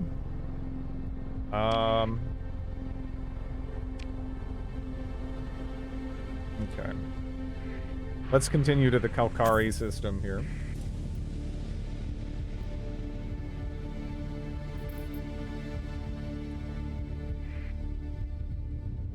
I must want to just hit that Persean League detachment. If there was a bunch of tankers on it, I'd do it immediately, but yeah.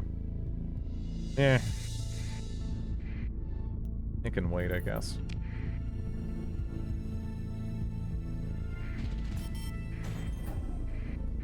Have I been in this system? I guess I don't think I have.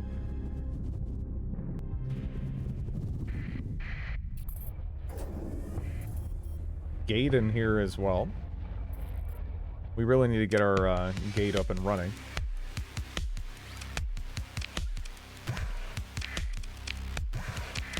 Okay.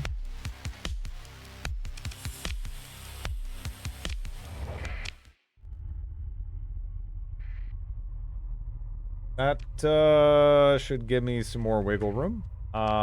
Is there an exit over there? That's kind of annoying. I probably should get that, though, just in case we end up a little off course. And you know, I just like having the flexibility.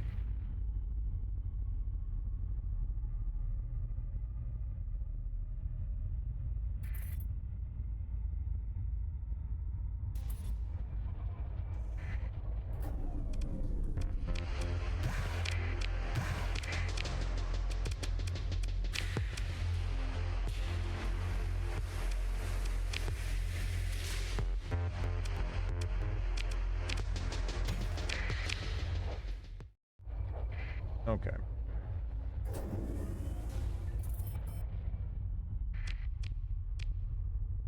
Yeah, now we should be able to pretty comfortably make it over. Probably can just use the hyper warp jump. In this instance.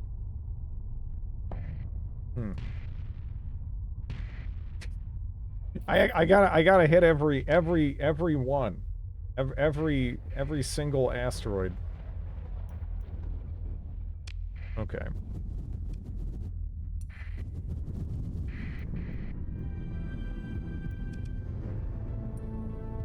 Okay.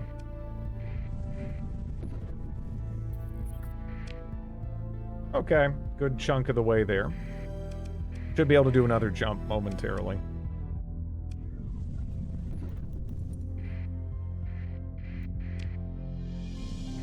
We might just want to guide this in from there, though. We don't really want to overshoot it, right? There are some smaller fleets that appear to be, like, kind of shadowing us, though, maybe. I don't know. It does loudly announce my location when I do that.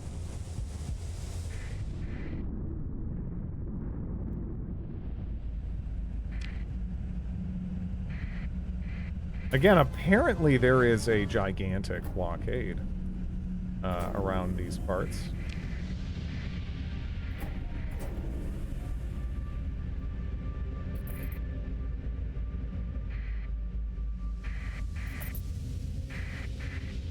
I'm not really seeing it, you know? Are they... So they're in system.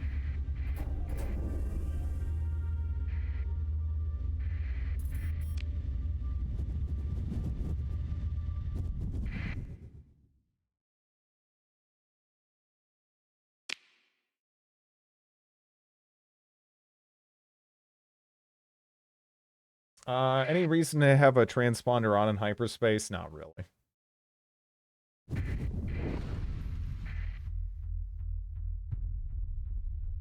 Okay.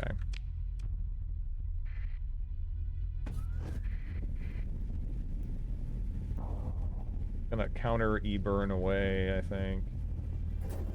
See if we can't get on a station. Both of our stations are online, so that's good.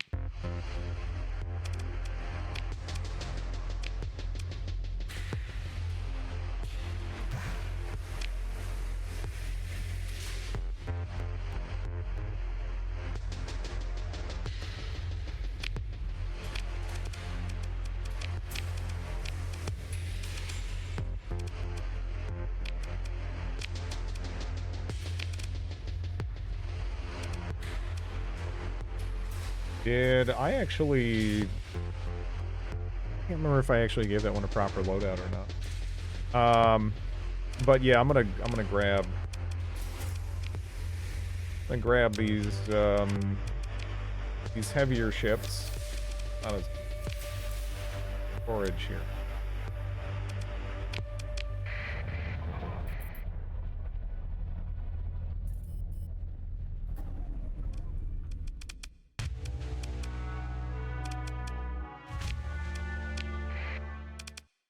Hmm.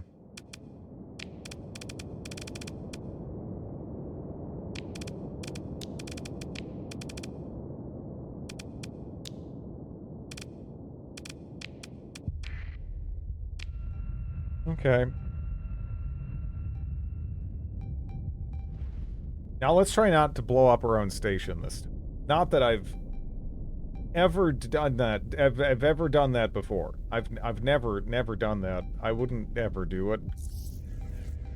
But let's make sure not to do that thing I've never done before again. Never ever. Haven't done it. Doesn't happen. So that's just like a big ball of stuff, and I kind of want to just like toss this out, and we'll see if it hits anything. I'm not even gonna worry too much. Oh no! That almost got in there. Yeah, I've never ever done that today. I haven't done that today.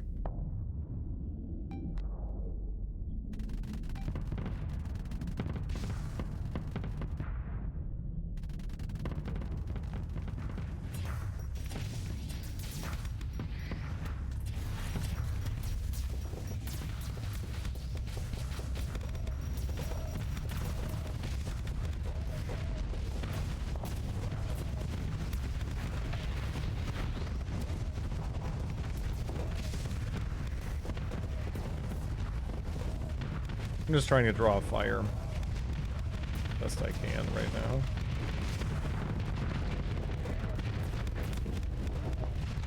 Because the range on this thing is fantastic.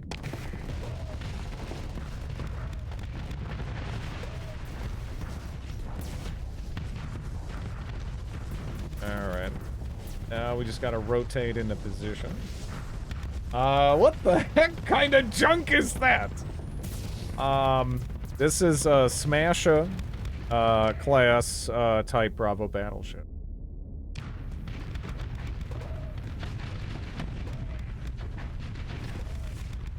That's gonna... Oh, man. Oh, well.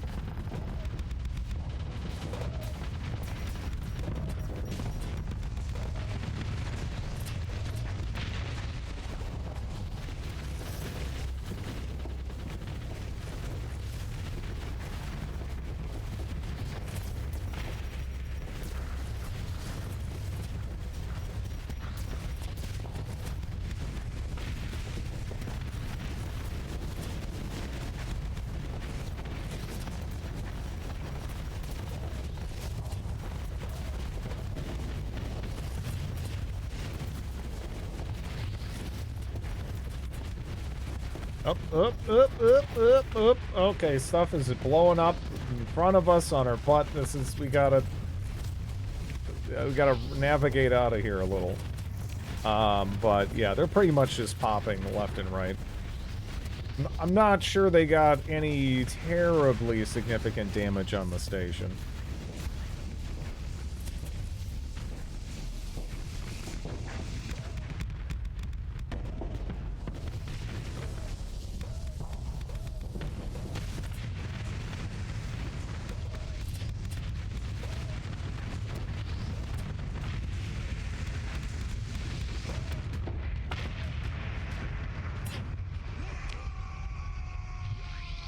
Oh, there's a drover up here.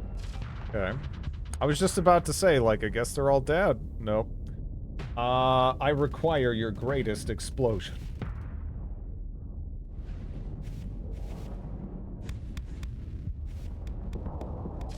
Oh, there's gonna be a lot more. How many fleets did it say again? It was like 16 or something? Like, This is crazy.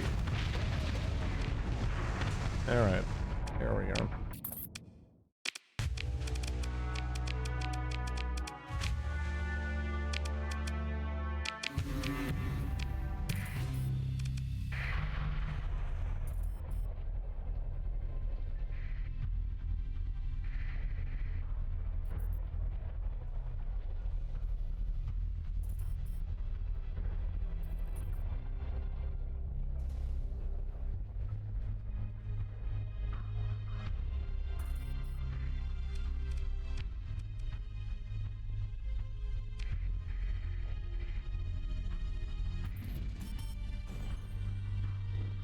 Is that a hedge fleet I see there? Yeah, some investigators. I don't know why they're chasing me.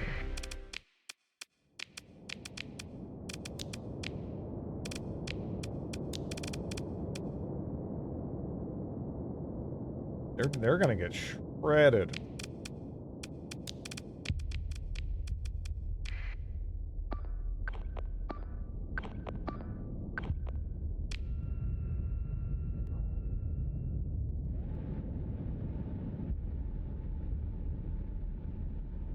With a new patch, I feel like I can't leave the system after getting a colony. It's the pressure on this system is heavy compared to what I'm used to anyway. Like I'm actually kind of surprised I was able to go away from my system as long as I have been able to today. But yeah, right now there's just there's a lot of stuff.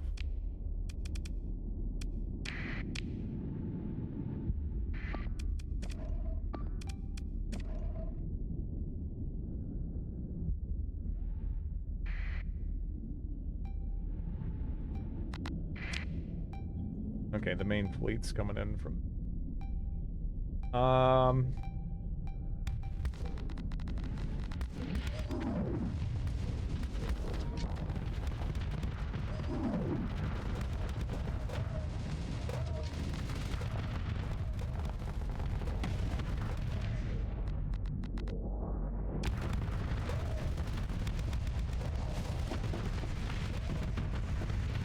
Oh, the Alice got shredded, man.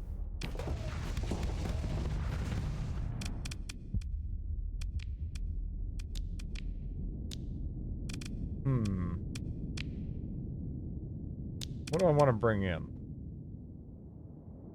What do I want to bring in? Maybe you.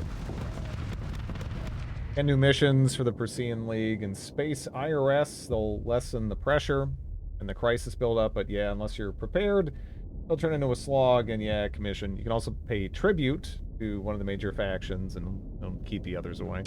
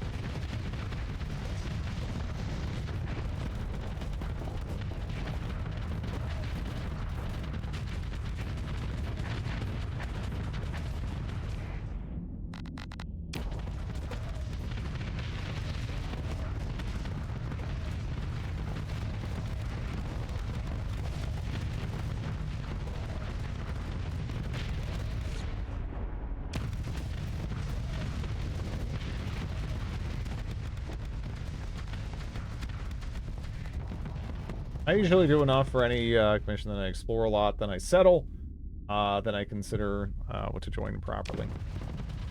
Hello, Fred, Chuck, Dave. Going well.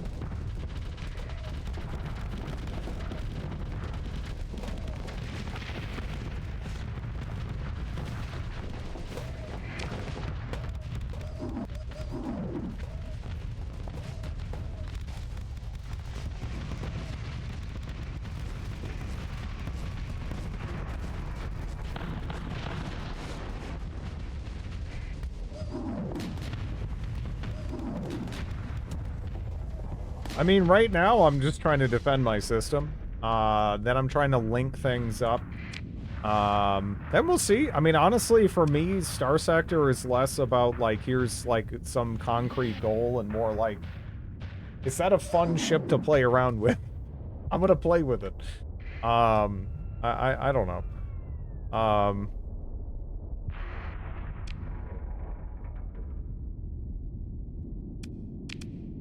There we go.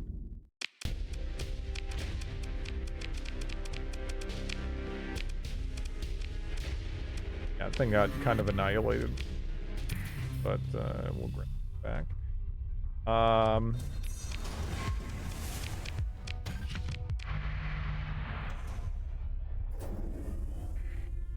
Sector Conquest! That would be so tedious. That would be so tedious.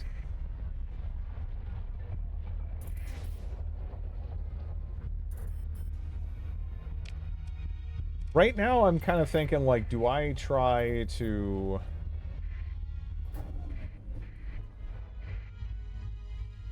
It doesn't seem like they're attacking any station, right? They're going out of their way just to have these fleets everywhere in between stations.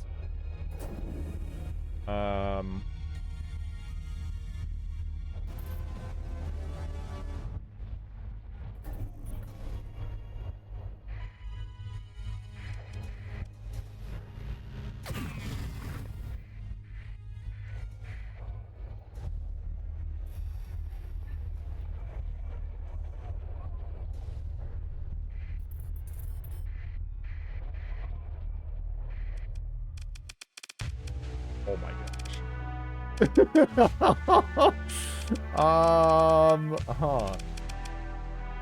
Why is the Persean League in the system?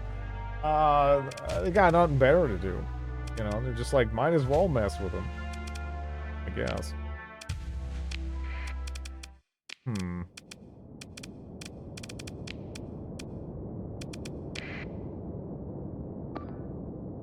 You stay way back there, please.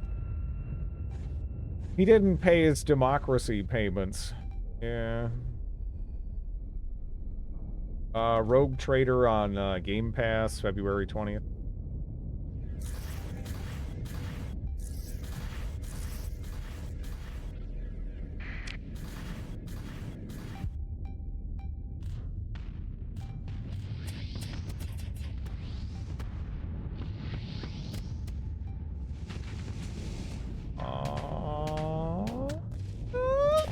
There we go.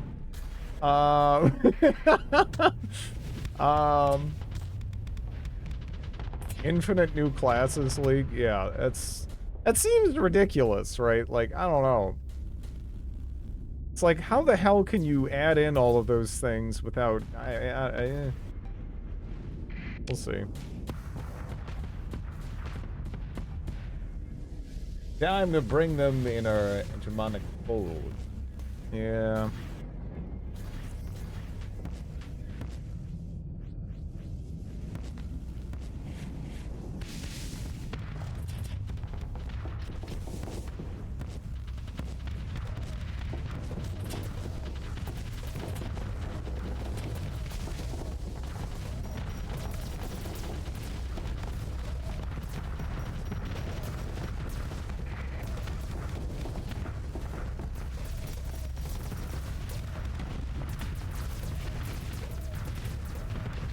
Oh, did they dodge it?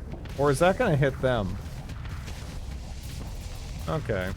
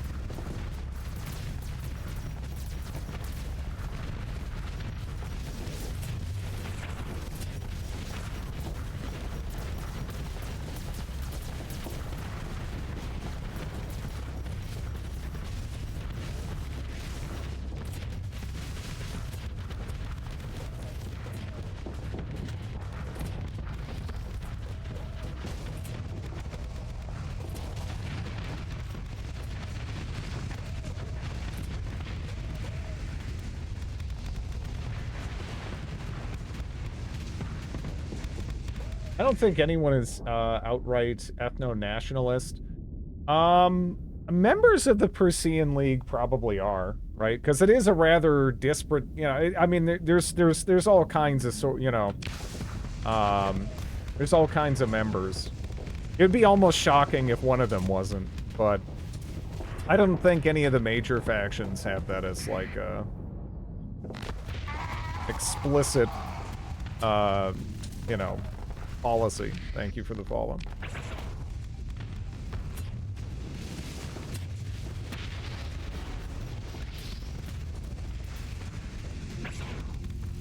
They're just like space oligarchs, really, right? More or less. That's always kind of been my view of them, anyway.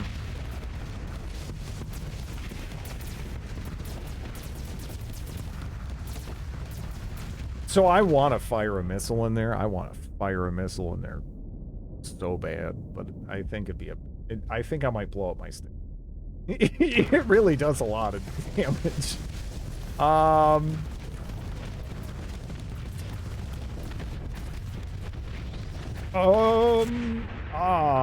Well, okay. Persean League is kind of forced merchant league. Think of Persean League as just a bunch of independents in a trench coat, right? Some of the planets are apparently some of the nicest places you can live in the sector. And other planets are just awful. Just horrific places to be. It has all sorts in it.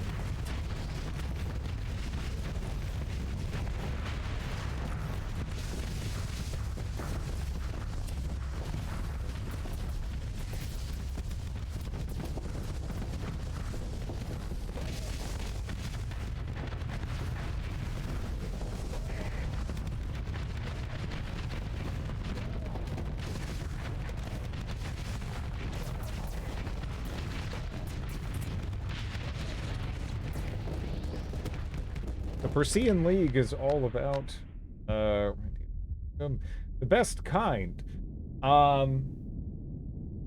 Yeah, no, they're very much so inspired by ancient yeah, we're like, you know, maybe like classical Greece or whatever. Yeah. That's kind of the vibe they're going for.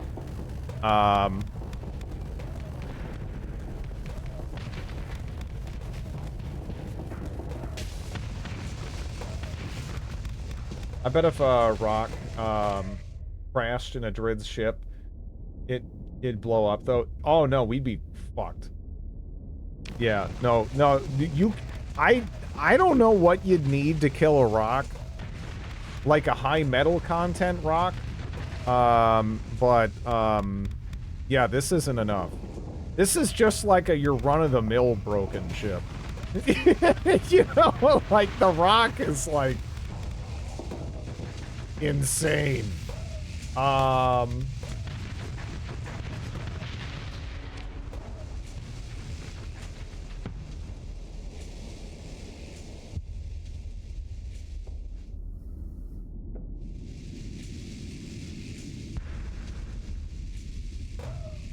You do not want to get caught between a rock and a hard space. Anything fast enough to dodge it, it's too fast. It's too fast. It'll catch you. It'll get you. The dark side of the Persean League is that they arrange for pirate attacks on indie planets and come and free them to force them into the League. They also use blockades for the same thing, yeah. Yeah. Still, they're not the worst faction or anything.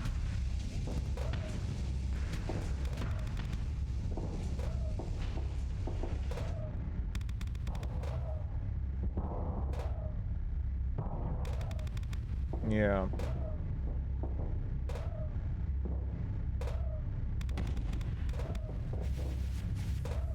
Oh, no, it's so slow.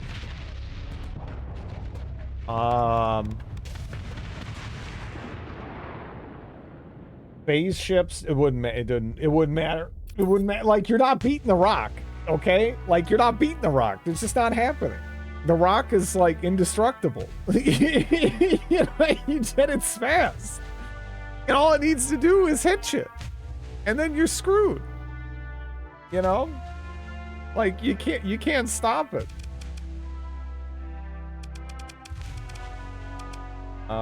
Gemini usually leave indie planets alone in lore, really.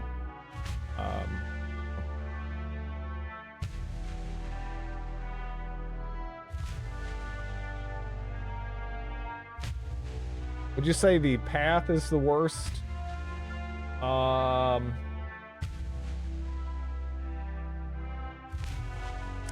feel like the Pathers are just they're just like militant stupid. If I was to, like, I don't know, give them a label, right? Like, they're just, yeah.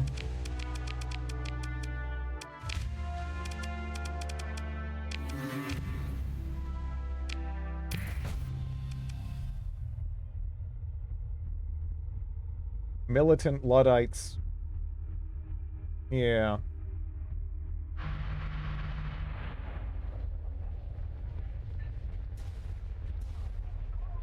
Still a big fleet there. I kind of just want to catch and moiter them all.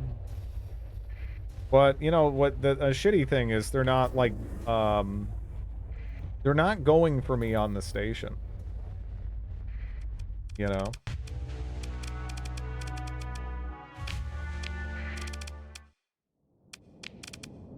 I'll just fly the onslaught here instead.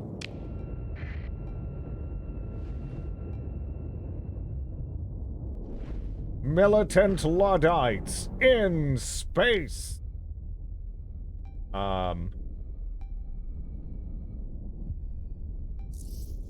Tritachyon is by far the worst. Yeah. Yeah. They're the worst that we have significant knowledge of, anyway. But it's kind of hard to say.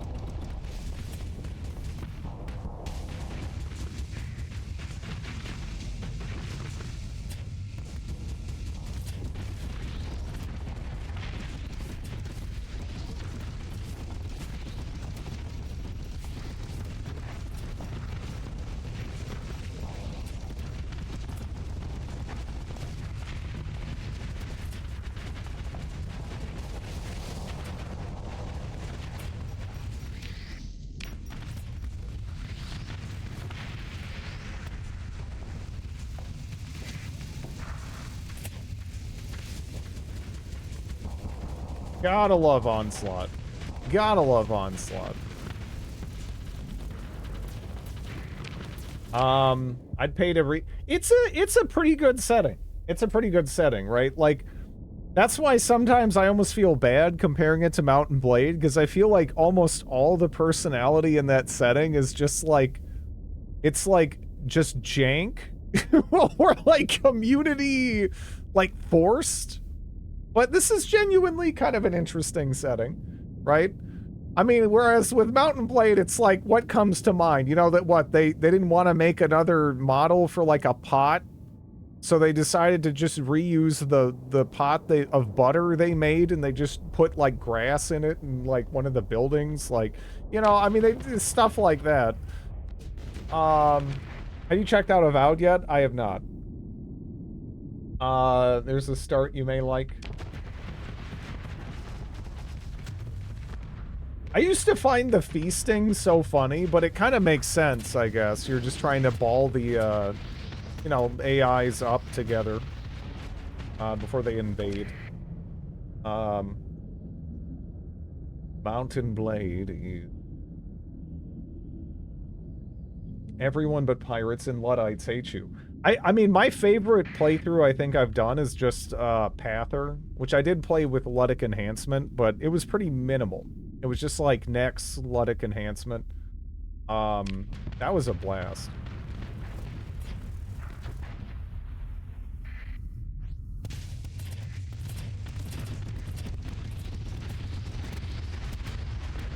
You have to play so differently when you're just like this rat scurrying around the edges of a system, you know?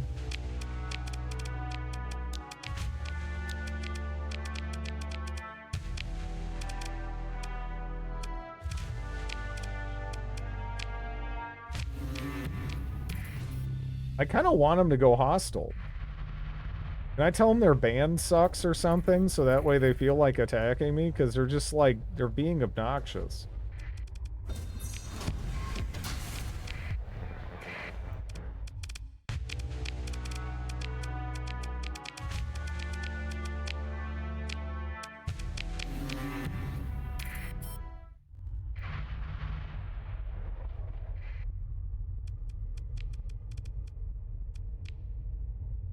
It's a blockade, Drid, not an invasion. See, silly me, I kind of feel like a blockade is sort of an act of war. You know? Like, that's, I mean, it's a blockade is kind of like, you know, get the hell out of my system if you don't want to get blowed up, right? Like, inhospitable. I guess I need to continue killing them. Home repair is instant. It is, yeah.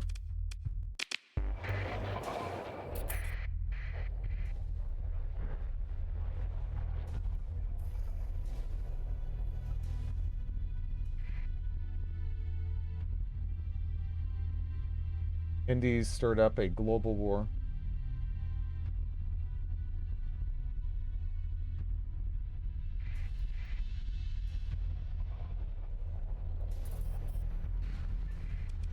Really?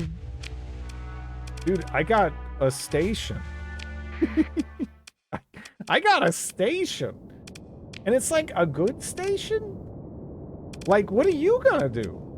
We'll fly, what, that thing, I guess? This thing looks cool. Let me park my army in front of your station and harass transport ships. Yeah. Yeah, no, no. No, you don't get to do that. Come and try to kill me so I can blow up like 200 of you with one missile on my station. And maybe also my station. Not that I would ever do that.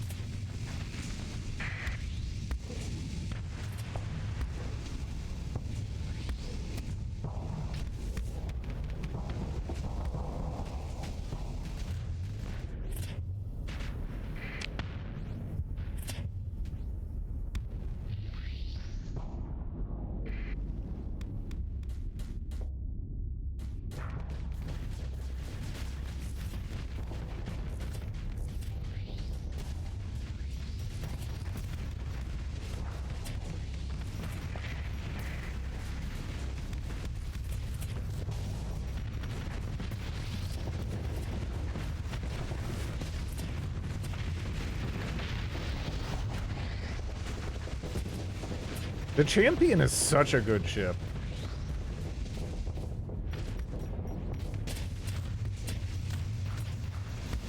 How come the most competent geopolitiker in Starsector is an old bald lady in a headmistress office? That sounds about right, actually. Yeah, when you put it like that, you know, like it's like, is it really that surprising? That sounds like someone who'd be on top of their shit.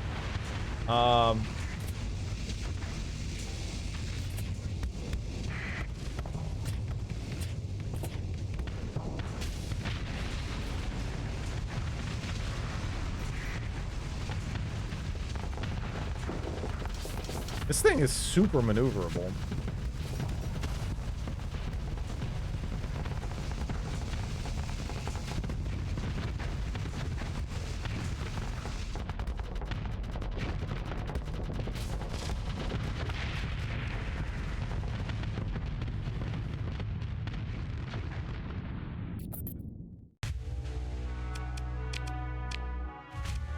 No giant missile launcher, 0 out of... Actually, it's got 2. It just doesn't have a mega missile launcher. But not much does.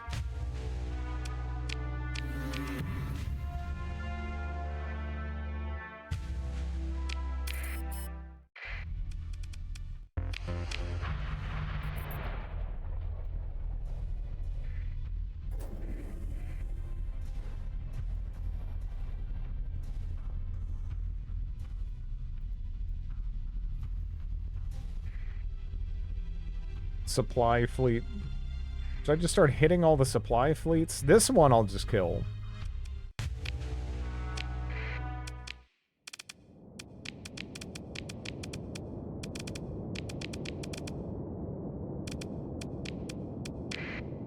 That's such a ridiculous one.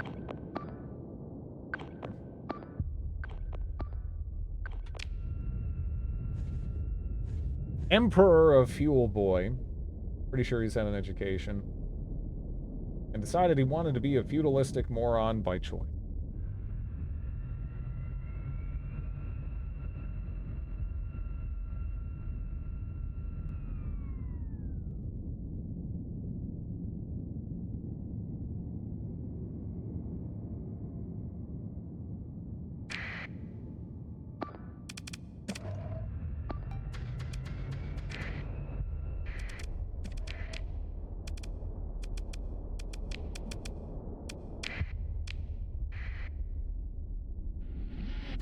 There used to be a mod ship that would fire off like 200 mini missiles per salvo if it's built-in launcher. It was so fun, but the mod Arthur removed it for being too strong.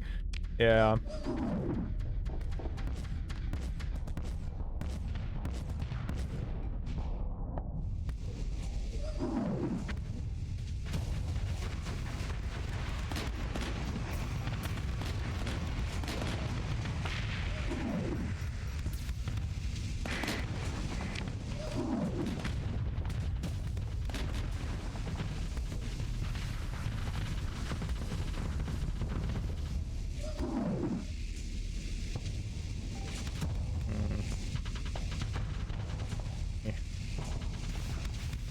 Are you winning? I'm not dying, but there's a crap load of ships just pestering me.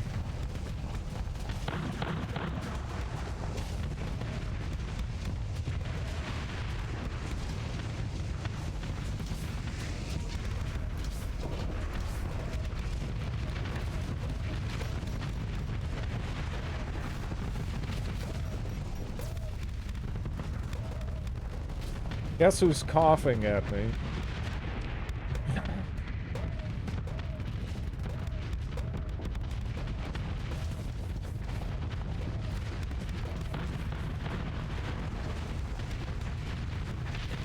Yeah. I might just go rip the frickin' Band-Aid off. He's being so pushy today. Is it Tiger Woods? It is, actually. He's, Tiger Woods is here, just, out of frame.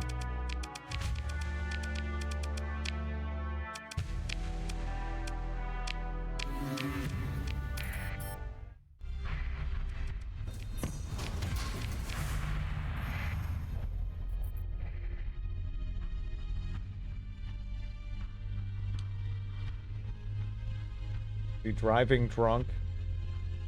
Okay, 1 second. I'm gonna go feed my little piece of shit coughing stinky dog. I'll be right back.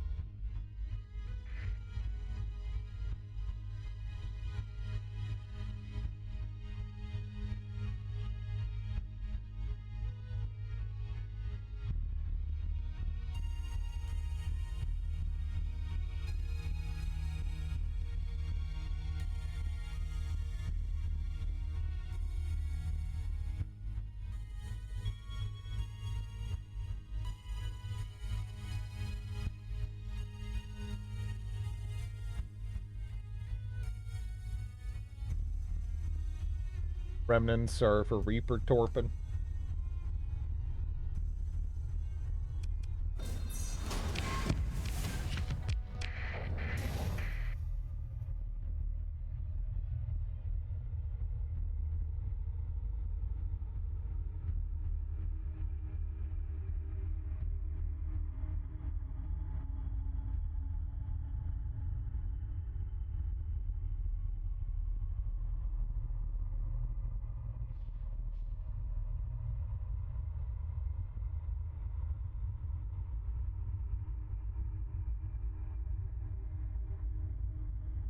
I am a wizard.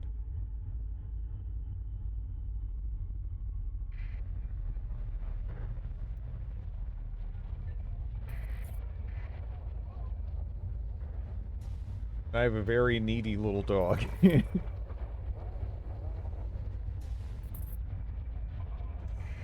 Hmm.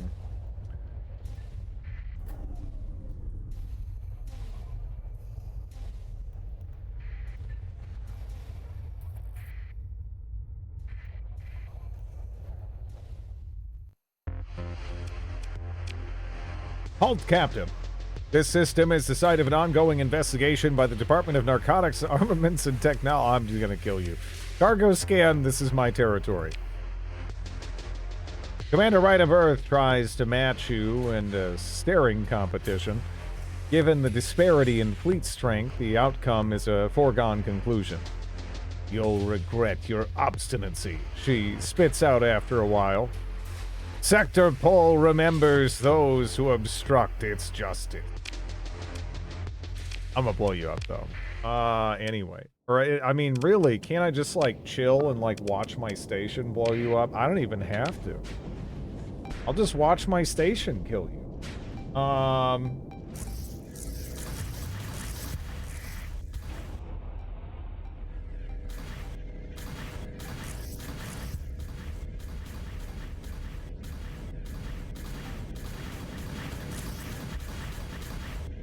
These look interesting, don't they?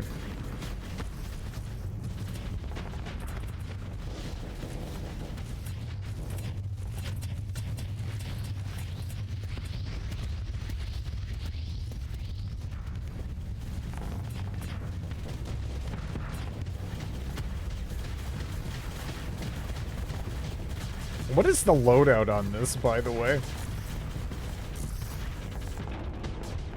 What a mess.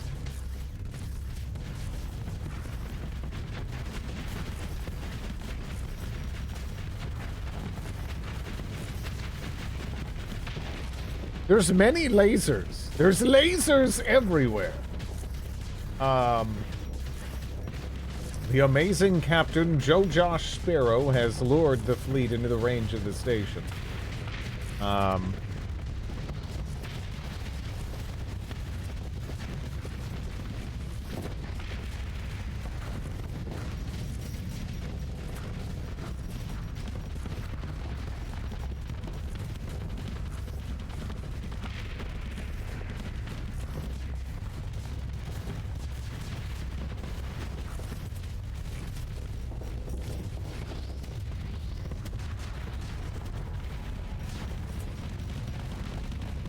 Joe Josh Albatross.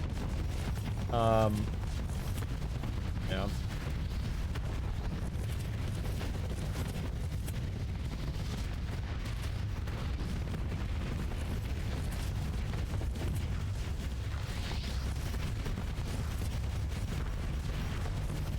I'm not sure why they aren't running yet, but, you know. Okay.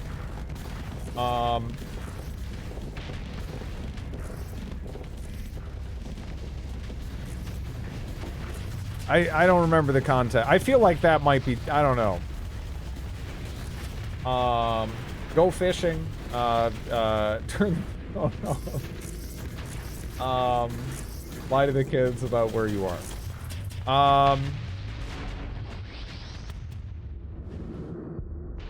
Yeah. I would enjoy a nice, like, just, like, week of fishing, you know? There's not really anywhere to fish around here, though.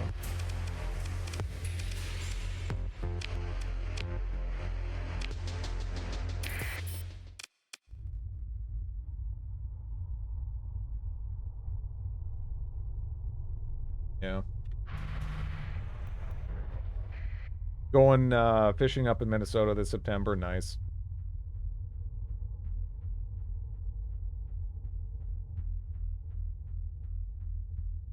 I'd hate a week of fishing, but I have hunter father PTSD.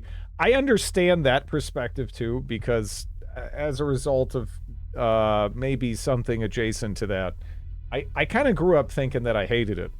And then you know, a big part of it just came down to the company, really, you know?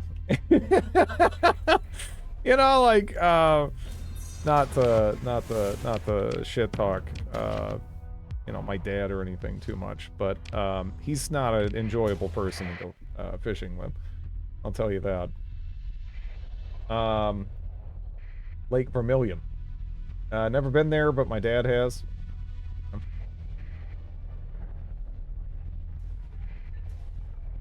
But yeah, no, turns out it's actually just kind of nice and chill.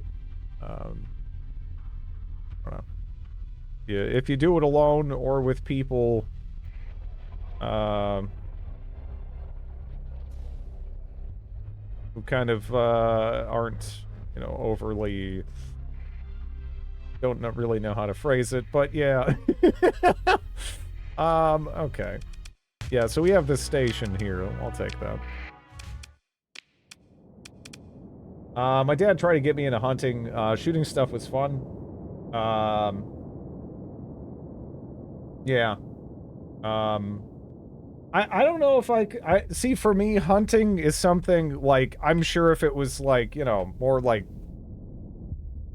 survival or whatever, I'd you know, like, of course, yeah, sure, sign me up. Otherwise, like, I don't know. The only thing I could ever see myself maybe going, hunting for is, like, pheasant or something. The amount of times I was, yeah, what is it with the time thing, right? There's all these, like, hours of the day that are viewed as magical. And as someone who's kind of fished at all hours, it's sort of horseshit. It's sort of horseshit. So Drid hates pheasants. No, pheasants are just delicious, right? Pheasants are delicious. Like deer? It's like, I don't know, like, they don't really taste that good to me. You know, so it's like, it's a lot of work, and then you gotta deal with, like, a whole thing, and you gotta, you know, once you dispatch something beyond a certain size, like, it sort of changes things, right? I also think that's just a little bit, it's a little bit too big. Just bumping everything. For me to feel super comfortable with, unless, you know, it's more of like a survival type thing.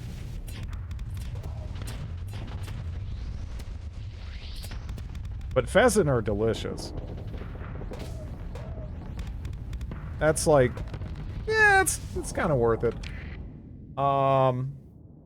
Boars, yeah. I mean, someone has to do the boar thing. They're a problem. I don't really want to do it, but someone's gotta.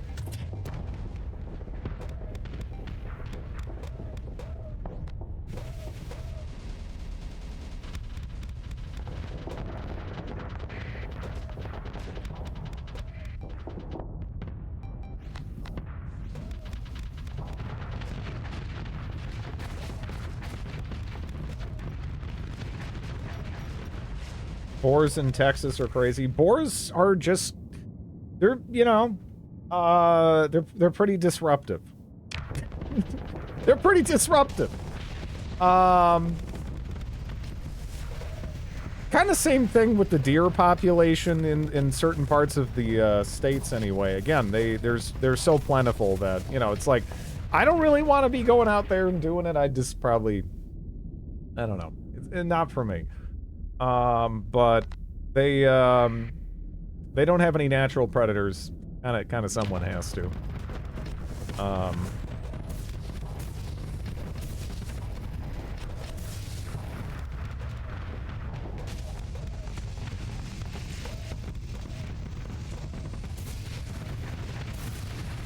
shot a pigeon when I was little. I shoot squirrels out the bird feeder with a BB gun. Yeah. Yeah. Yeah, I just don't really enjoy the act of dispatching things, you know? Sometimes you need to do it, for sure. But I don't enjoy it.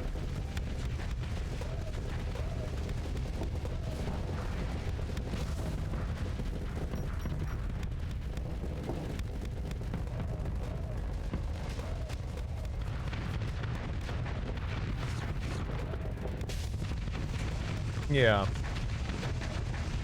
What kind of cheating ass shield? It's like 0.5. It's dumb. It's dumb.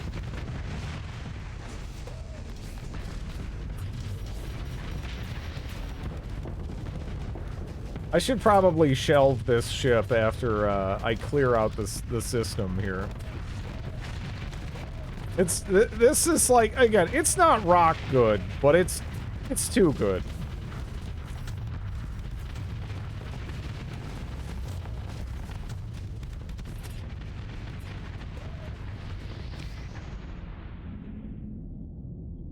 If the internet weren't full of weirdos, I'd suggest you go. I'd go fishing with you. Well, it's more just like, you know, travel and everything. That shit ain't cheap. Not to mention, one of the reasons why it's been so long for me too, when it comes to fishing, is just finding the like the spare, like I'd have to go somewhere like where it'd be like a trip, and then for the trip I'd have to set aside some time, and I'd have to be able to shelf everything else, and then shelving the streaming side of things kind of sucks, because it's sort of difficult to do that, you know? It's like, it's kind of hard to convince yourself when you're streaming that, like, oh yeah, just like not doing this for like an extended duration of time is like acceptable, you know? I don't know. Yeah. Yeah, I feel like one of the things I do with this is consistency. So like eating into that is like, it bugs me. It bugs me, you know? IRL fishing streams win. Would never be the same without hundreds of hours of Palm 3 stream. I don't know. Yeah.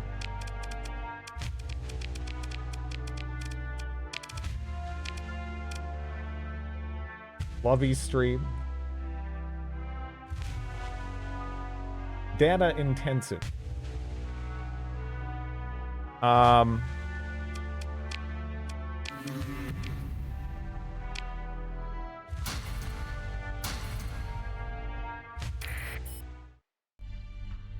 Doggo take the wheel.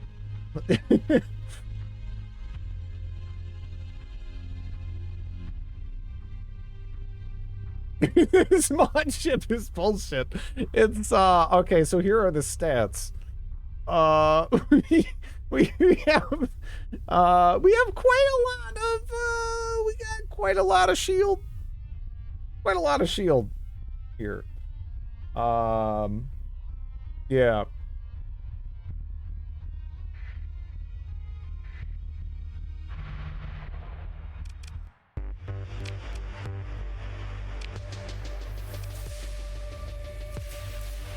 I mean, the way I fly it, yeah. See, the thing is, I kind of took these off Let's see. Well, we also have to consider the dissipation and everything, too.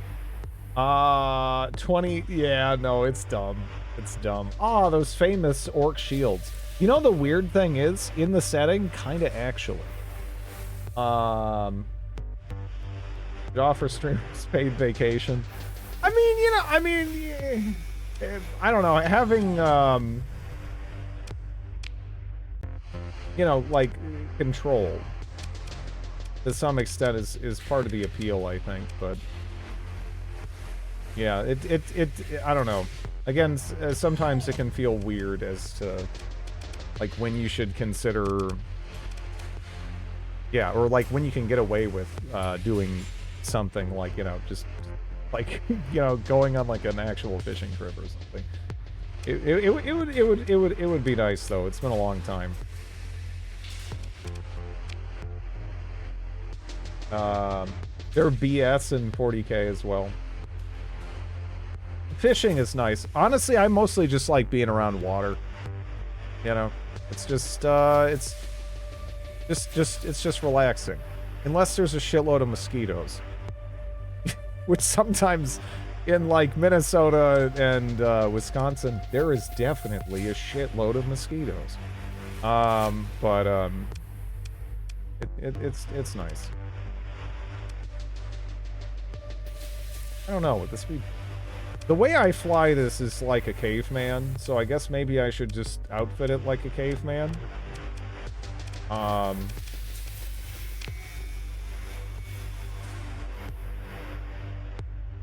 But having the range, too, is kind of sick.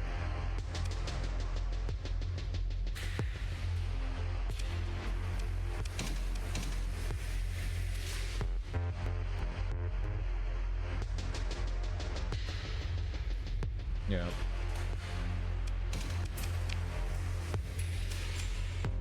For me, it's not that, like, I assume you're like a giant weirdo or something. For me, it's more just like those other considerations, you know? Those other considerations that just kind of poke at you. When you're in a situation like this. They just, yeah. Mosquitoes seem to beeline right for me. I guess I'm extra tasty. See, that is sometimes the case. What? Yeah. Like I have a family member that every time I'm around them, I actually don't even really have to worry about mosquitoes too much because they get eaten alive, and then I get left alone. I'm like, yeah. It's kind of like having repellent, except they're more just like a lightning rod for mosquitoes. And then you're fine. Good stuff. I have a negative blood. You have to fly the ship with no survival instinct for it to be balanced, I think. Yeah, this thing is dumb.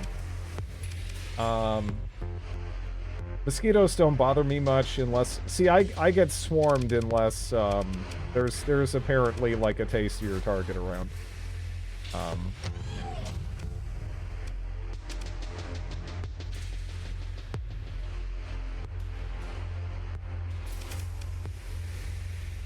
Let's try this, huh? Let's try this. I don't know. Like, the other setup I had was, like, fine, you know? And it could fill a variety of roles. But I fly it like a caveman, so... Let's see how caveman go, right?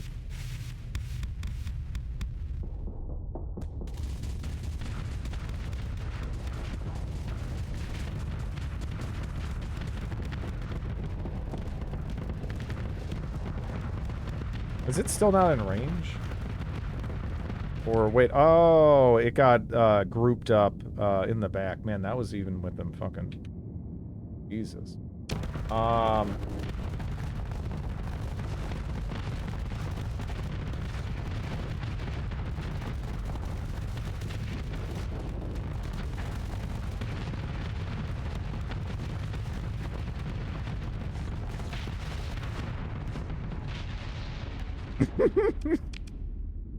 This is so bullshit. This is so bullshit. I love it. I love it. How many onslaughts are necessary for you to kill? More. Yeah, we can fly that for a bit. The onslaught dies and then the missile explodes. This thing is great. Isn't it? Isn't it great? This is a very reasonable ship. Very reasonable ship. I'll have you know. Hey, what's up? I'm gonna wait. Actually, wait. I think that actually grouped in stuff on the other side that I didn't see as well. So this should be interesting. I don't know exactly how many got. I think that said I get 222% experience if I win this. So that means that the odds are good. That means the odds are good, right? I've actually never seen a number that high in this. So, that's interesting. And I just switched out of a long-range dueling, setup that probably would have been better for this.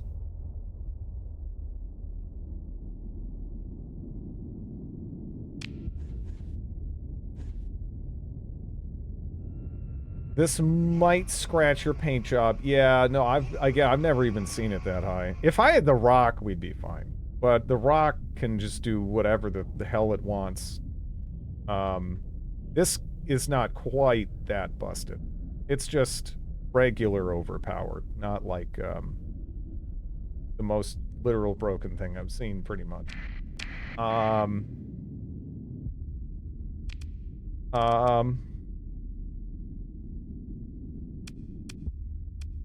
Yeah, this thing it's dead before I bring it in. That's just gonna get popped. Did I misread it? Because I feel like I should see a swarm. And I am capping 3 points before I see anything, right? So it's like, feels odd. It feels odd.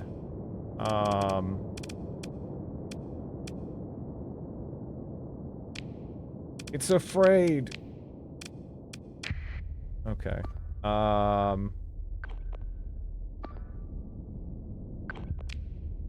Did I misread it? Is it actually not all that bad? Because I clicked real fast, and then after I clicked the button, I was just kind of like, wait a second, was that number that high? And it was. But...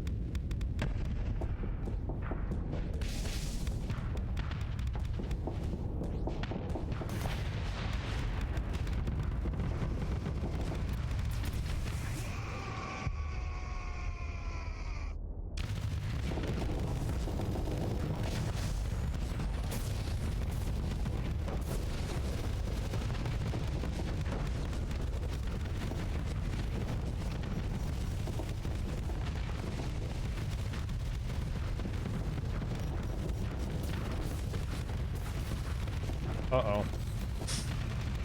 Uh-oh. Oh my god. Oh my god! Wow! Wow, dude, holy crap! I got melted! I got melted by that! That is insane!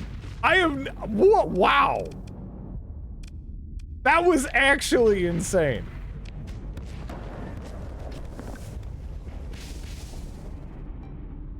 I was like, okay, I could probably run in and do some stupid stuff. No. No.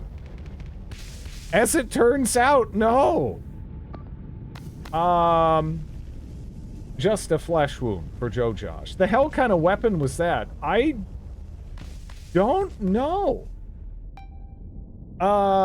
There was something that was thrown on me. The one thing I want to say that was like a targeting laser, so that increased damage done to me. And then all of a sudden, something gigantic just ripped me to pieces.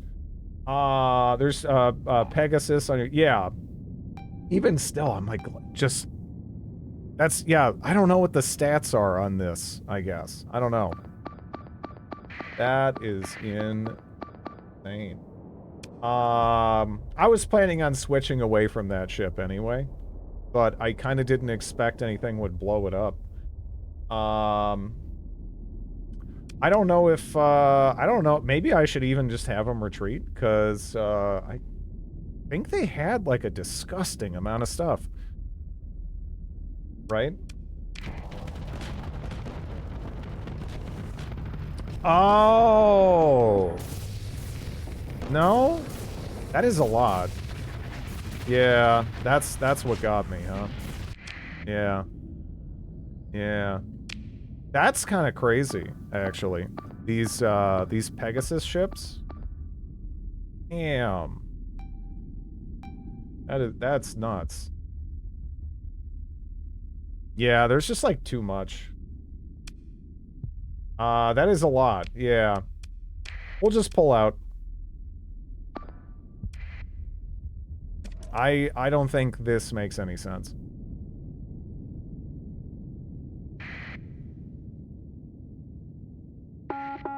Like, a lot of the other stuff we could try to pop, but, these two being right next to each other is actually very scary. Love to try Knights of Lud. Yeah, the Knights of Lud, ships do look solid. They look solid. Named it after Yu-Gi-Oh!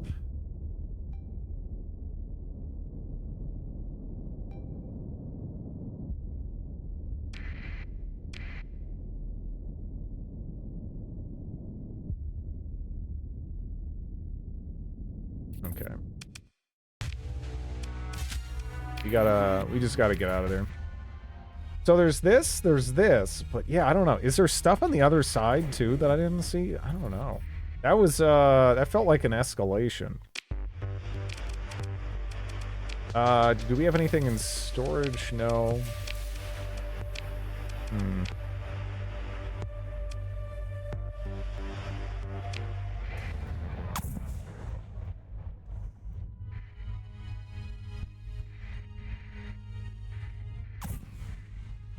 Okay, so... on the bright side... they are now, hostile. So that should make it a bit easier. To go after him here.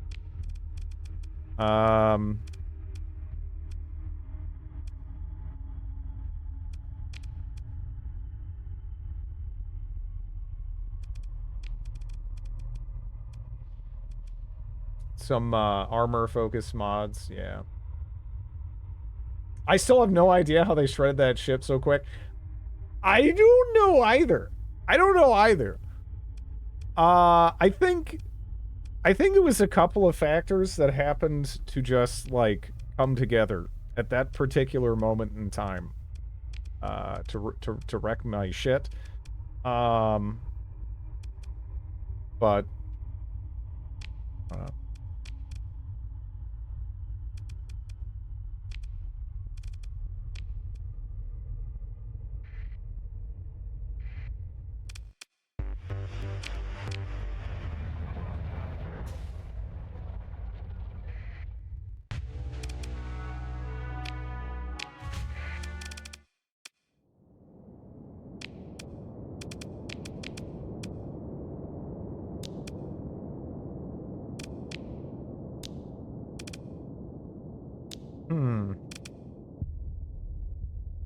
This thing is really fun, honestly. The Thrieve.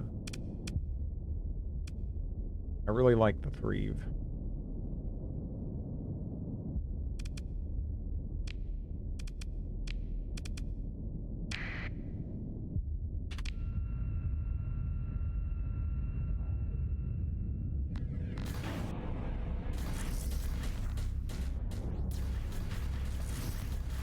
Yeah, there was a damage buff going on.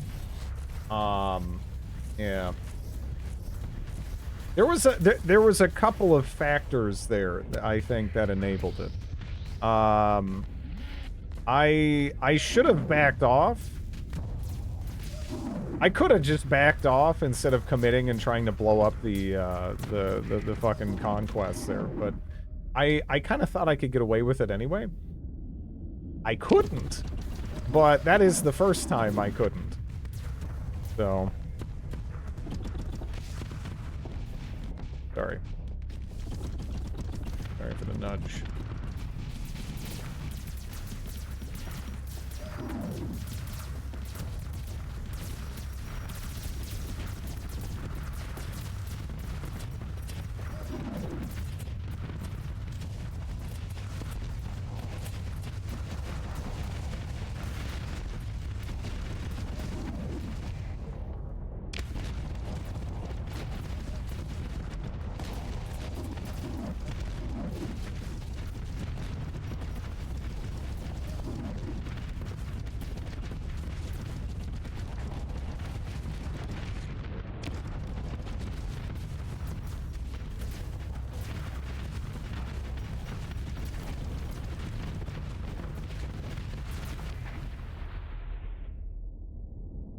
What is technology for if it can't make your day just that little bit worse?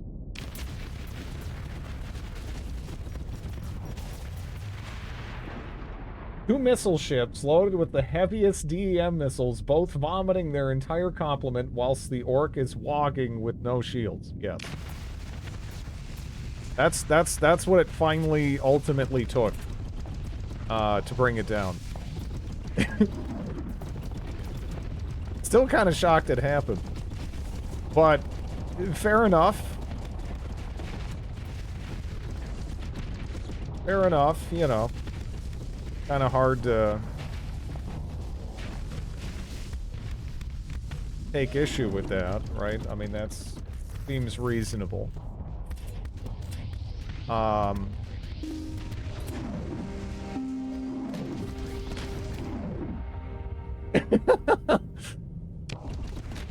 What I love about the whole thing is Dred legitimately got hooked harder. Okay, you know, I guess I should just melt you in particular, right?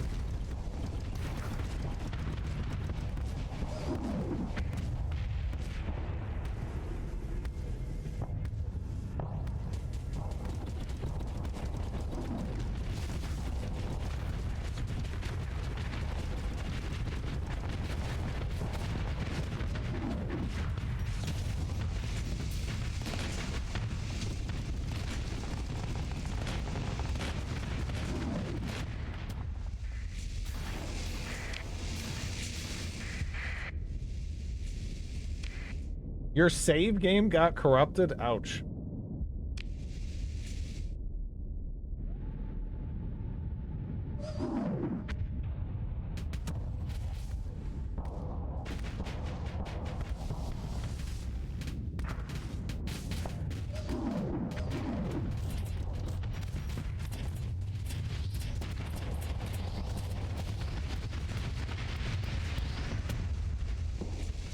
Oh man. Just conquest. Okay.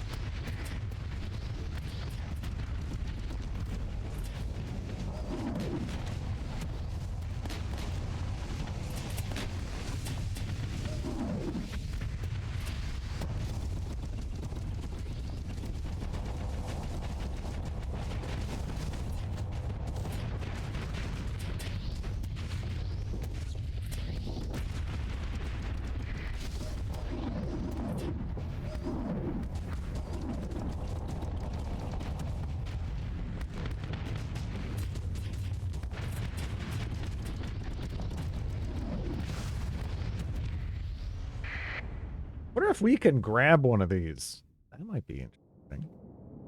Might be interesting.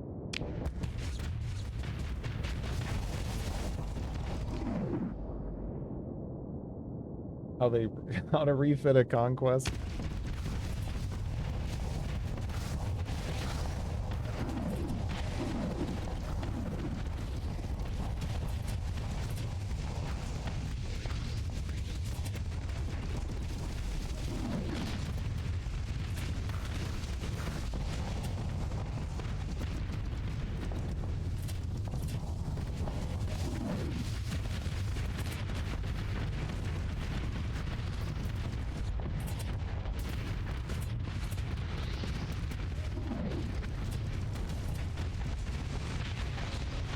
Please do not grab other ships or we'll have to get HR involved. That's pretty much my whole fleet, you know.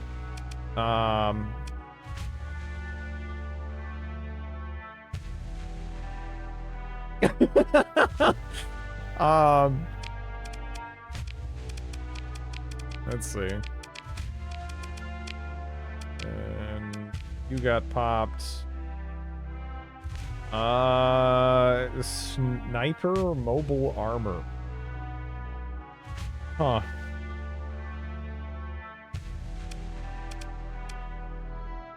It's not in there, damn it. There's just a bunch of conquests. I mean, conquests are all right, but I don't know.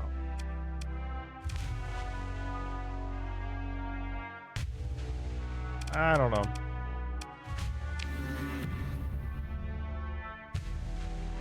I want to see that wall of text on how to outfit a conquest, and I bet it's wrong. I feel like for whatever reason, the conquest, yeah, it is out of all the ships in this game, it seems to attract the most debate, right? About the proper way to use it. It is kind of funny.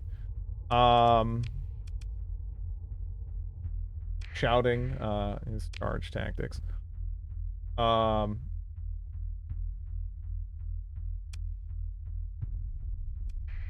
a lot of broad pronouncements, and it's fun.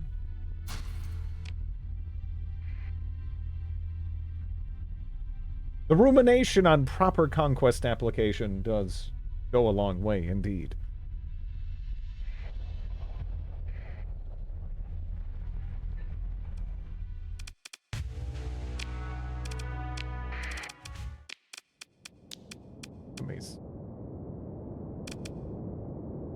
I just want to go fly this stupid thing, but I don't know.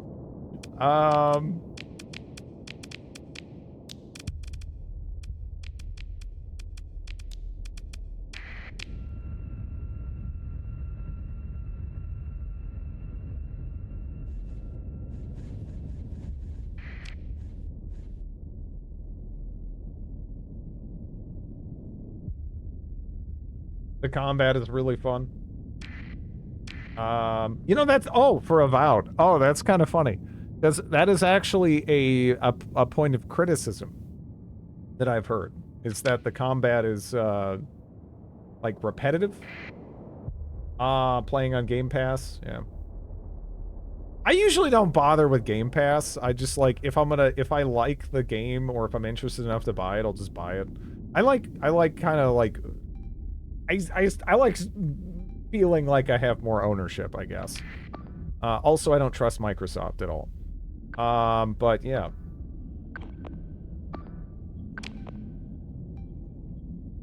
Thing needs to get back.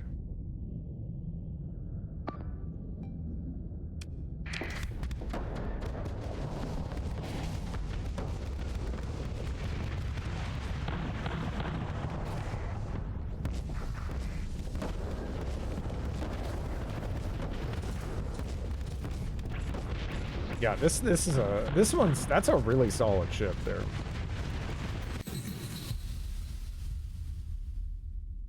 The fuck was that? That sounded kind of cool. I don't know what that was though.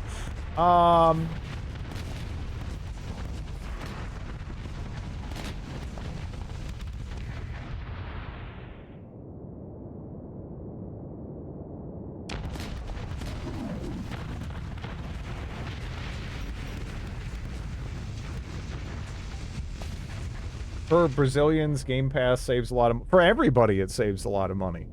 I just don't like putting that much power... I don't trust cloud gaming type stuff and, like, these, like, game libraries, subscription services. They're an amazing deal right now. But I feel like they're just trying to shape the market so they can fuck you later. You know, and maybe they won't get the chance. I don't know. But, I am heavily...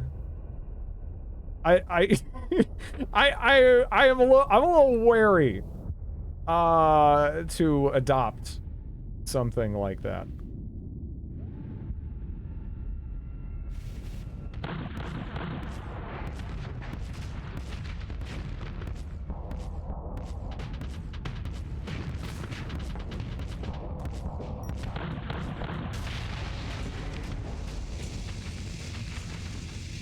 And when you were a kid, I bet you loved renting games. Yeah, and I loved buying fucking booster packs for, like, Magic the Gathering as well.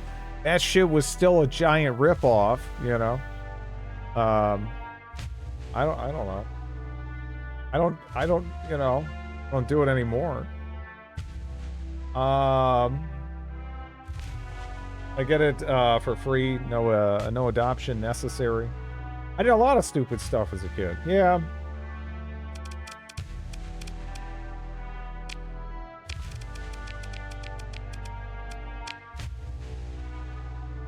All Game Pass is renting a game you never buy full price. Well, I mean, just because I rented as a kid doesn't necessarily mean that I would want to go and do that now, right? It's kind of like arcade culture. I only really got to experience the very tail end of that in the United States. And that's kind of sad. However, I mean, if you really think about arcades, it sucks. You know, the games are just designed to eat your money. Right? So it's kind of like, I think there's nothing wrong with being nostalgic about something. And having positive memories about it without necessarily wanting stuff like it to come back. I don't know. Who owns the game thing? Yeah, I know. Arcades are fun, but kind of a ripoff. It was so fun to hang out with buds, though. Yeah. If you didn't open those booster packs for 40 years, it'd be quite valuable. Yeah, I don't know. I guess I was just a kid trying to have fun. I fucked up.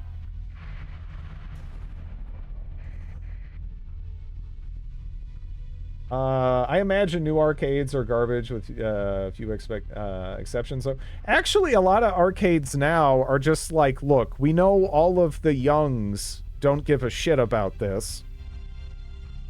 So we're going to open up effectively bars where you pay a flat fee, and then you can, you know, everything's unlocked and you can just play whatever you want.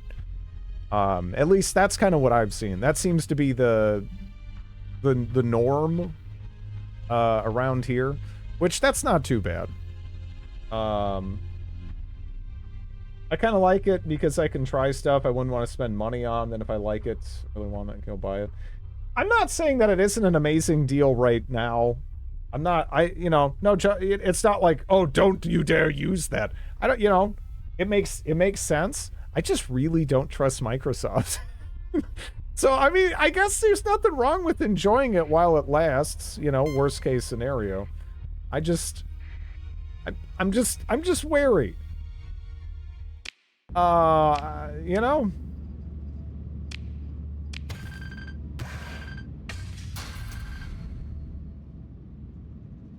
Do you use Windows? For some things, yes. For most things. Most of the stuff I'd have nostalgia for and want to play again is on the Nintendo store. The social aspect of it is different though, right? Like playing like a fighting game online versus playing a fighting game next to somebody is a very different experience, right? Like, for example, when you're playing in person, someone can listen when you press buttons like a little piece of shit. But, you know, no, it's nice, though. Most of the stuff I have nostalgia for is only available on GOG, yeah.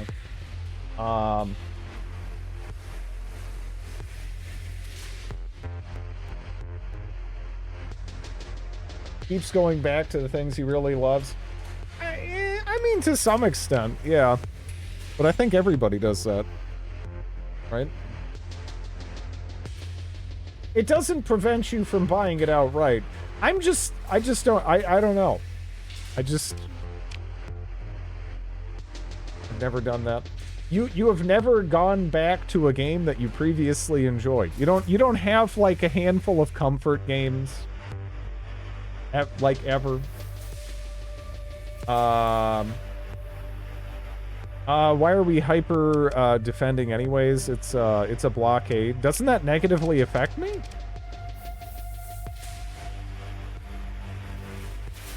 I do play new things. Oblivion, Morrowind, and Fallout New Vegas. I play things that are new to me all the time. My old school comfort game. Yeah. Fallout 1 and 2. I mean, new to me, what's the difference, right?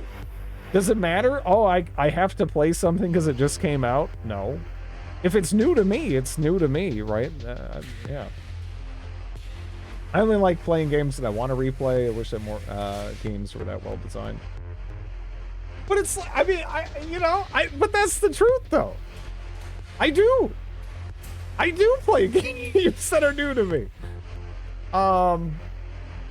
Once you have the Highwayman, that's what mods are for when I come back to old games. Same mechanics with new twists.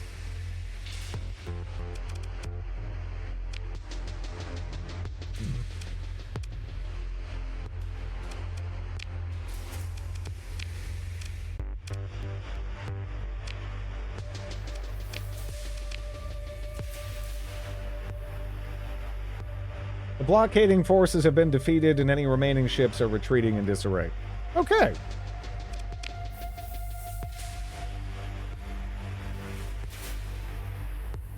I don't know how that succeeded, though. Games that are new to Dread. Might and Magic 8. I have not played Might and Magic 8, so that is actually true. That is actually true. Weekend? I don't think there's anything wrong with that.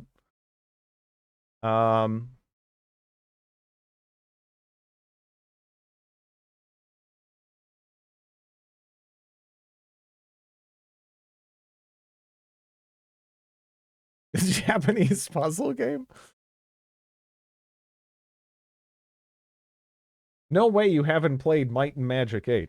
I hadn't played any Might and Magic game before I streamed Might and Magic 6. So, no. And I've only streamed 6 and 7. Okay, I guess if Dark Messiah counts, I played Dark Messiah back when that came out. But yeah.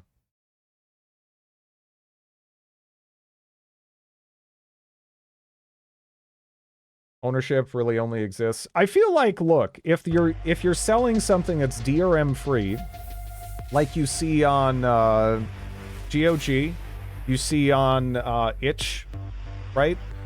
And then I can basically just keep that indefinitely as long as I take it upon myself to back it up.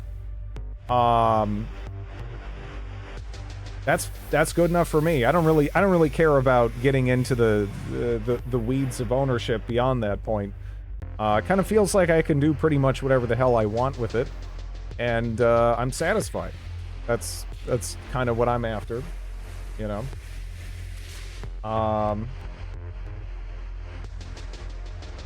Well, then you won't find it on, you know, itch or GOG with the online stuff. I think there was like a Hitman game or something, but briefly was brought on like that, and then, yeah. But that's not the norm or anything. Actually, wait, why'd I do that? You don't need to do that here. I'm just used to like buy. Bunga. Okay.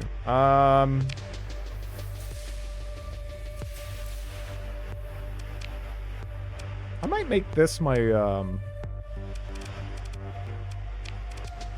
my flagship here. I do like that thing quite a bit. How many lives is... Well, there's like thousands of people on each one of these ships. How many explosions were there even, right? I don't... That's a lot of people. But whatever.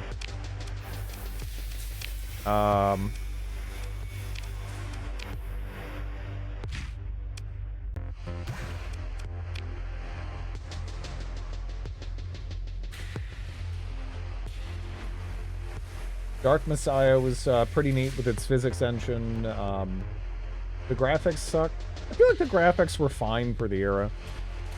And again, the kick. You don't even need to say, like, just the kick.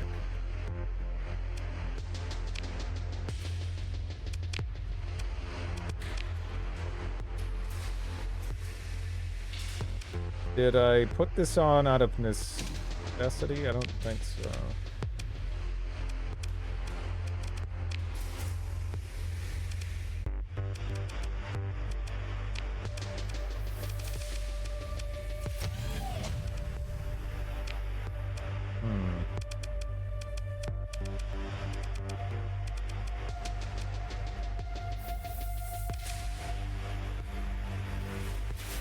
Do I trust the AI to fly this?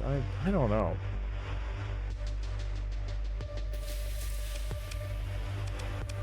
I kind of know.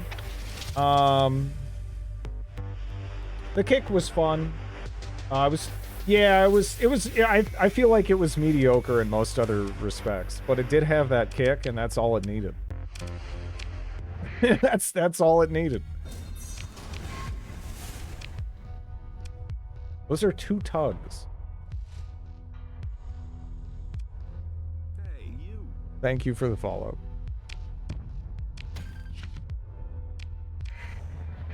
Okay. Alright. We want to go back to the Galatia Academy, I think.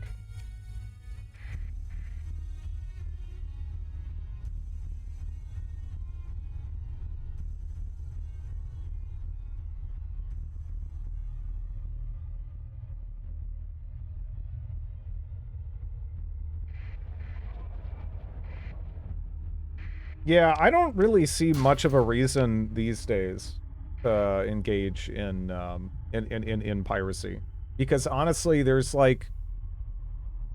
so many, like, I mean, there's so many storefronts these days that actually have like entirely reasonable return policies that you can legitimately just like buy something, try it, be like, not for me, and then you can just refund it. And you know, at least on like Steam, that's just like no questions asked. I want to say GOG, it's even up to like 30 days or some. It's like some comical amount. But like, if you're a teen or somewhere with an economy VAT, yeah, no, I'm talking from like an American, probably Western European kind of perspective, I guess. As well, you know, obviously, yeah, you know. It can be different, but aside from that, it's like, yeah, if you're already like thinking about buying it, like honestly, then it's really simple to try it out. Right? Piracy is for software preservation these days. I feel like the potential for something to be pirated, unfortunately, is actually genuinely really important for preservation. Yeah. There's things that we just wouldn't otherwise have anymore, because, you know, companies fold, the rights and stuff are in limbo. It does get really fucking messy.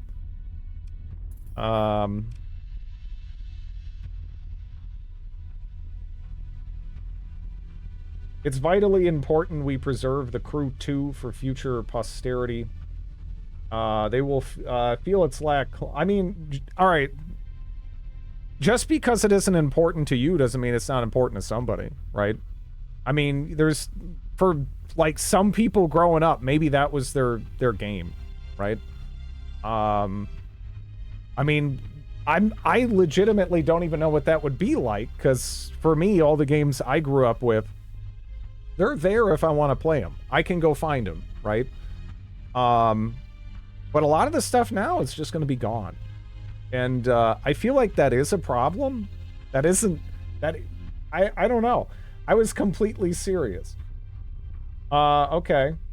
I mean, it didn't really read that way, but, you know, I honestly think it is. A lot of game preservation can't be done legally because of IP and trademark laws. More Starsector, yep. Also emulating if you want to play on a different platform. Yeah, I can understand that. I agree with Gabe's perspective in general. I am much less inclined to engage with it. Yeah. How much cargo space do you have? You know, doing all right.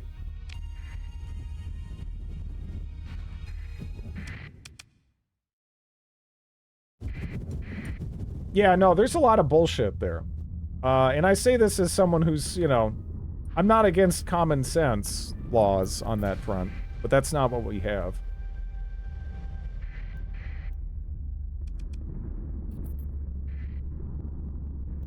Live service games, things like WoW Classic, where the current version of the game is not where people want to play. Yeah. Most game experiences are so ephemeral and so tied to hardware and time. It's just not an issue I can get excited about. It's just frustrating because it so clearly doesn't need to happen, is the thing. We don't need to, you know, we don't need to just be randomly destroying this stuff effectively. That's the thing. Is it the most pressing issue in the world? Obviously not. But it kind of seems like one that we could theoretically do something about, and I don't really see a good reason not to.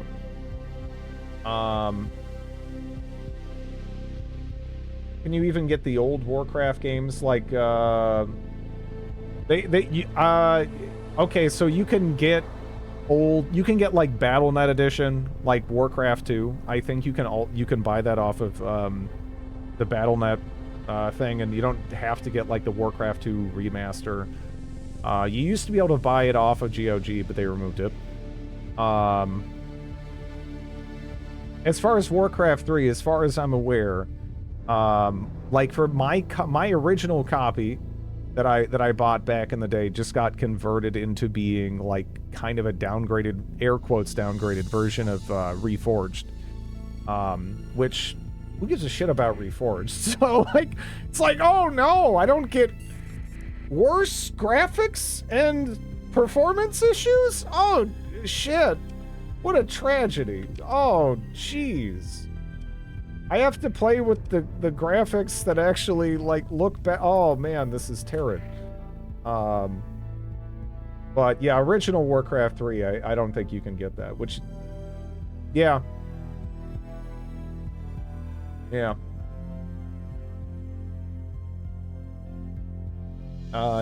You think you want the old version, but...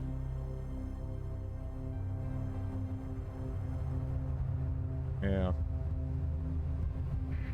Yeah, I don't know. It's stupid. It's stupid.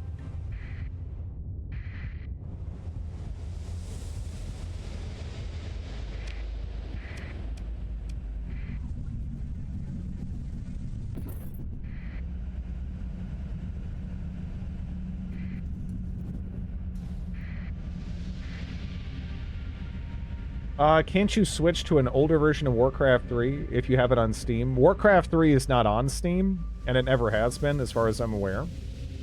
But no, it's like technically a whole different game. Reforged versus 3, like I think under the hood, so to speak. And in Reforged, you can switch between like the classic graphics or the Reforged graphics. And if you didn't pay for Reforged and you had Warcraft 3, how it works is you just get like locked into the classic graphics. But other than that, it's Reforged. No, it was never on GOG either. It was Warcraft 2, 1 and 2 was on GOG. They for a couple of years, it looked like Blizzard was maybe playing around with the idea of putting more of their games on there. But after putting Diablo 1, Hellfire, and Warcraft 1 and 2 on there, they just kind of stopped, and then they removed it. So. Yeah. Under the Hood, Reforged is actually somehow worse than the original. Apparently it has, like, micro stutter issues, which I find hilarious. Too, like now, even. Like, not even, like, how many years has it been? But, like, now, it has, micro stutter issues. So it's just like, oh my gosh, this is, it's so sad. You know?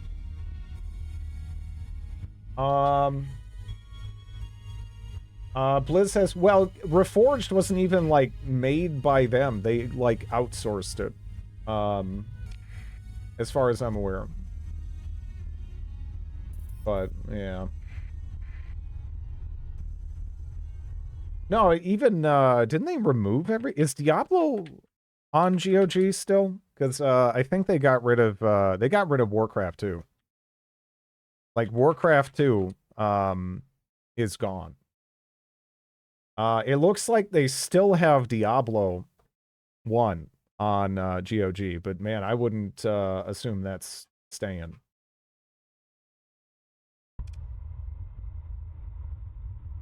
Grid, my fleet got wiped. How could you let this happen? Just an opportunity to start from, you know, start from scratch, and that's kind of fun.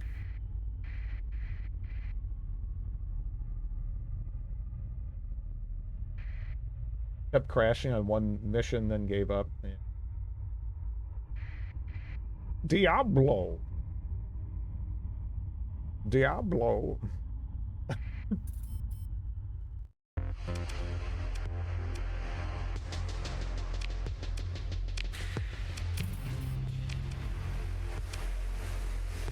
Okay, how much?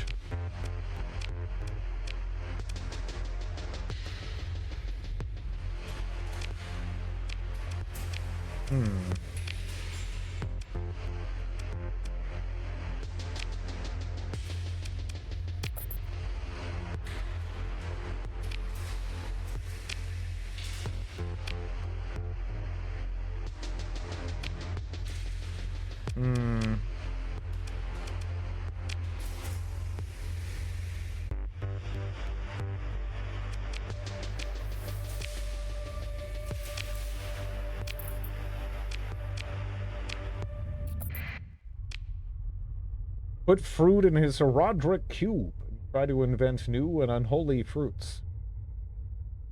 I lost 3 built-in mods. Don't worry about it. Don't worry about it. don't worry about it. It's all part of the fun. Aren't pawpaws unholy fruits? They're goddamn amazing.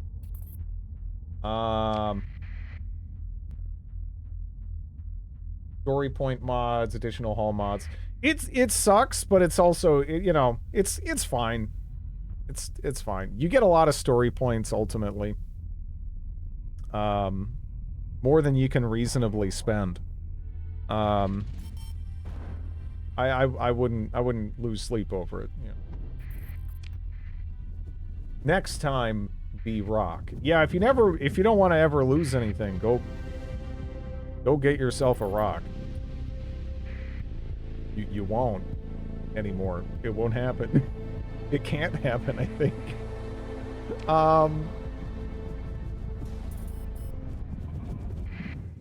According to the Catholic Church, any fruit that gives pleasure when eaten is from the devil.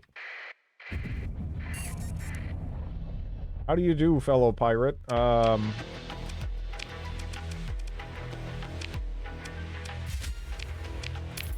go.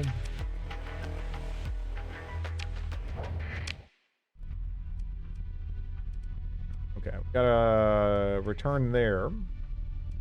But let's go do this first. Although, did we buy, some fuel?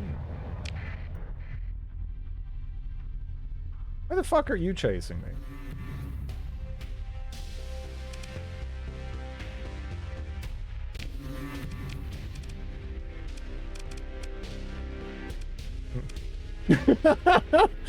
All right. I'll let you go. Get out of here. Oh my god. All right, fine. You guys, I swear. Okay, there we go. Reduced by 44. Hegemony loves me. They love me.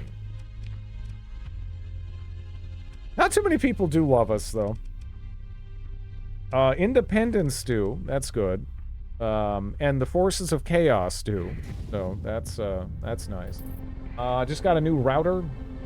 Then I've got a 5 times increase in bandwidth.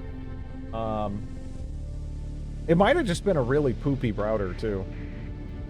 But, yeah.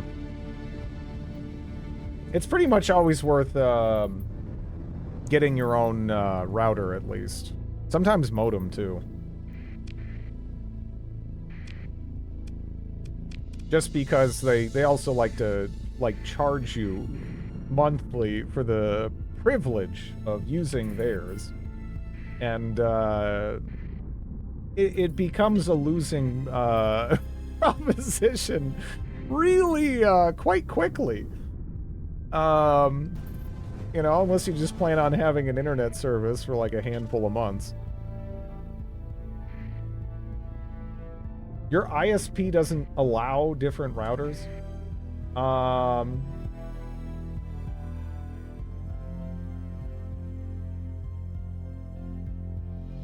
You're right, yeah, that's, man, that's bizarre.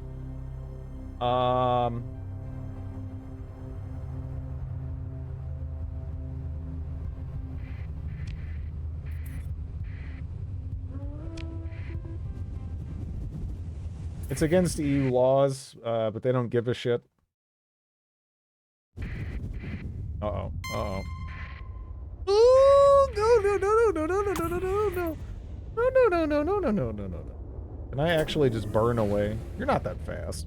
Are you that fast? I'm slow! Oh, no. I don't really have a fighting fleet right now. I'm just gonna get out of here, dude.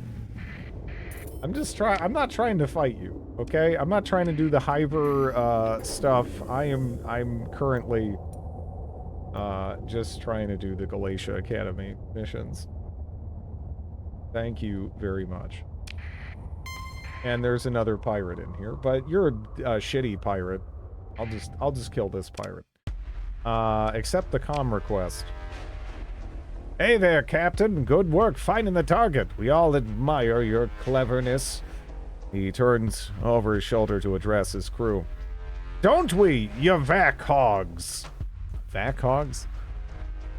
You hear quietly the pirate bridge crew giving a round of eyes amid hooting and applause. The pirate leader turns back to the display. Now, if you don't mind, we'll be taking those coordinates from you and doing some of the good, honest work that the rich man is paying us for. I'm gonna blow you up.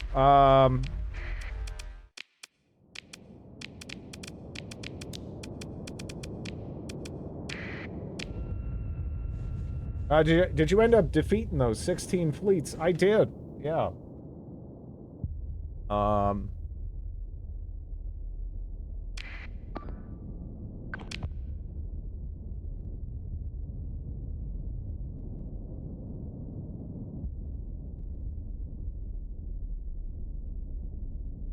Now, well, someone blew up the big ship. Yeah. But I just stashed a bunch of stuff.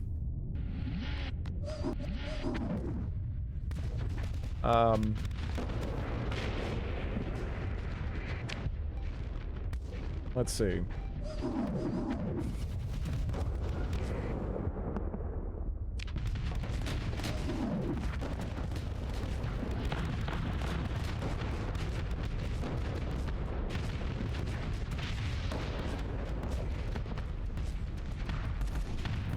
Why aren't you using one of the space boats? The space boats are okay. I just don't know if they're as like what, like caveman coded as I would like for a ship that I'm gonna be flying. I don't know.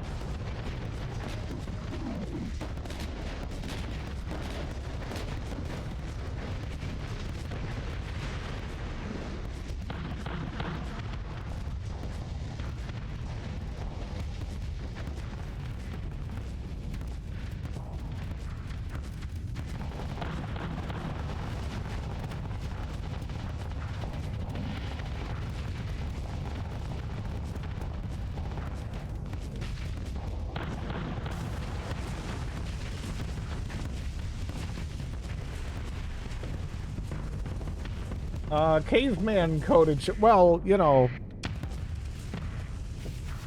look, certain things appeal to me. What can I say?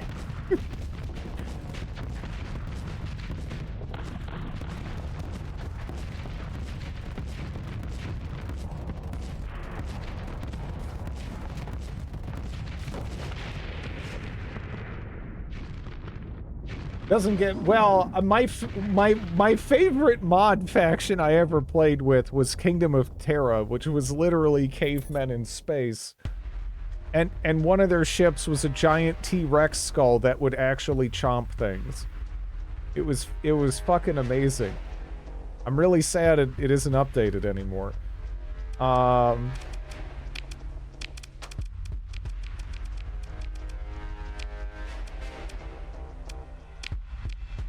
I'm not exaggerating either. You literally get a giant T-Rex skull that chomps on things.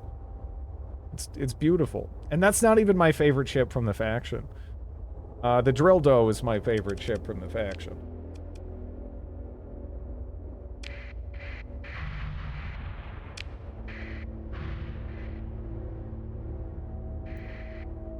Yeah, one second.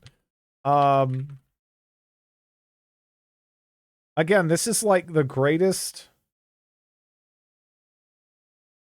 Where is it at? Let me just, is there like, seeing it here. Okay, so here is the Drildo.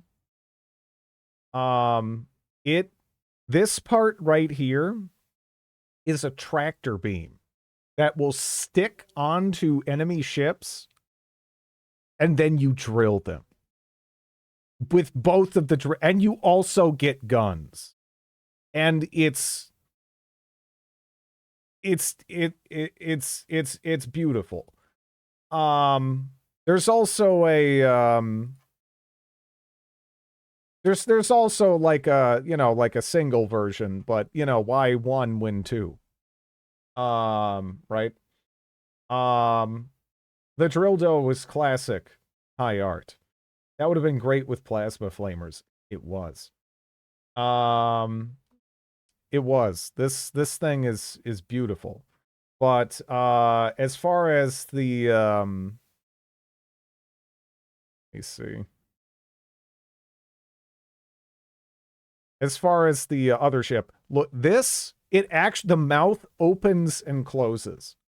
And you actually chomp down on other ships. And it also has guns too, of course. You know, like that's a weapon slot, etc., etc., etc. But yeah. Rock beats Drildo. It would, I think, yeah. I think the rock is just the high metal content rock anyway. That's like the most broken thing ever. Now I feel like Starsector needs more melee ships. All right, so the Drildo is ridiculous. Like, like, so it's like 28 deployment points or something, right? But like, so you know, in a typical fleet battle scenario, you know, you have you have each side kind of line up. With the Drildo, you just start like you hit them from the side after they've done that, and then you just start drilling through all of the ships in a line, basically. And it's not instantaneous, but it does a ridiculous amount of damage. And then you are covered by the wrecks of the ships that you're Drildoing. It's beautiful. It's beautiful. I miss that mod. The Kingdom of Terror weapons that throw boulders on the Orc Rock. Yeah, it would be fun to cross the streams a little bit. There's an onslaught out there with articulating arms that punches enemies. Tell me the name of this if it's up to date. I'm gonna go install it and restart the game.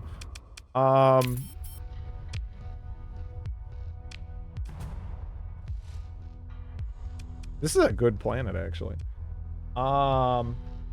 Didn't the drill bits actually do HE damage? I think, yeah. But you could go right through shields, too. Like, it was good. It was good.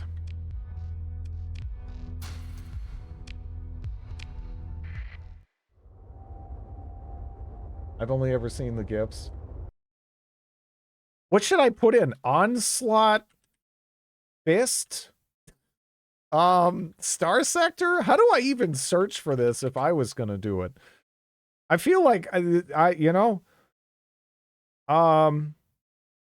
there's apparently someone saying, someone made a thread on the forum saying the onslaught is laughably bad. And that has got to be trolling. There's like no fucking, like, I don't know what this person, there's just no way. There's no way that's like a legitimate opinion. But anyways, yeah,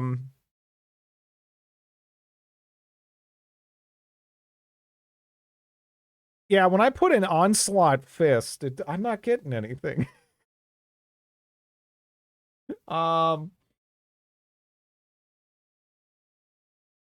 Has a punching mech that can teleport enemies into its hands. Search results definitely off camera. With the Drildo is the first thing to hear looking in. I am not gonna search Onslaught Fist on Bing. I'll tell you that. It sounds like it would give me some sus results. Yeah. But yeah, how's it going with Joseph Palmer? Do it. I am not doing it.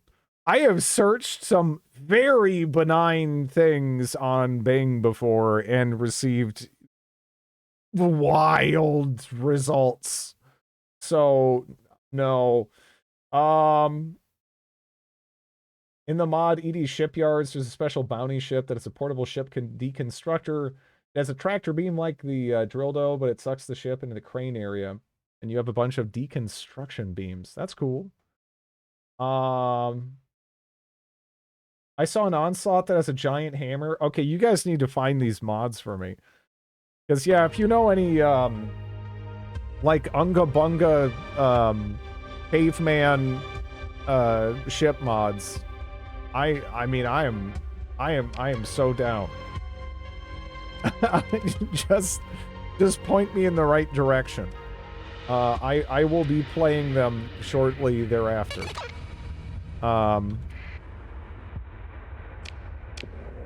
I guess we've kind of done what we need to here.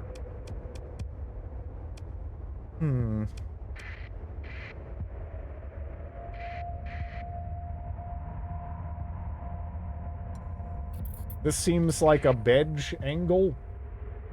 It's too kinky for me. Oops. Big enough to slurp up an Odyssey, and it has additional energy mounts for more beams. Oh, yeah. Oh, fuck, man. No, no, no, no! Yeah, well, you know. What a piece of shit. I'm just trying to do missions.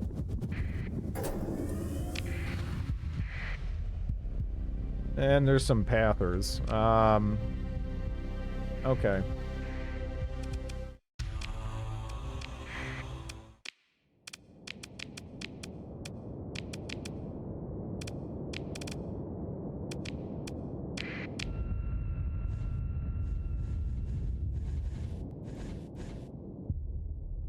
I mean, we got a lot of points from just, you know, beating ass for, as long as we did, with that previous ship.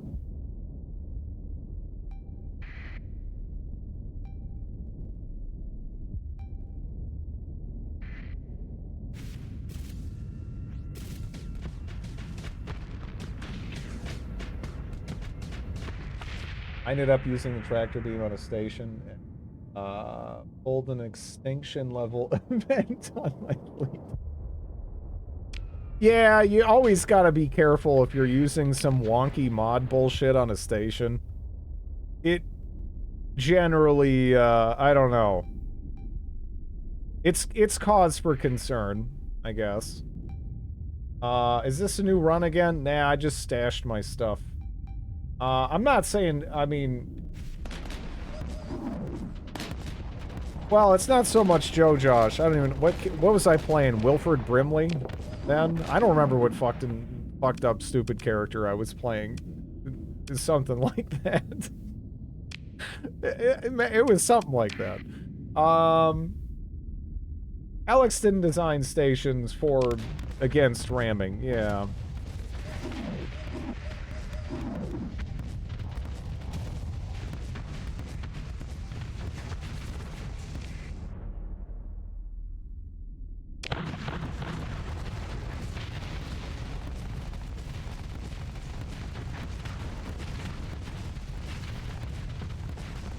Wait, oh, that doesn't even have shields, does it?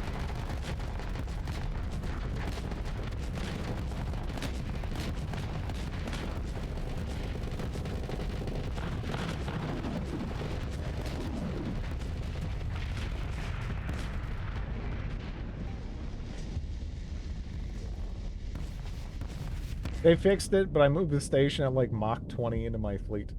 I was the black hole cannon thing. It looks cool, and I kind of like the weird, God, what is the theremin noise or whatever kind of that it has going on? Makes me think of like it's, you know, it's got like a 50s UFO sound going on, which I appreciate in a weapon system. It's not too bad.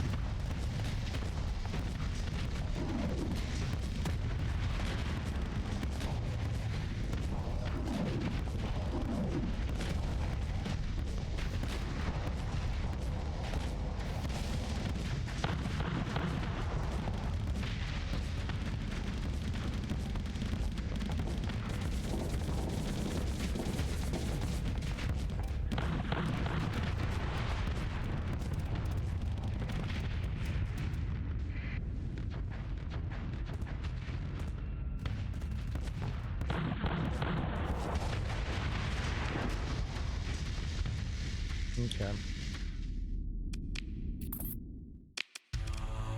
Yeah, this is a solid ship.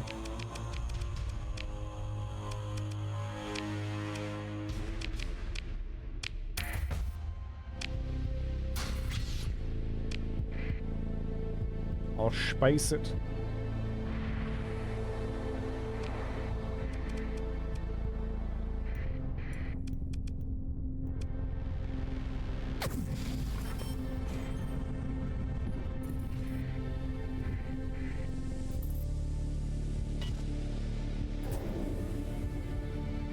That ship you're flying. It's, I mean, it's basically just the middle part of an onslaught, but it's about as strong as an onslaught. And it's more mobile. And anything, really any ship I can justify putting a Mjolnir on, I'm probably gonna enjoy. I like that. I like that weapon a lot.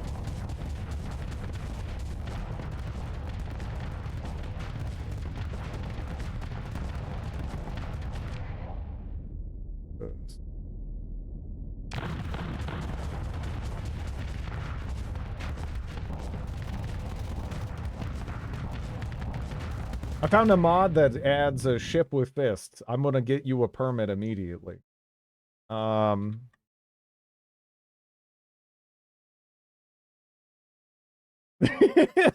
you go. Let me see it. Oh, it's also Kingdom of Terra. Damn. No. No. Man, Kingdom of Terra, come back.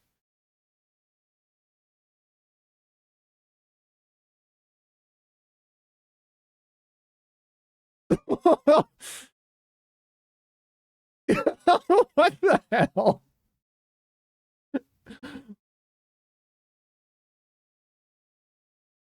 Yeah, okay, this looks crazy.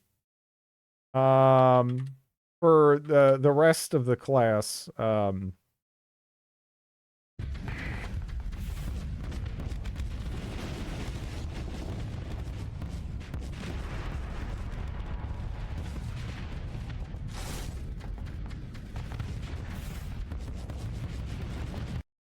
that looks fun.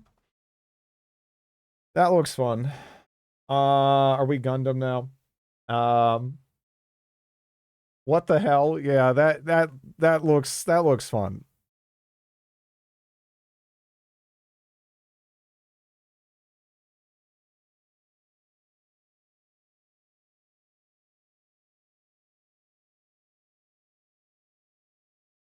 What the hell is this?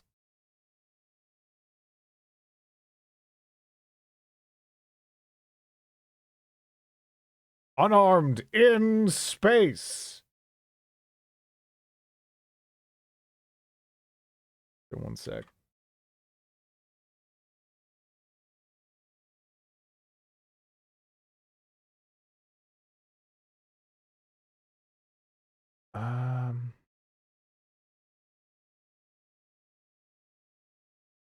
At the mod?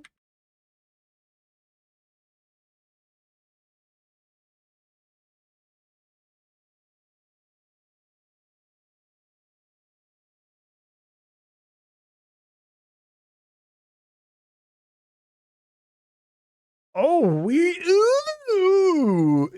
ooh, why is that bothering me? Yeah, I don't know how I feel about this one. Can I make the quality not shit? Or do we only have shit? I think we only have shit. But yeah, I don't know. I don't like that. I don't like what's happening there in the middle.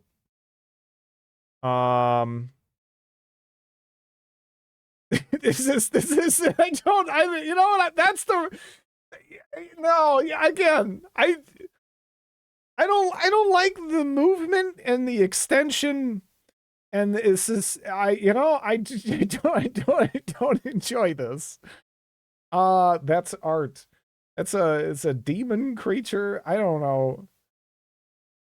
I mean, you know what? I respect the work putting it into the game, but that shit is disgusting. Now, what is the mod for it?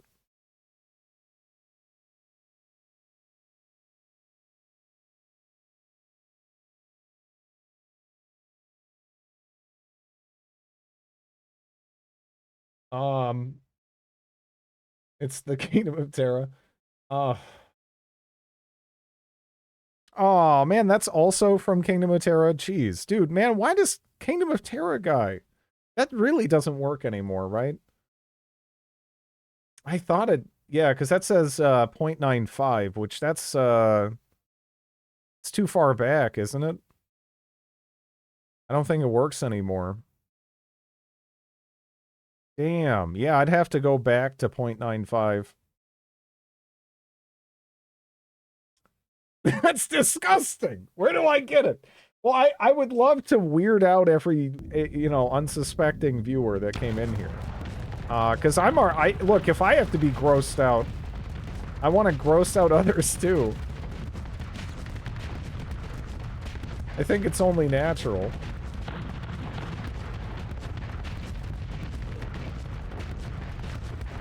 Yeah, damn.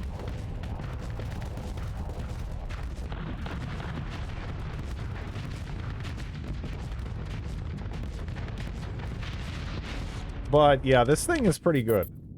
This is a solid ship. I wish us chatters were treated better. Well, have you thought of being worthy of better treatment?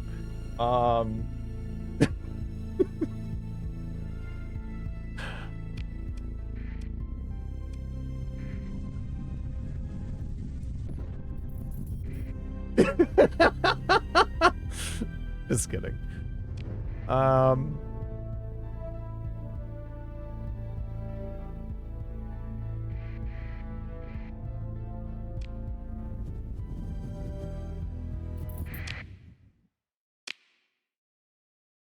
First I get the really cool guy award taken from me.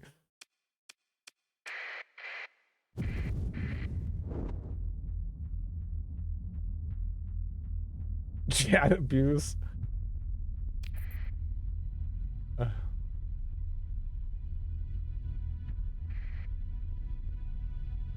That really is a gross... Oh man, that's a nasty onslaught though.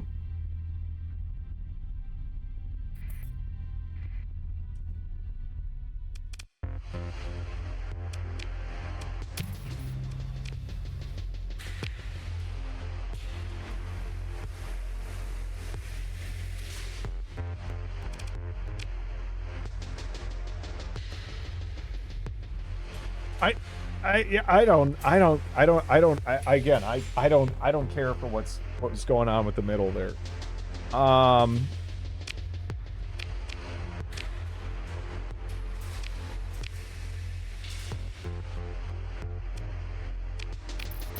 Okay. I need to, we need to go shopping somewhere, don't we?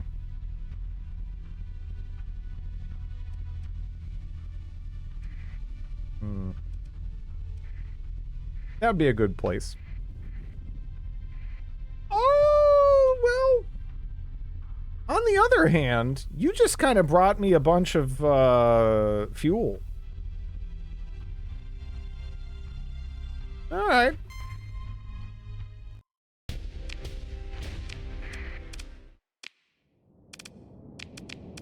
That's considerate of you.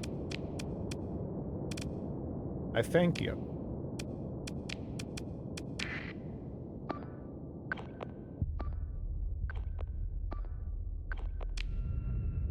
Yeah. Yeah, they're just kind of bringing me, I mean, I was just about to go shopping for fuel and stuff anyway, and just saving me time. That's cool.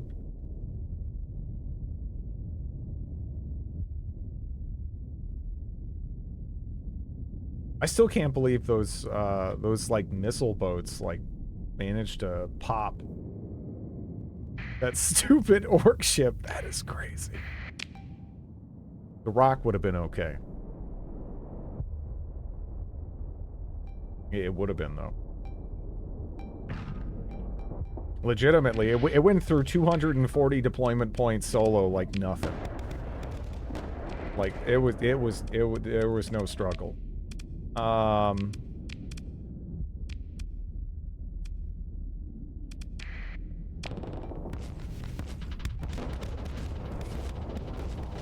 haven't had carbs in 24 hours.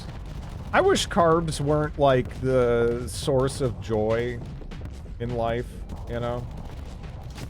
I wish I could eat like a shitty piece of celery and you know, just be like, yeah, this is great.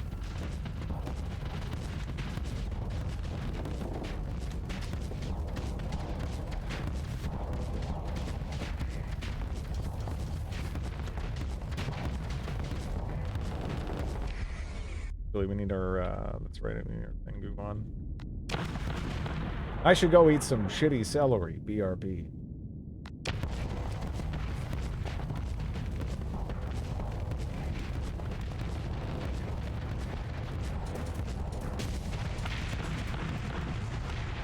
Your last, that's a lot of steak.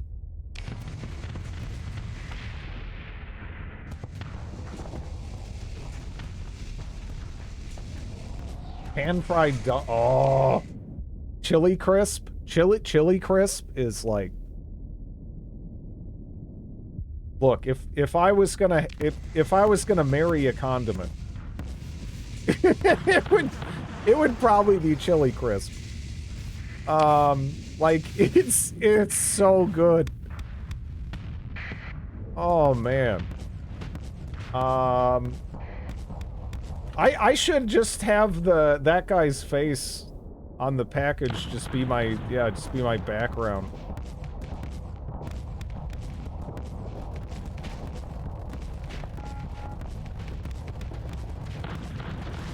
Not mayo, not mayo.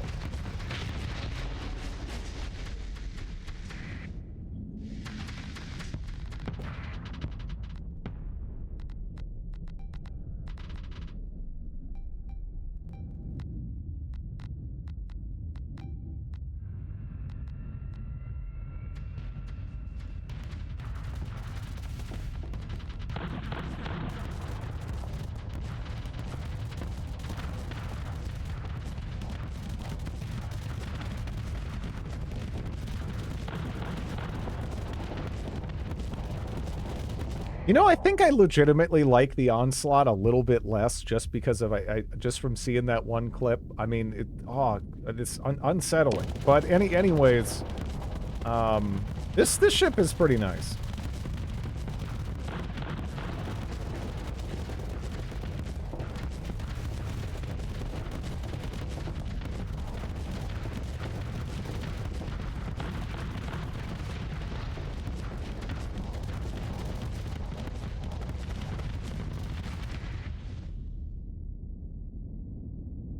Mrs. Dash and I are in a hot and heavy relationship. I have a love-hate relationship with chili crisps. Once I was shaking a jar of them to mix the oil and the lid came off. Chili crisps on my clothes, the ceiling, the walls, everything. I had to throw away the clothes and didn't get the smell out of the ceiling and walls before moving out. Dude, I wouldn't even want to get the smell out. I want like like chili crisp deodorant or something. I want to smell like that all the time. What's the problem?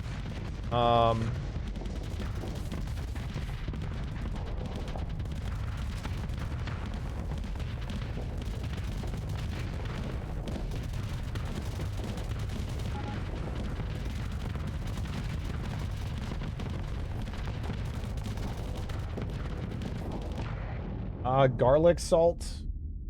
I feel like garlic salt. Maybe okay. So I feel like garlic salt wins between those two for me. Celery salt can be super nice when used properly, but garlic salt, I feel like as long as you don't legitimately just end up adding like too much salt, it's hard to screw up, you know. I love yeah, it's good. What the hell is chili crisp? Let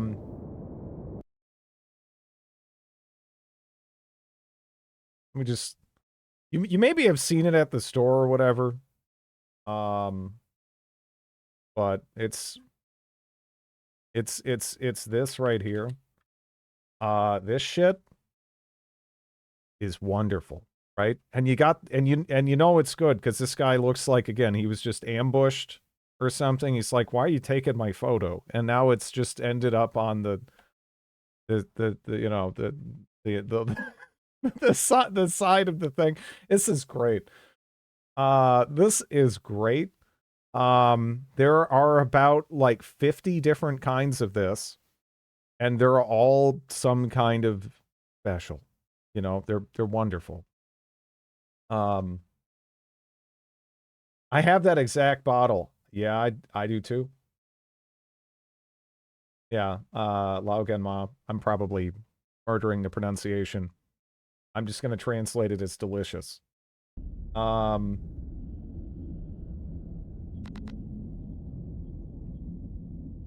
Need to be medically studied. Yeah. That's right next to my udon noodles. Yeah, it's so good. So good. Garlic is borderline for me. Garlic is really strong, but I love garlic, so I don't really have too much of a problem.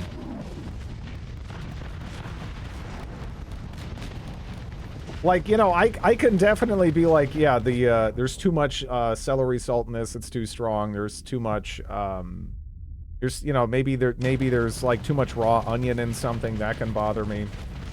Garlic though, man, I don't know. I love garlic. I love garlic. I'm not sure I've hit my capacity there. It's probably possible, but it hasn't happened.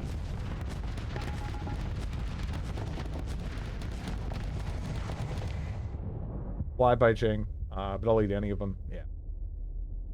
What? What? So that lets you rename something. So now I'm gonna name a ship what? In honor of that. As a vampire, one must develop garlic immunity. One time I made garlic noodles with 12 cloves of garlic. Is the garlic like roasted or anything? Because honestly, I feel like you can roast almost any amount of garlic and it'd be just amazing. If it's more just like you're chopping it up, and that's a lot of garlic. Yeah.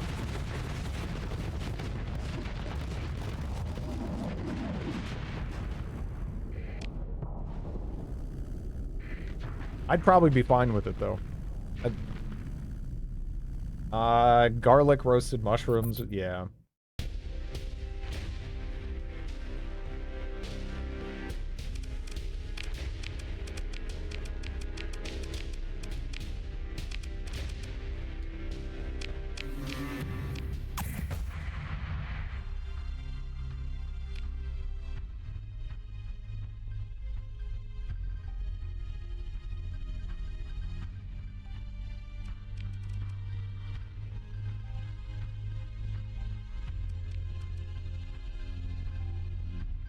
Okay. Vietnamese American garlic noodles. This is a recipe. Calls for 20 cloves.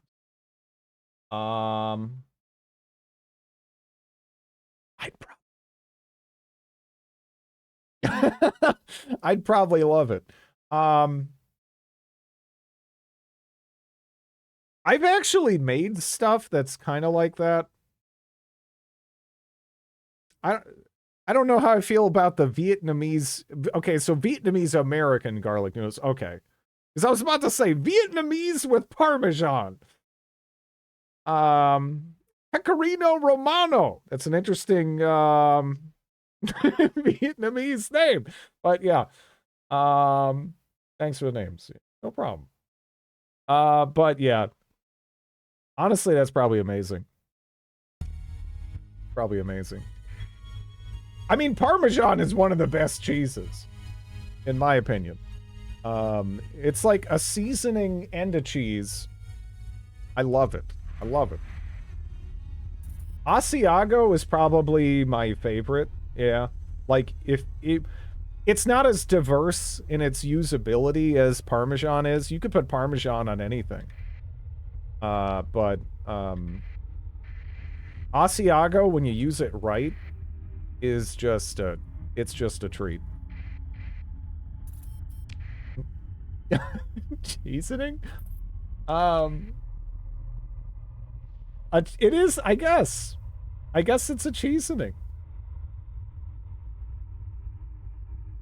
Drid cooking channel.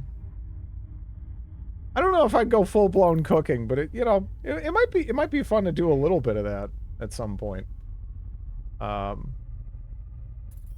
don't know. Pickled garlic. Haven't had that. I love black garlic, though.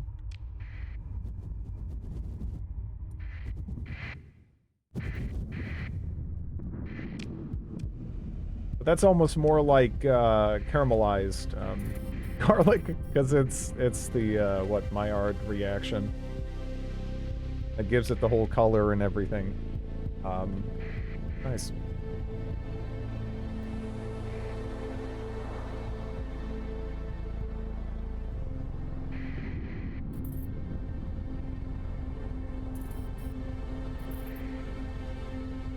This, all right, so is her name Thisbe? Or is it this B O'Neill? So maybe someone asked her what her name was, and she's like, this be O'Neill! And her name is O'Neill? So now they think her name is this B. But she was just saying, this be O'Neill, as in I am O'Neill. I don't know. Is this an actual, is this a name? Thisbe? It is an actual name. It's the name of a nymph from Greek mythology.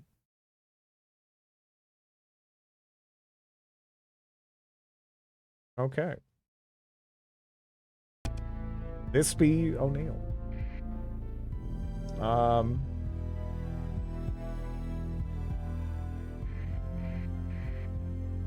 How's it pronounced? I don't know. It's all Greek to me.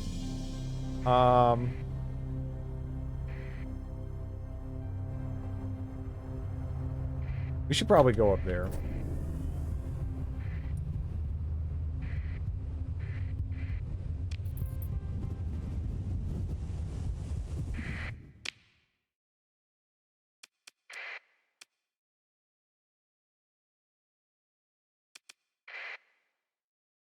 Mayonnaise is the ultimate food item. Mayonnaise has a place, and it should fucking stay in its place and not go out of its place, but in its place, it's alright. But we gotta keep mayonnaise down. You know, you don't want mayonnaise getting too full of itself.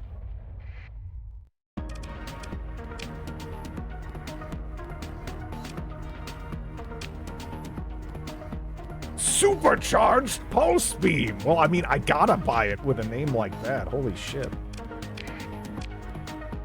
Like, you've already sold me. Calm down. But I don't have anywhere to stick it right now, do I? And I know there's someone already typing, I'll tell you where to stick it. Shut up and go away. I guess we could put it on there? I don't know.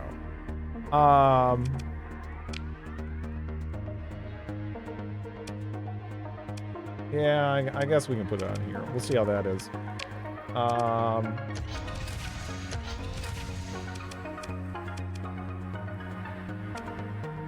Modders added co-op to Dark Messiah.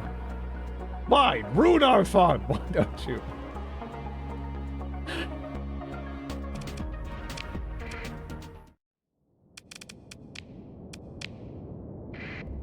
I don't know if having two of these is a good idea, but how do they look?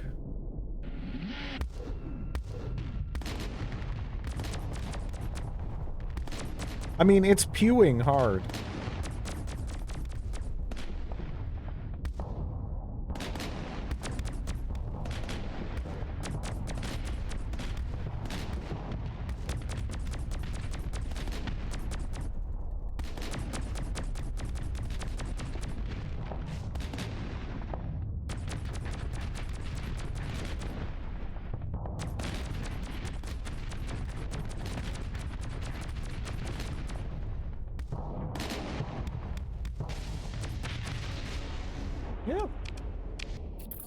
Does decent shield damage. 3k. Yamato.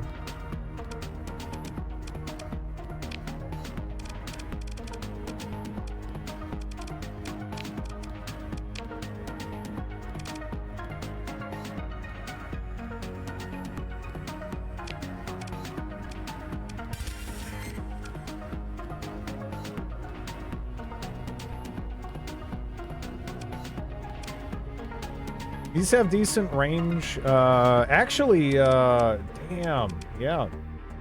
Yeah, these aren't bad. These seem pretty solid.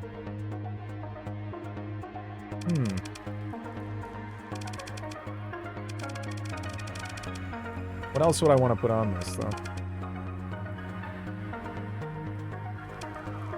It'd be boring and, doesn't really have,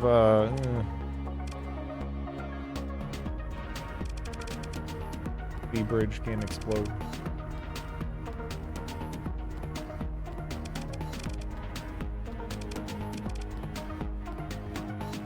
Yeah, I don't know. That's good.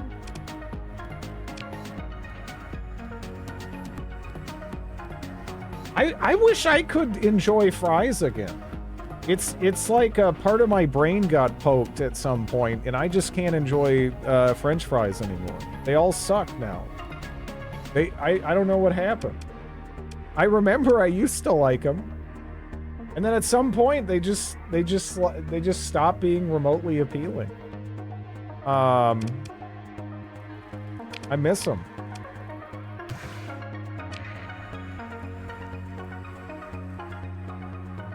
A little garlic on fries does it for me. The only fries I actually enjoy in any capacity, weirdly enough, are Arby's curly fries. That's it. I really don't care for anything else.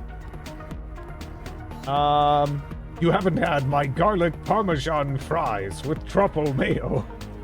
Those are just some very expensive fries. I bet they would taste good though.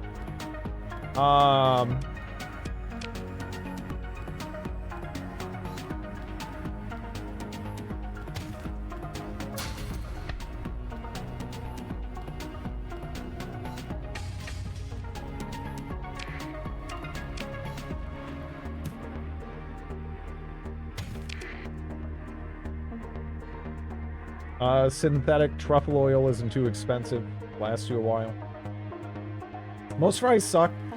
Yeah, I know. I just look at the calorie content of fries and I'm just like, why the hell would I ever eat this, right?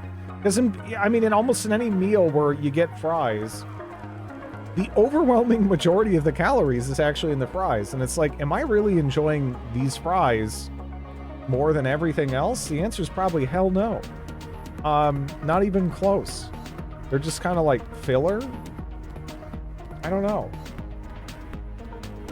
It's a potato. Potatoes can be amazing.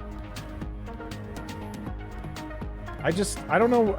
Your average fry, though, just not doing it for me.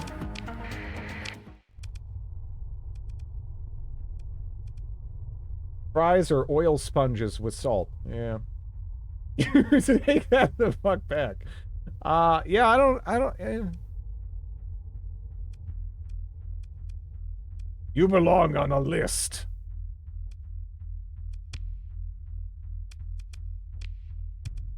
I guess ranch is okay if you want to snack on carrots or something. Otherwise, I'm not big on ranch. Really either.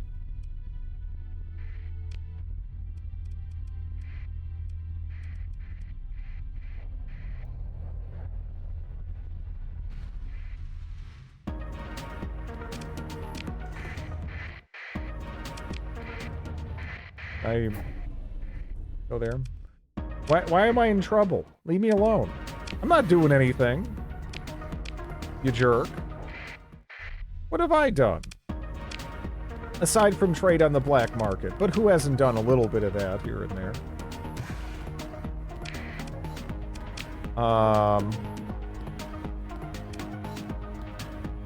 Singularity torpedo launcher. I mean, I'm gonna buy that. They're gonna turn around and be angry at me, but I don't care.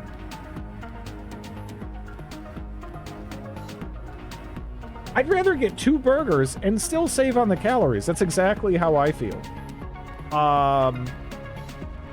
Most fries aren't even close to worth the calories for me.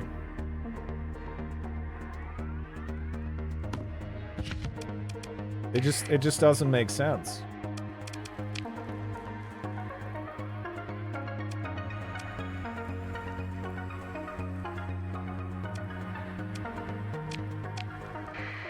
Are orcs a faction? They were. They're basically all dead now.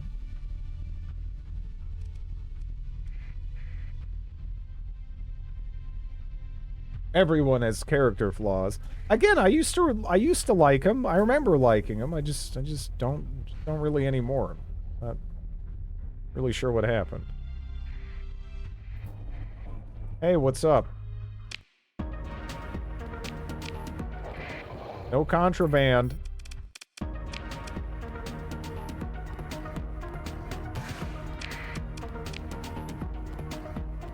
Nothing worth buying off the black market here.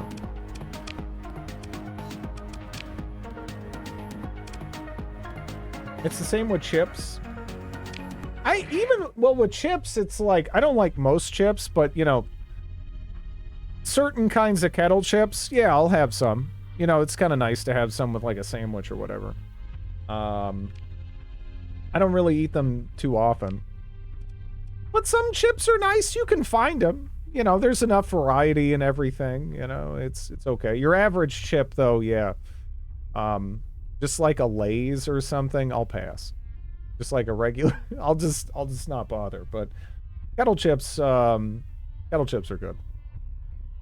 Now I have to make some fries. You haven't even had corn nuts. Yeah, what the hell are corn nuts again?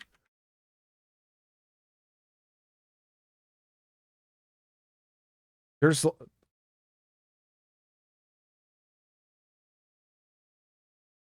corn nuts are prepared by soaking corn kernels in water for 3 days, then deep frying them in oil until they turn hard and brittle.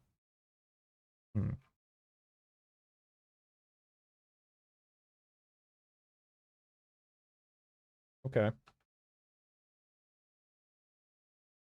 Corn nuts are decent. Yeah, I don't know. That doesn't sound horrific. Those things can destroy your teeth.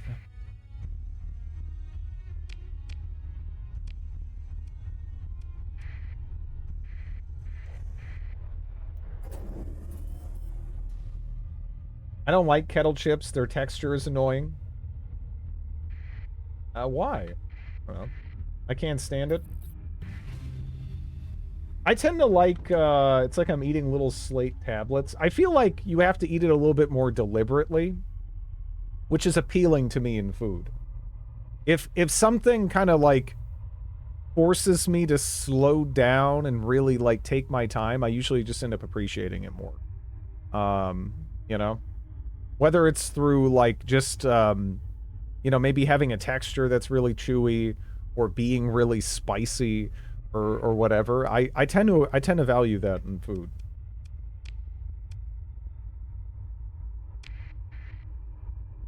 Or like Heroes of Might and Magic 3, for instance.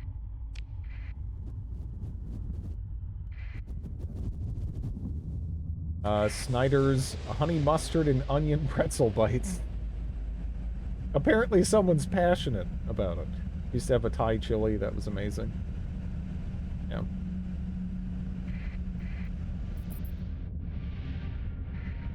Jalapeno ones are better, though.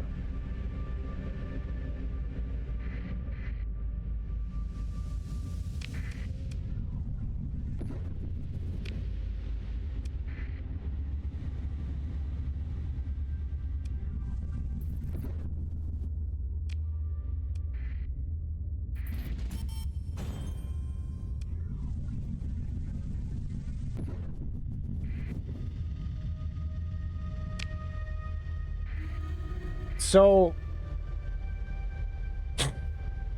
I kind of don't like hard pretzels. I don't know. I'm sorry. I like the big soft pretzels. The hard pretzels, I don't know. They kind of, I know, I'm sorry. I knew what I was stepping into. I wish I could connect with you people on this. But I don't know, hard pretzels, I feel like I unsubbed, unfollowed, I get it, I understand, but I feel like soft pretzels are just, I don't like soft pretzels and I like hard pretzels, so we got like a yin and yang thing going on. I guess. I don't know. They just don't do it for me. Don't worry, I'm already unsubscribed. I don't like hard pretzels, I'm sorry.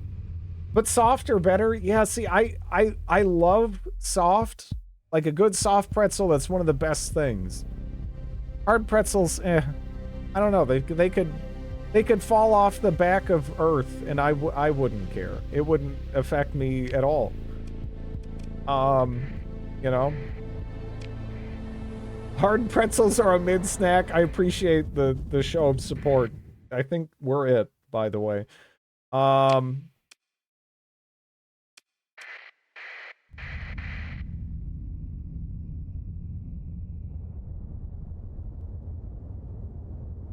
This is a really big system, huh?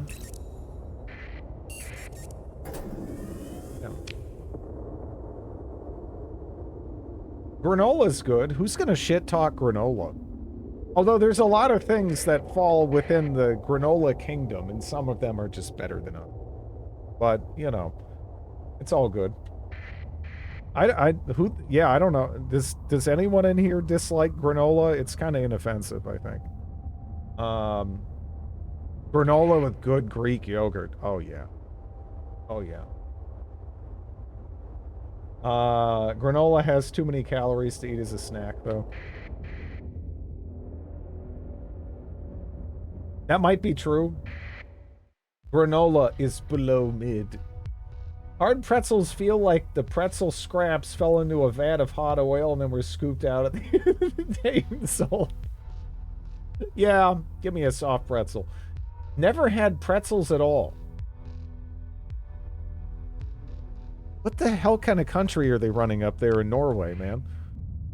Never had a pretzel. Never had a pretzel? How is that even possible to not have a pretzel? That's inconceivable to me. Mix some Greek yogurt with granola, fruit, and honey. Absolutely. Absolutely, yeah.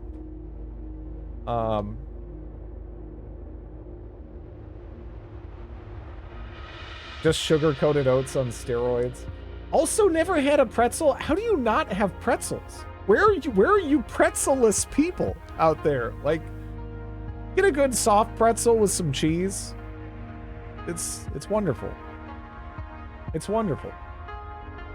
I could get soft pretzels in Germany easily. With cheese, they're fucking fantastic. Fucking fantastic. Get some like jalapeno cheese.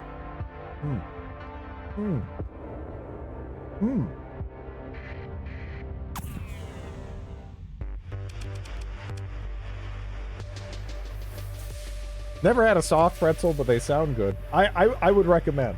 I would recommend. A good hard pretzel with some cheese is even better. Get the hell out of here. No way. No way. Your pretzels are not exotic enough. Do you need exotic pretzels? I feel like just, you know, like a good pretzel, a good soft pretzel. Is there an Asian version of a pretzel? I don't know if, because I feel like what's analogous sort of to pretzels? I mean, I feel like bagels are actually kind of in a similar realm. There's like a pretzel bagel dimension. I don't really know what else would go into that, though. Right? Well, I mean, it's just it's the similar dough. Like, I mean, the boiling and the, you know, it's got some familiar steps in the process if you look at them. But yeah, I don't know too much. I don't know too much about like if there's anything too comparable in the rest of the world. It wouldn't surprise me though.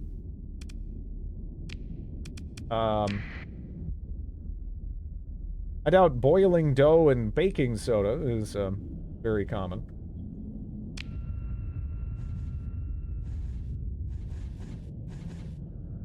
There's no lie there. I thought about it. I was like, is anyone even gonna get this? You know, but I'm doing it anyway. Shut the fuck up. Okay. All right.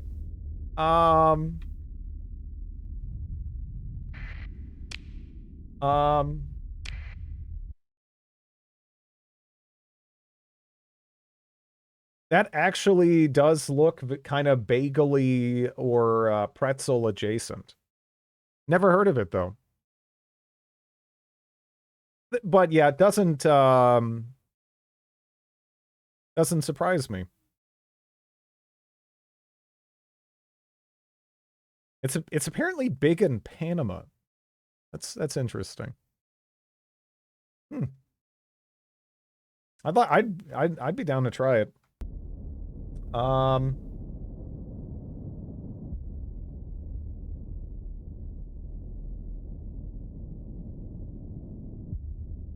Your lack of deployment point mods. Where are the massive... Yeah, I probably should add those in. That'd be fun. That'd be fun.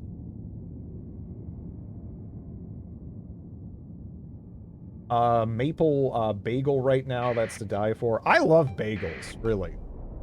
I'm not too much of a like a bagel snack. If it's a bagel, I probably enjoy it. I probably enjoy it.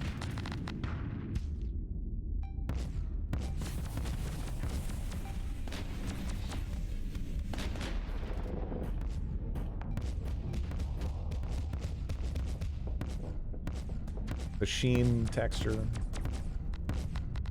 Well, original. I mean, if you go back, they're they're made with lye.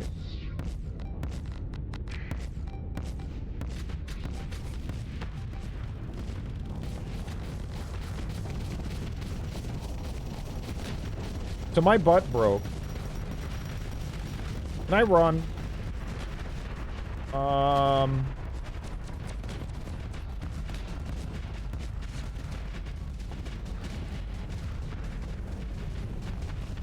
Okay. Boiling stuff in lye is fucking crazy. It's kind of unnecessary. Yeah. It's something that's really only done, as far as I'm aware, to get like a very particular appearance. But I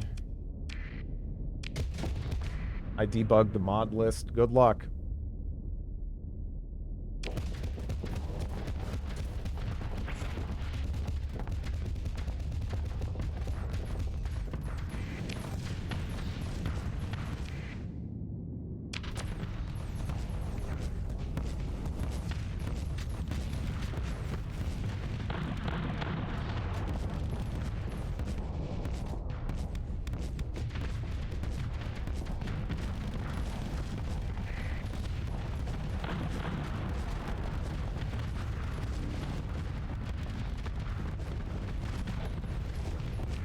I want that flamethrower. Press that.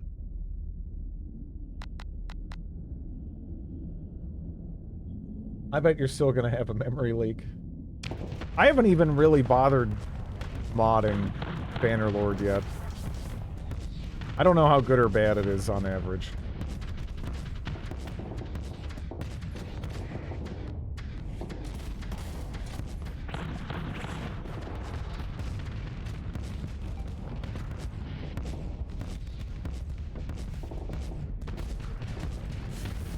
I'm getting afflicted.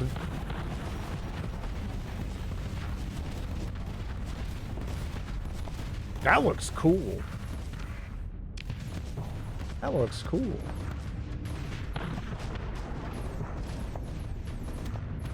Those harpoons. I think they're harpoons.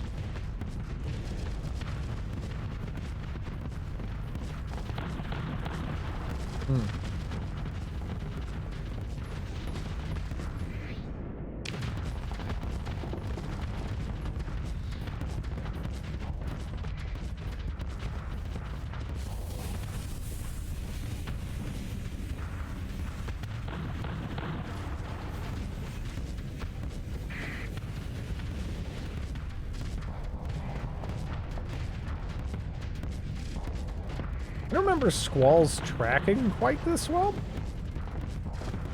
For some reason. I don't know why.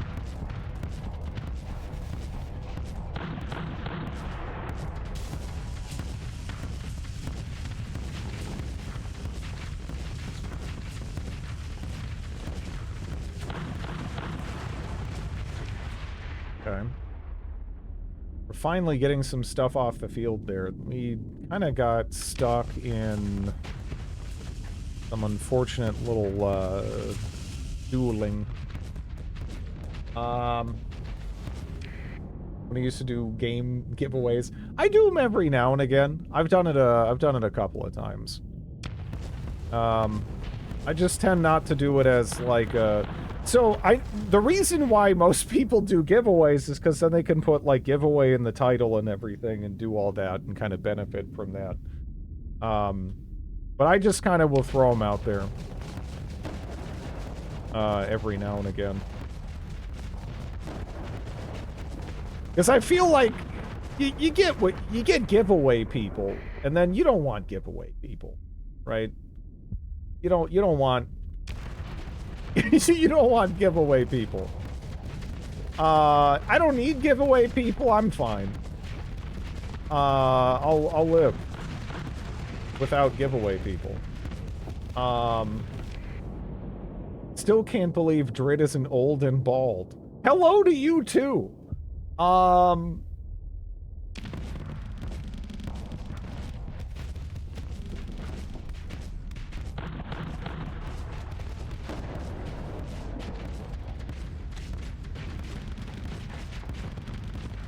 People aren't good. Well, I mean, you know, it's just like, you know, you're gonna, depending on how you put yourself out there, you're gonna bring in different types.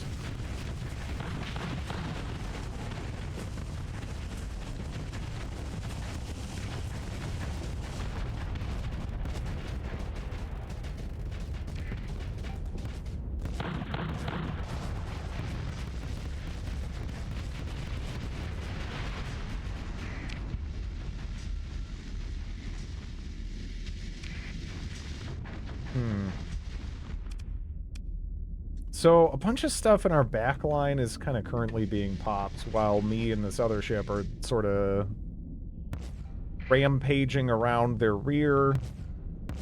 I don't know. This is kind of an awkward one. We do have, we've fought enough for a clean disengage, but yeah. I don't know. Why our butt keeps turning off. His current fleet is weaker than that one rock. Yeah.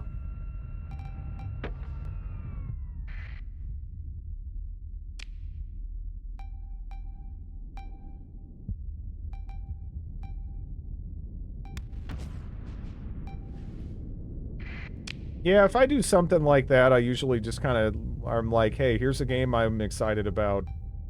I just, you know, I'll just throw out a couple of copies, whatever. Was that CK3? Wait, which one? Okay, no, that was CK2. What happened was, I was, a giant slut, and I was just banging everyone who was down, basically. And I kind of didn't keep track of everyone that I was banging. And, you know, I kind of kept at it for a long time. And, you know, it just, like, yeah, it just, so they didn't have my name, and I didn't double check it. And, they were technically a bastard. And it just popped up as, like, the tumble screen or whatever, and, yeah, it got, you know, it just, yeah. I didn't quite realize, yeah. Yeah, that's how you end up a little bit with the aunt, cousin, sister, wife type arrangements. Yeah.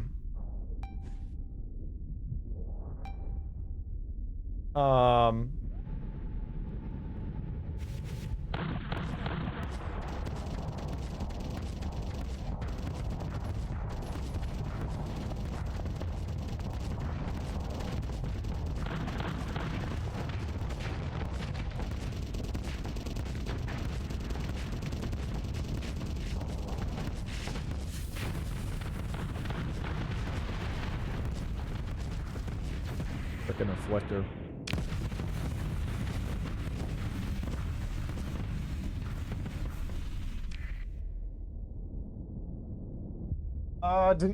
Anyone know how to impale people on the Disney World spikes? Well, there's a couple of different... When you go to execute someone, one of the methods is randomly chosen, and if you have the building set up, you know, yeah, then you could impale people on the spikes of Disney World, but...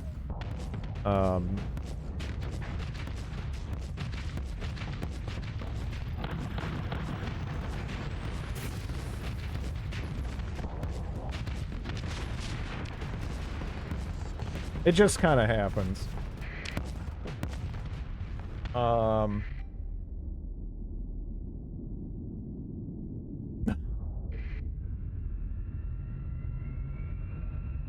No, the toilet, the toilet sex causing gout situation was, that was, CK3. Because it used to pop all of the time.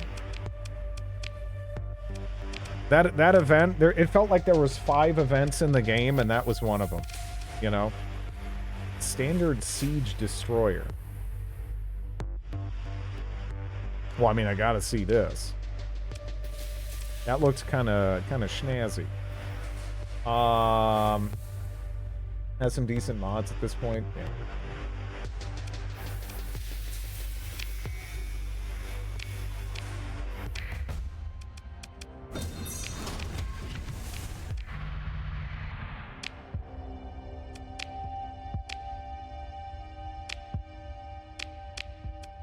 Let's go over there.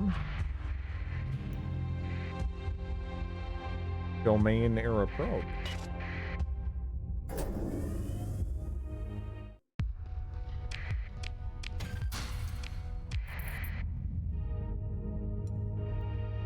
Yeah, for me though with CK3, I don't know.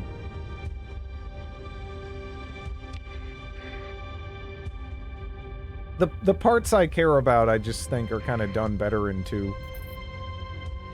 Except for the character creator, which is a lot of fun.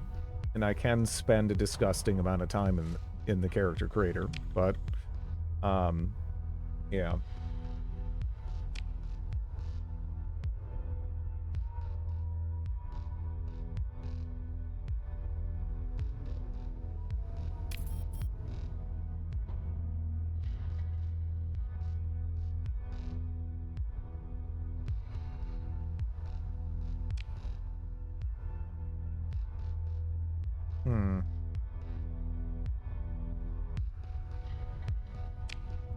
So, we have mercenaries incoming, huh? Red doesn't care if Satan can't worship Satan for penis restoration. No, it's just, it felt like there was more regional, mechanics, right? And it felt like with CK3, they kind of went into it with, okay, we don't necessarily want to do the whole regional mechanics thing. What we want to do is basically have like a bunch, have like a framework that's super customizable that you can sort of do anywhere. But this sort of made playthroughs feel way more samey, to me. Right? You just want goofy satanic horse marriage. CK3 is just better. Nah. I don't know.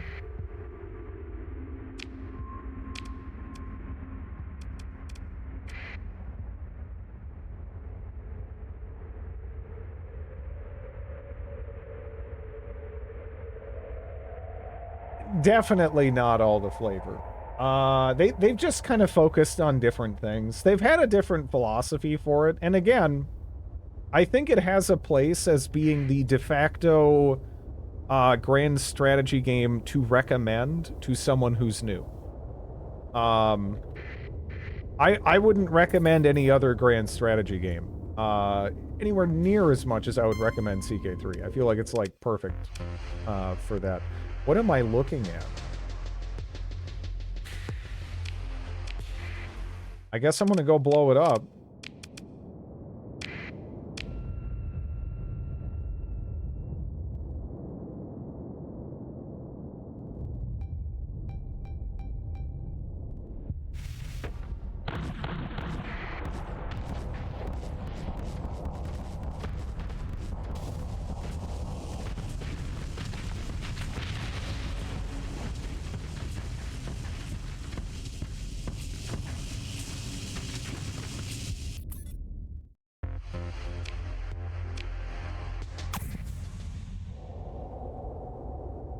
Did you just get it? I did. I had a cargo ship assault me.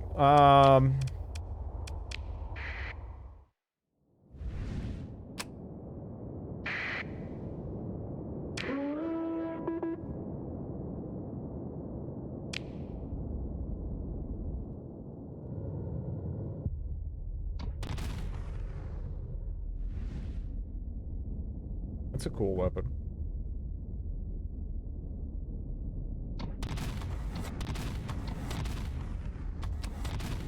This is, yeah. How much damage does that do? 1,000. Imagine having a fleet of these.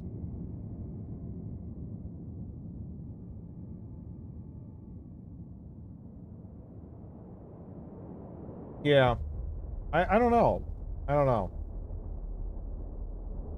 I feel like with some of their future games, Paradox is kind of they don't really want to commit to the previous model they kind of established in CK2 and EU4, but they're also I don't know.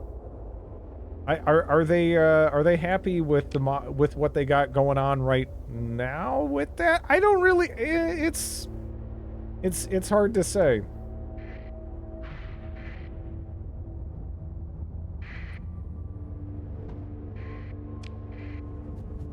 It's a standoff ship. Gets chewed up in combat, though. I mean, this is... Well, the reason why I said imagine having a bunch of these are 11 deployment points, right? These are 11 deployment points. So imagine having just like a swarm of these. That sounds pretty fun. I should actually see if I have the blueprint for this. This is a...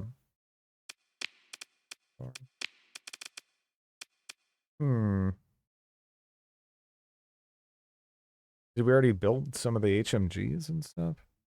I feel like this has been in here forever, huh? I don't even really know what we have in terms of blueprints at this point, but we might have some fun stuff. I think we need the Tau blueprints. Really like play around with it. They have hull mods that change and mostly improve various aspects of them and are balanced around that.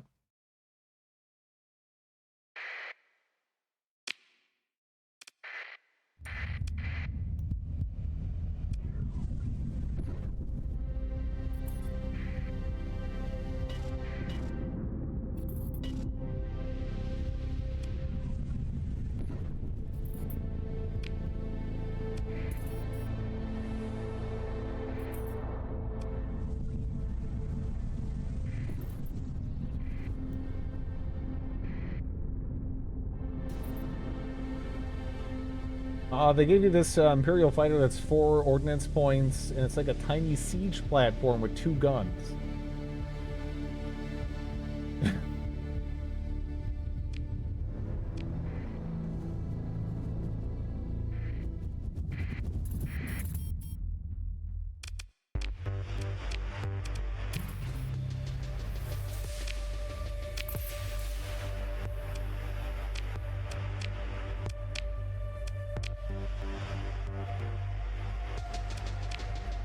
Okay.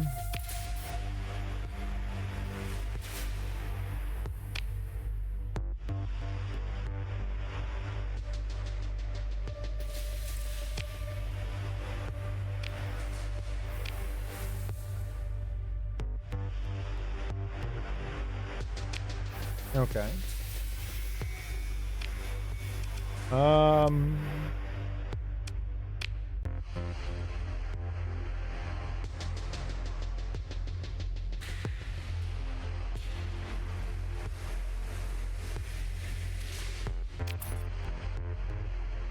Ryan Arroyo.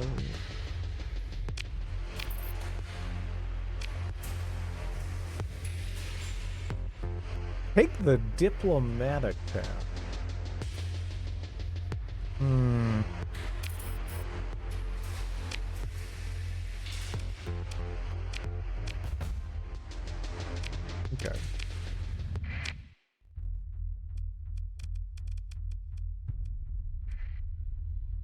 pretty sure I've never taken the diplomatic path before. I mean, it just, you know, doesn't sound like me. So we'll give that a try.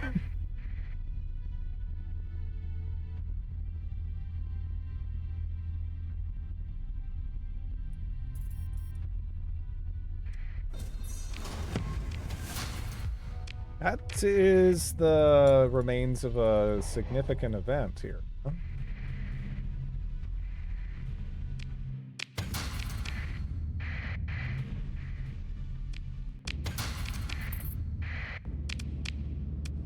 Hey, there's a hammerhead. I do love them, but I'm not sure I have space in the fleet right now.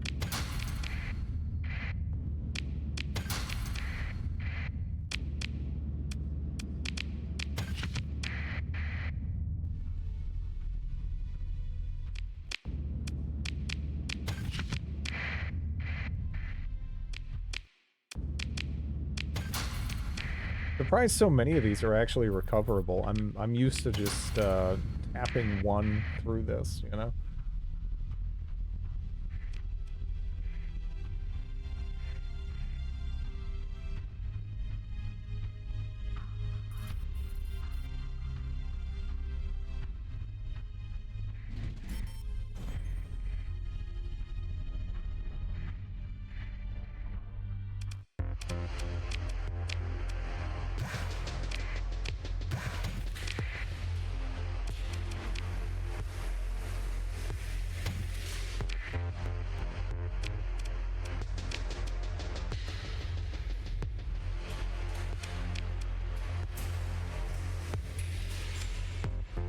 Gallivanter.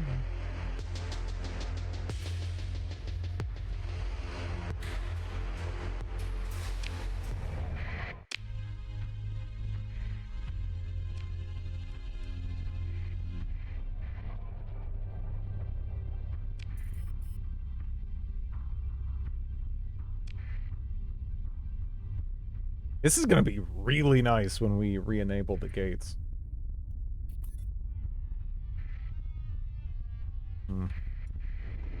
You know, you might have some fuel for me. We have it on good authority that a ship with a similar description to yours was involved in a theft, Cooley says, justice of the peace, pointing his finger at the screen with a sly smile. I demand that you peacefully return the 1,041 hundo credits you stole. Yeah, okay. Disregard the constabulary. Do not resist! Alright.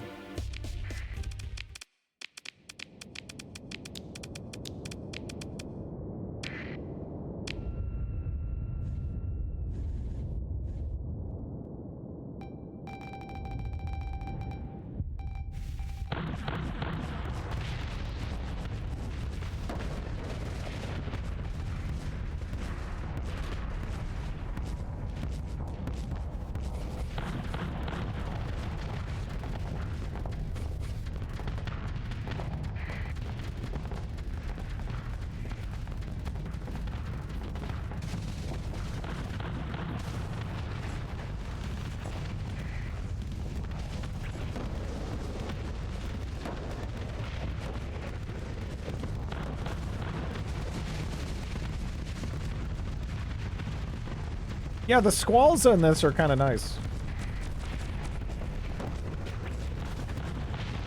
We could go for something that would just kick out more damage, of course.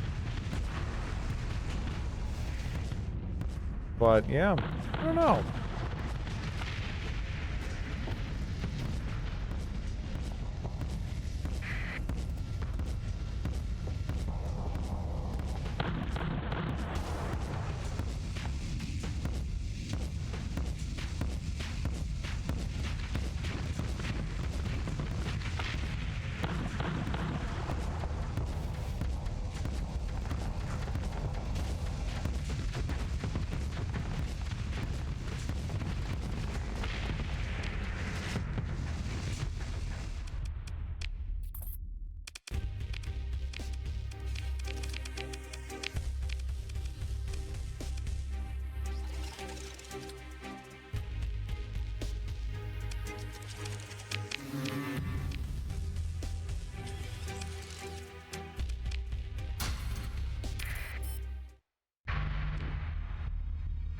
Okay.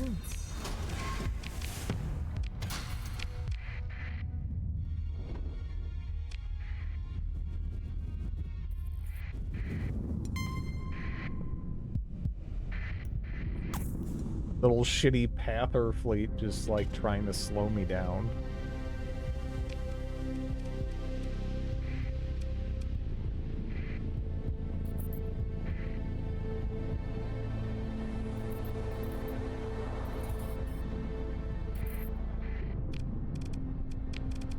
You know, actually, that did did they grow? Or maybe it was it Purder that grew? Purder grew. Okay.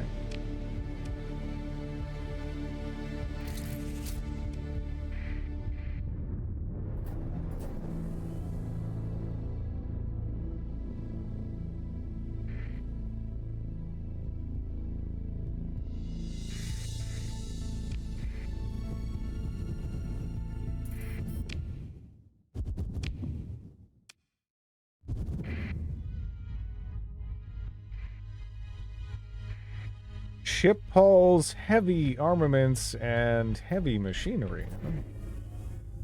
Come here.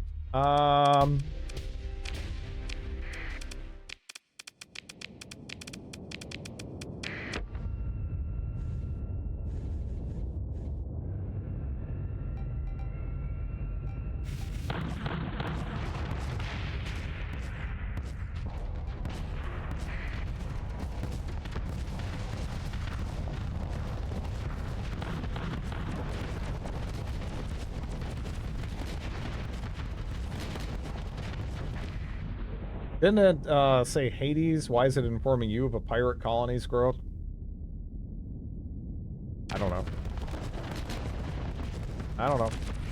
But earlier, it made me remember that earlier there was a growth event on one of my colonies while I was busy with something else.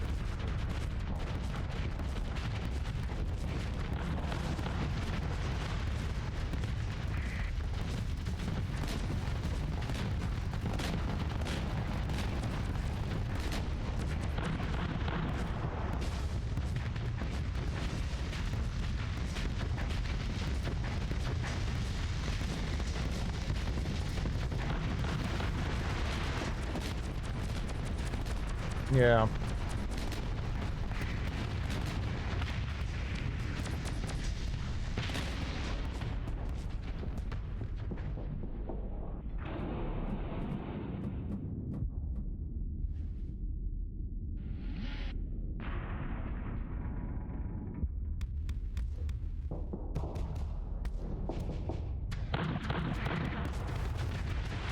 Owie, poor little Lasher.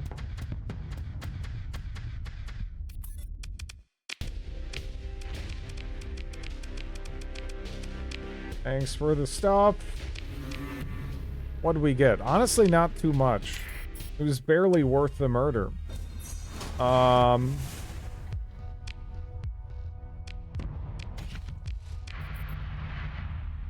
anyways.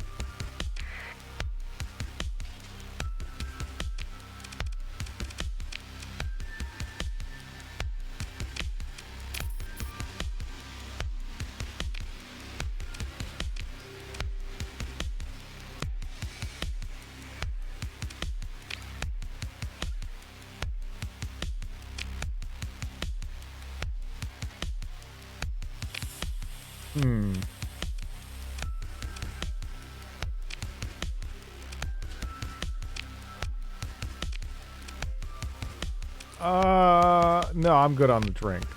It's never a good idea to take a drink in this scenario.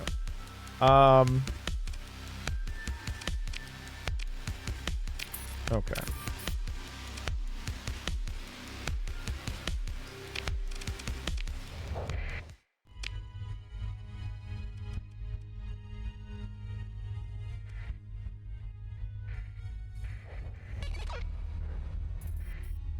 Impending Tritachyon mercenary attack. What? I also have to go blow up a Ludic Path base that's, messing with my stuff. And I would get paid for it in any event, I guess. It's not too bad. Because there are some Pather cells that are accumulating here. Now, how about the whole commerce rating business? The Tritachyon Corporation needs to be convinced that continued investment in acting against your interests is unprofitable in the long term.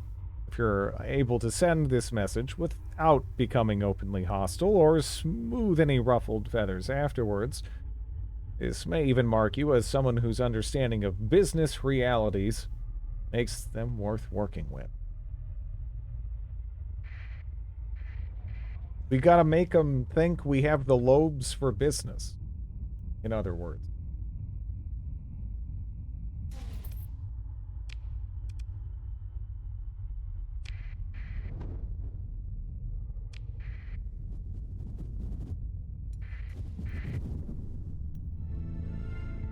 Now, the Ferengi aren't as evil as Tritachyon.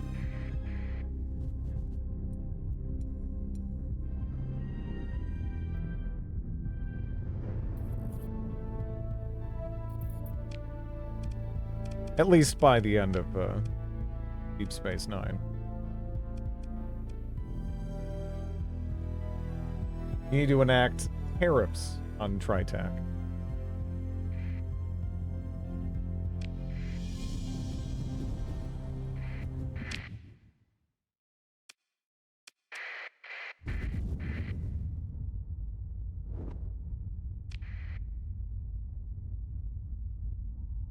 I don't really want to piss off Tritachyon just yet. We have so many other enemies right now, you know?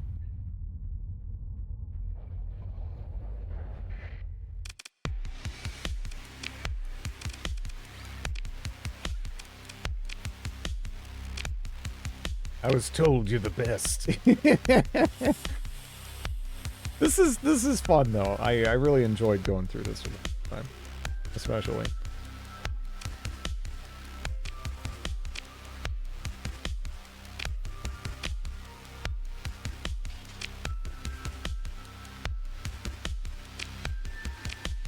Okay.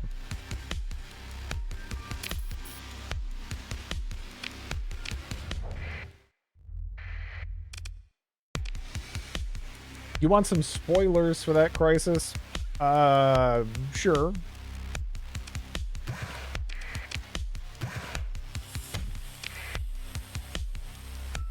I usually fix my crisis by giving other factions some crisis of their own.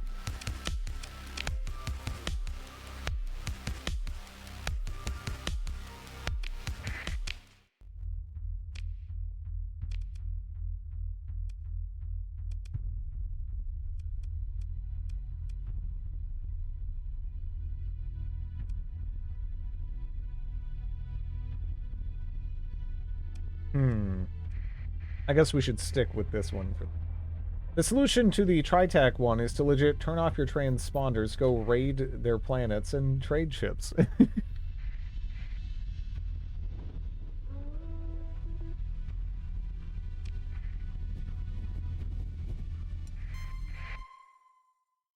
Persean League Mercantile Convoy.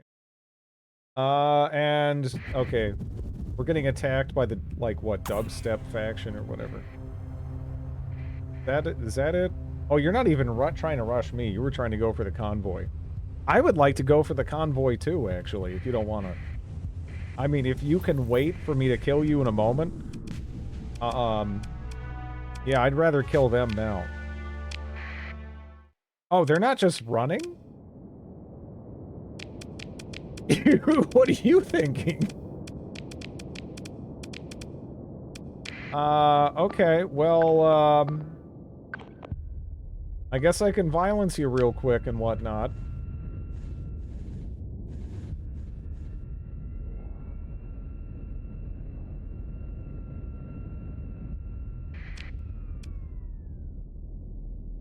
William Defoe pose.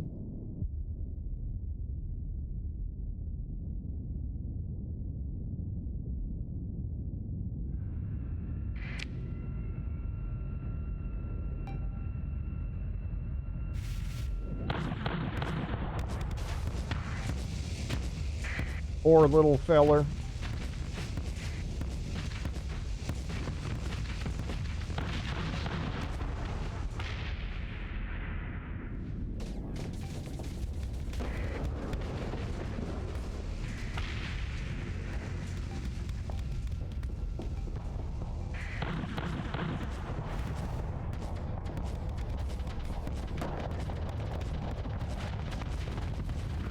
Yeah, that's actually kind of slick with the Squall Salamander setup.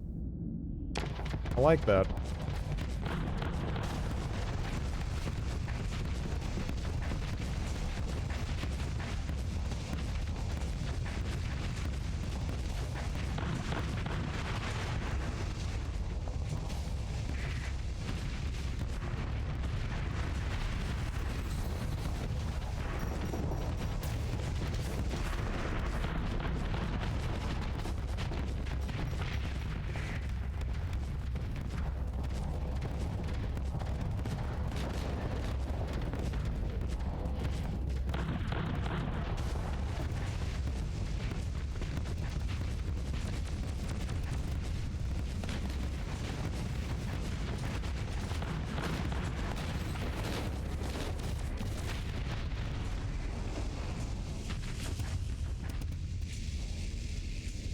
Okay. I don't know why they thought they could even kind of sort of fight me a little bit there. I just figured they were going to start running.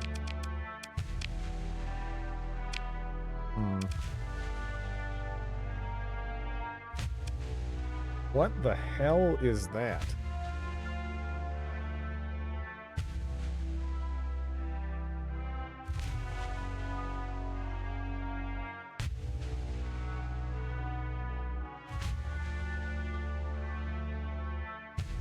Huh.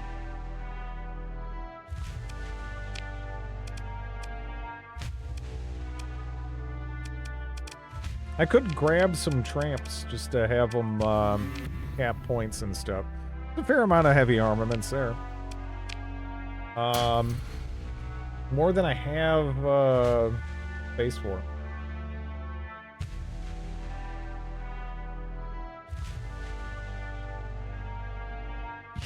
I have a lot of those. Huh. That's a lot of frickin' supplies. I don't really want to drop that many supplies. Ooh. Ooh. I have too much stuff.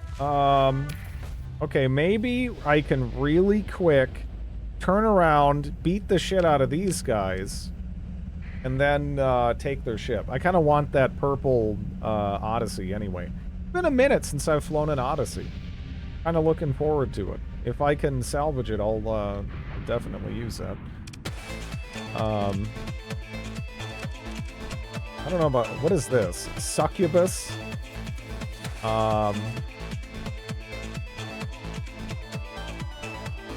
Succubus is a modification of Libera... Okay.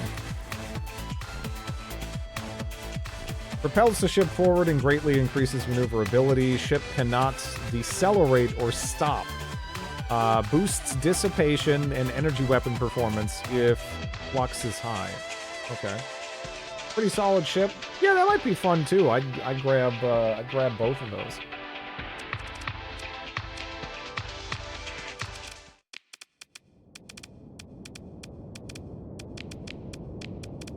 Okay, I want all those.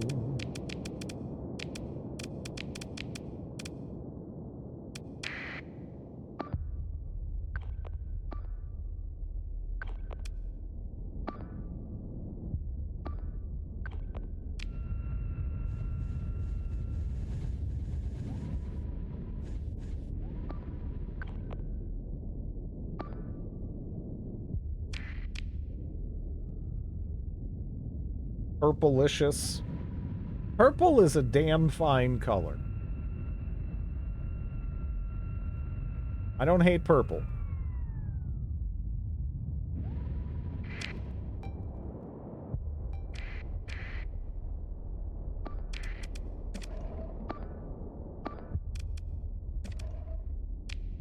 Can't salvage the Flying Disco Club.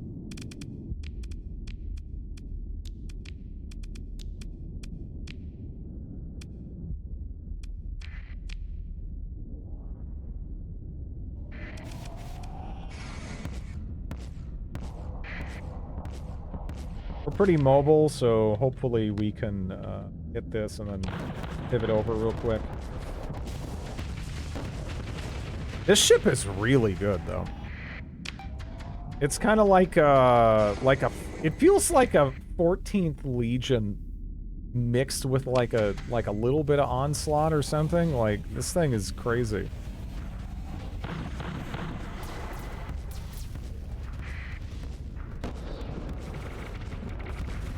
Okay.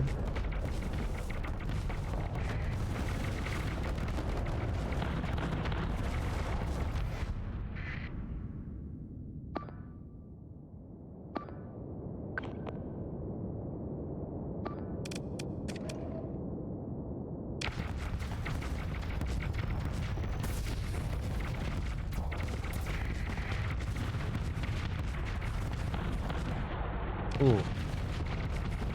Ooh, I don't know what those missiles are. I'm guessing I don't want to eat those for breakfast, huh? Those are a lot of missiles. Those are a lot of missiles. I was kind of thinking we drop these EOS faster. And that's about to hurt, huh?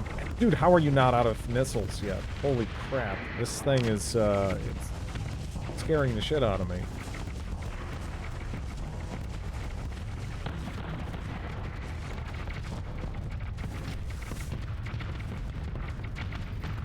So the bad news is our butts broke, but the good news is it's kind of broke in a spot that don't matter too much.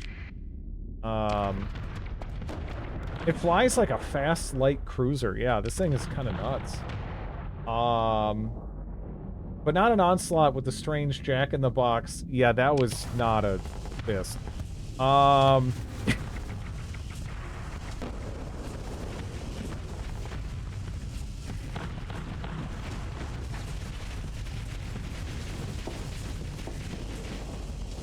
Damn.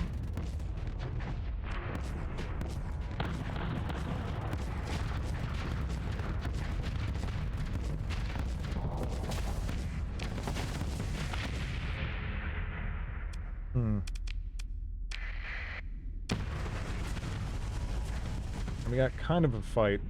So the Odyssey is right there. The Succubus is right there.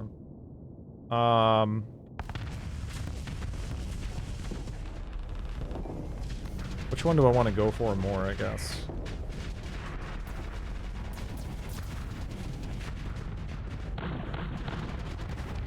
Did the auto fire just hit my own shit? Dude, what are you doing, man? You crazy bastard. Calm down. Jeez. I was just trying to zip in, you know? You gotta blast my buds? I'd rather you didn't. Betrayal! I didn't... Kind of felt like it. Jeez. Okay, so I was sort of hoping they'd more dynamically jump in here, but let's try to quickly melt that, and then hopefully we can just pivot, turn, slam into the oh shit!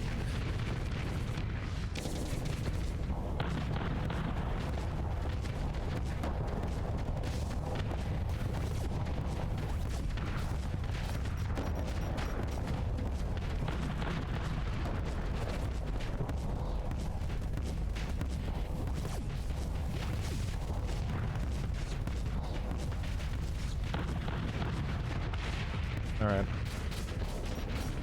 Uh-oh, that's gonna hurt. I think I have armor on that side, though. On the bright side.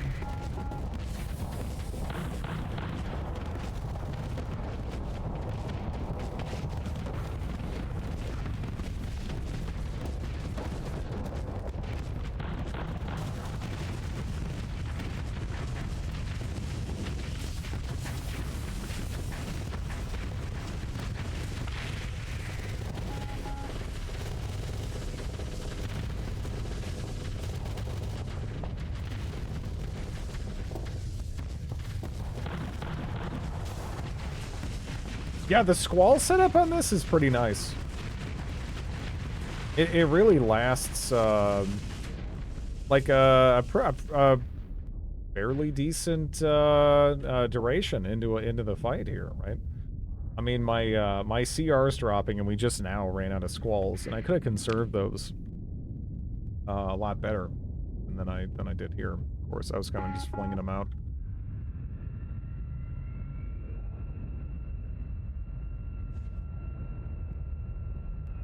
But not too many ships are in a position to slap 2 squalls, a Mjolnir, and God, what is this again?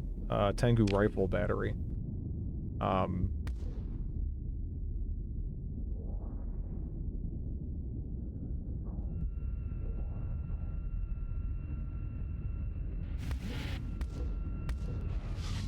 By the way, this thing is how many deploy? This is a 30. This is a 30 deployment ship? Okay, it's 35 normally, right? Yeah. That's still lower. This should be a 40 at least, right? This should be a 40 at least, I think. You can put 4 squalls on a Pegasus, which isn't terribly effective, but when it works, it's hilarious.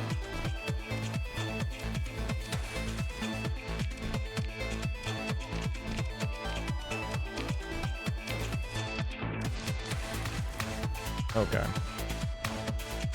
No succubus, but we can grab the Starlight Odyssey. Wouldn't mind messing around with that. Climax, Disco Cruiser, Star Witch.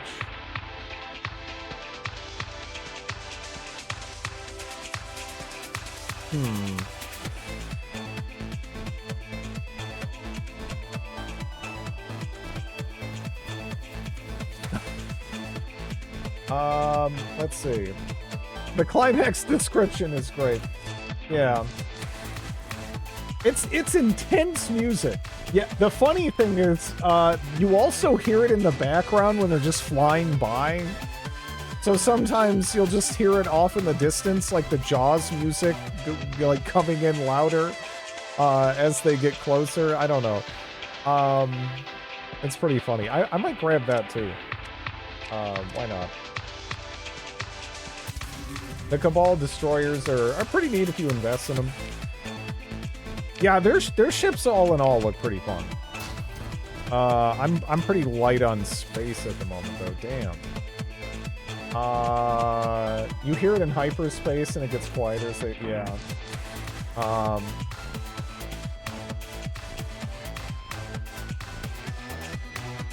We got too much crap. I mean, I guess I'm gonna be. It's gonna take some. I guess I might just eat the CR hit, or the supply hit, because my CR is gonna schlorp up a bunch of supplies. In any event, we could try to pop in here and sell stuff at the Tritax station really quick. Which I probably want to load out the new ships anyway, right?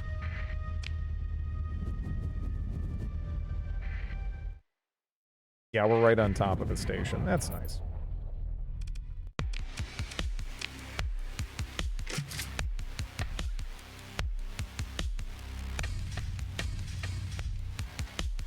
I'm still over? Dude. You know, the fucked up thing is, I am storing the majority of my weapons by a lot back home. This is actually but a fraction of my weapons.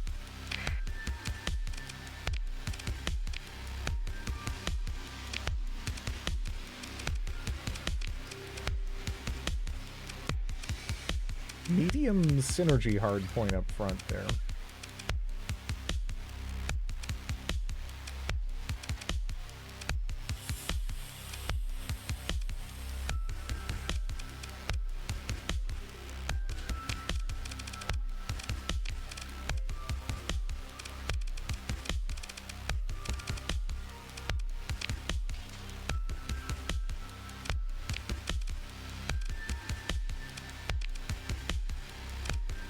I'm tempted to play with this one first.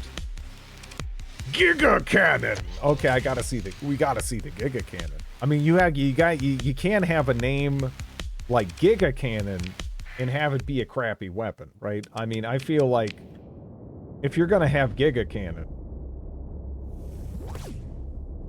this thing has gotta be magnificent, right? It's Giga Cannon. It's a Giga Cannon. You gotta have a... It does have puny range, yes.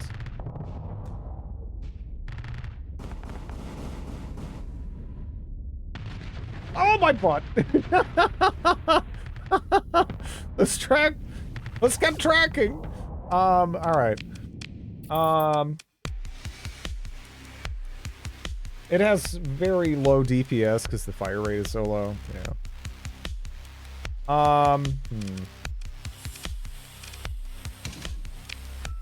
That's, yeah, I don't know. Maybe in combination with something else. I don't know what else I'd put there. Do we manage, like that with the Giga Cannon? Mayhap? Put that, on a Doom. Pretty bad, in vanilla. With mod cheese, you can make it pretty good. Full plasma payload. Needs more Giga.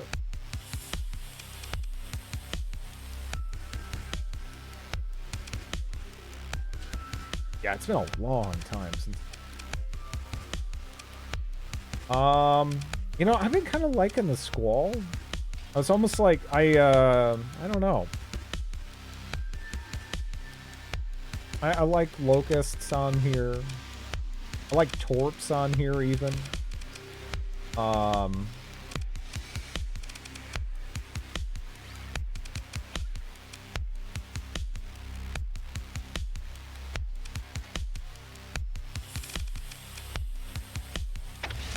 go with Torps, actually. Let me see. We can futz with it a little bit, though.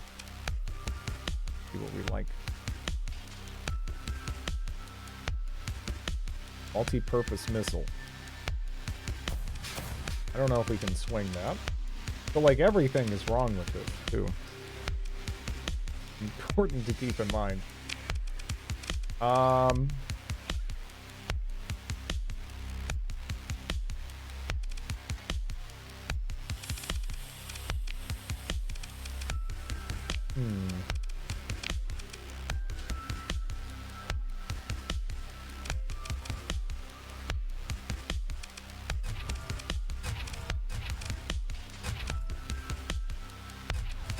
I'm gonna replace some of these with tack lasers. Don't know which ones yet. The hell is a chill bomber?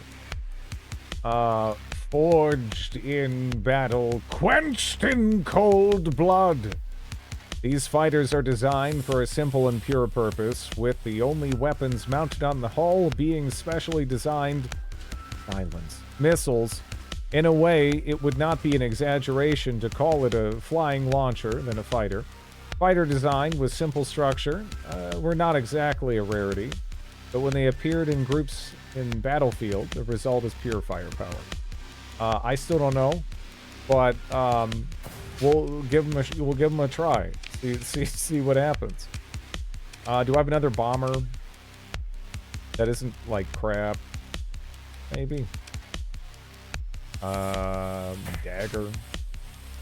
Sure.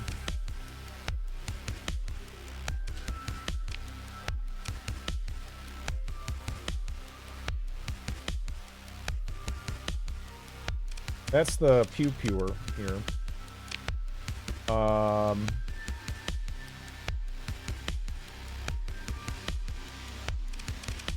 This is for missiles, I think. I just don't know what... I don't know if I have the right missiles to pop in here on me, right? Could just put some harpoons. Yes.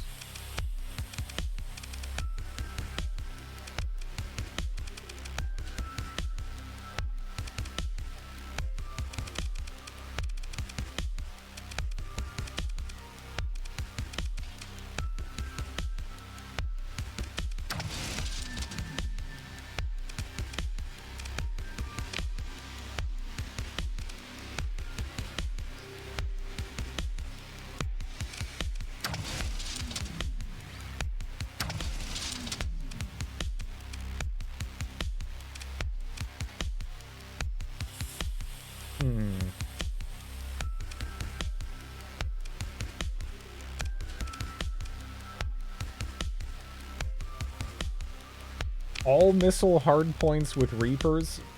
A lot of Reapers. That you're suggesting.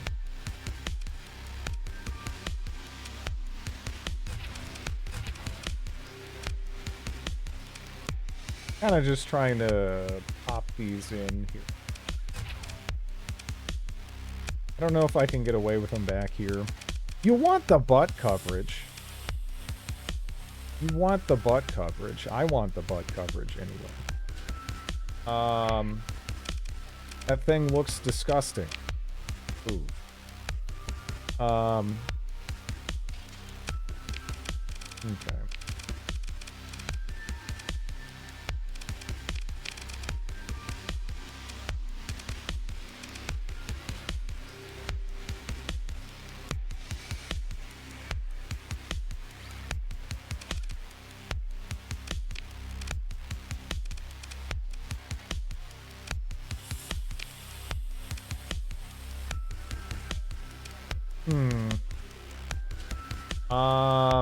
All that's missing is 3 S-mods. Yeah, I don't know what S-mods to pop on this. Just yet.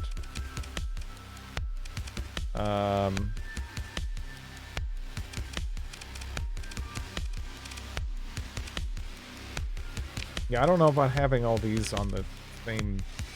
This is... I feel like I need more weapon groups or something here. I don't like distribution that I'm currently kind of forced to work with here.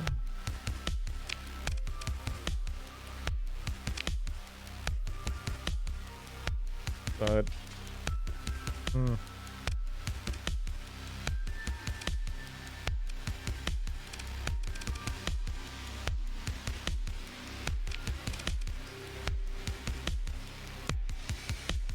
yeah, I don't know.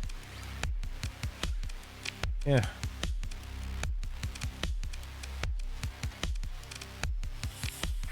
But anyways, I want to see what that silence thing does.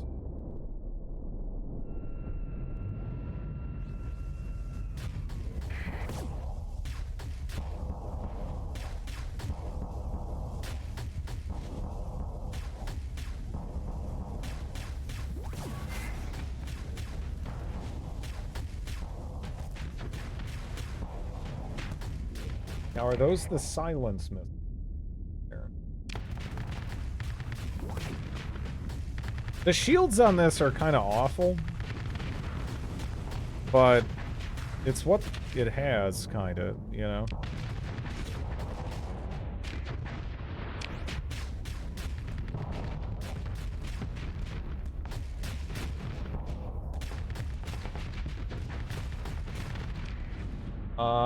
ITU, ECCM. Yeah,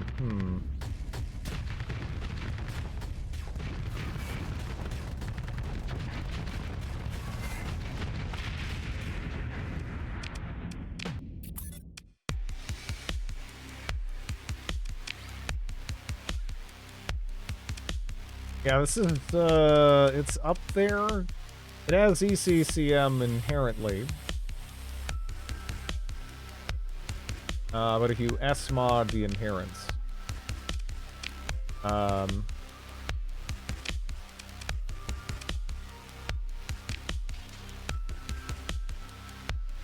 they don't take an S-mod slot.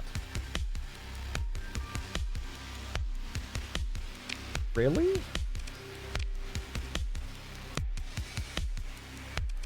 Weird.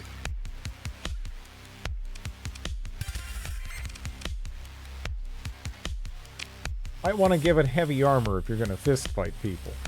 Yeah, I don't know. I don't know about the weapons I'm using on this right now. I'm actually thinking that this might be a better use case for something like this.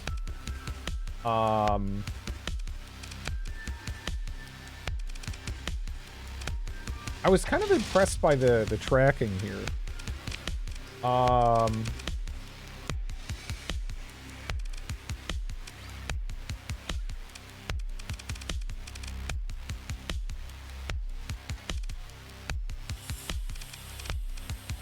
definitely going to want that. I'd probably put targeted missiles on the offside. Yeah, no, I was just playing around with the plasma there with that. I actually did not. I'm just used to doing that out of habit. Oh, no. Oh, no. Well. This is cursed. Anyways,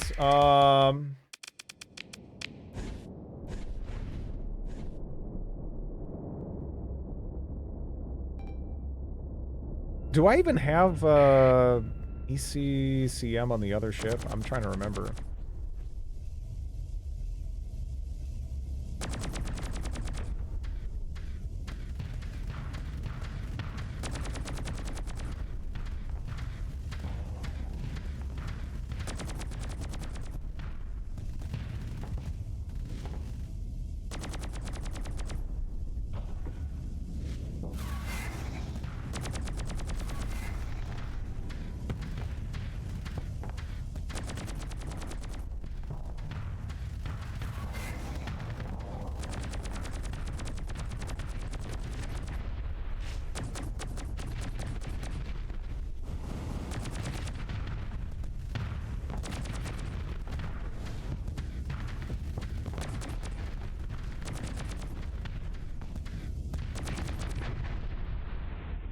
I should probably simulate against something with less PD. Yeah.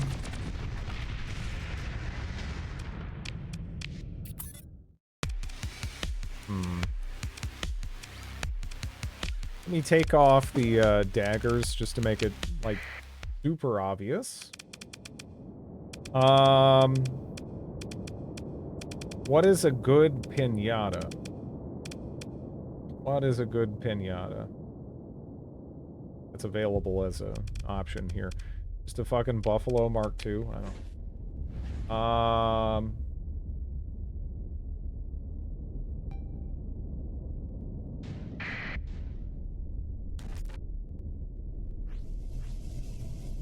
Oh, no. Okay.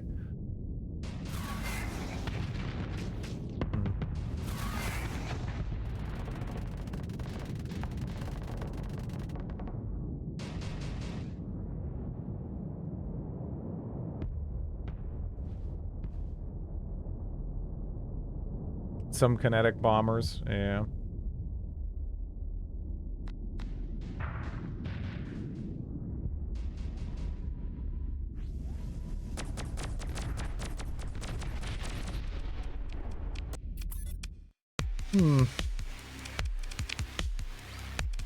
I don't know if I have them available, though. That would be nice.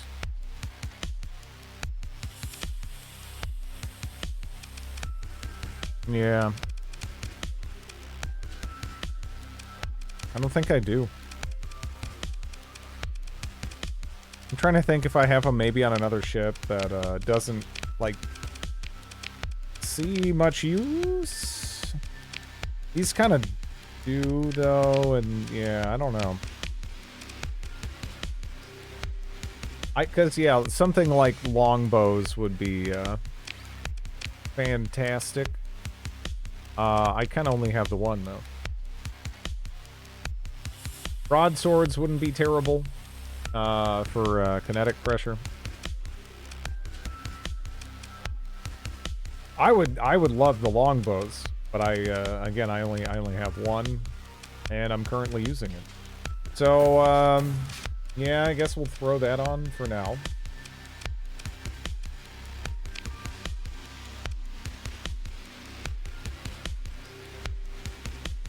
Huh.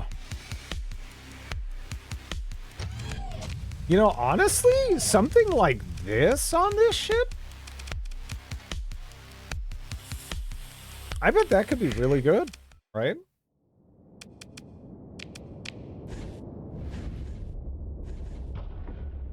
Broadswords, I think it's less that they're OP and more just that they're kind of like they're just tried and true, you know? They're just, I feel like there's very few situations in which you're going to be like, oh, god damn it, all I got is broadswords, right?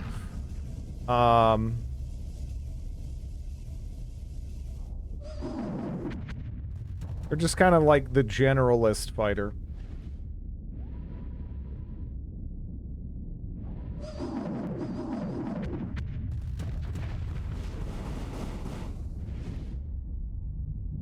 Boing.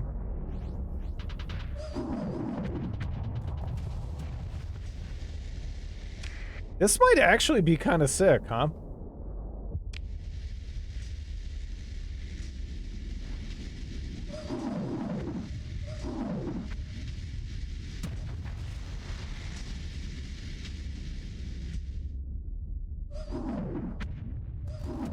Like, I feel with this setup, if I just played my cards right, I'd be able to, like, pick apart some,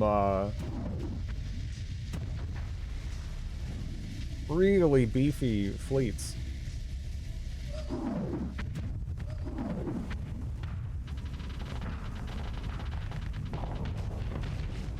Like, not like that. That would, but yeah, that like with 0 squall use, basically. Huh?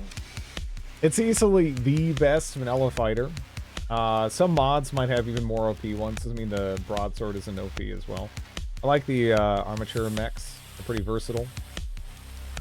Yeah.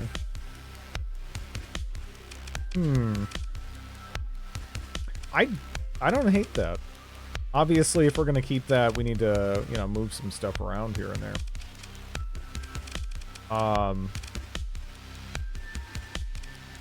But that's kind of interesting. I'm almost wondering, like, I don't know if I really want to put this in AI hands ever. But it's been a while since I've just been like, hey, AI, fly an Odyssey for me.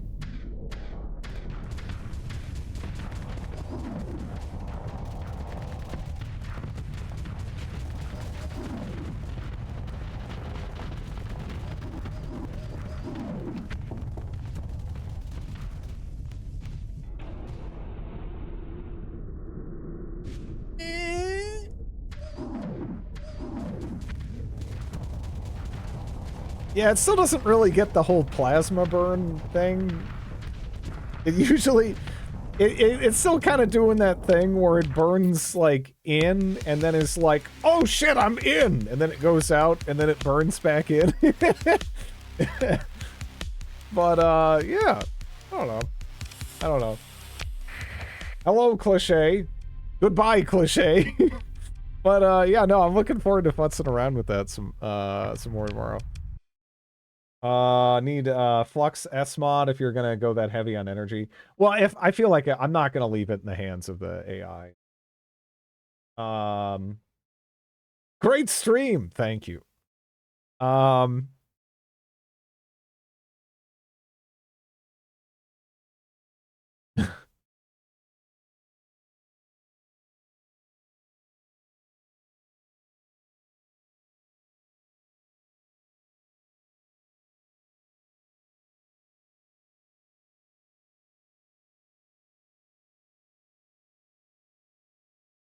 What the hell?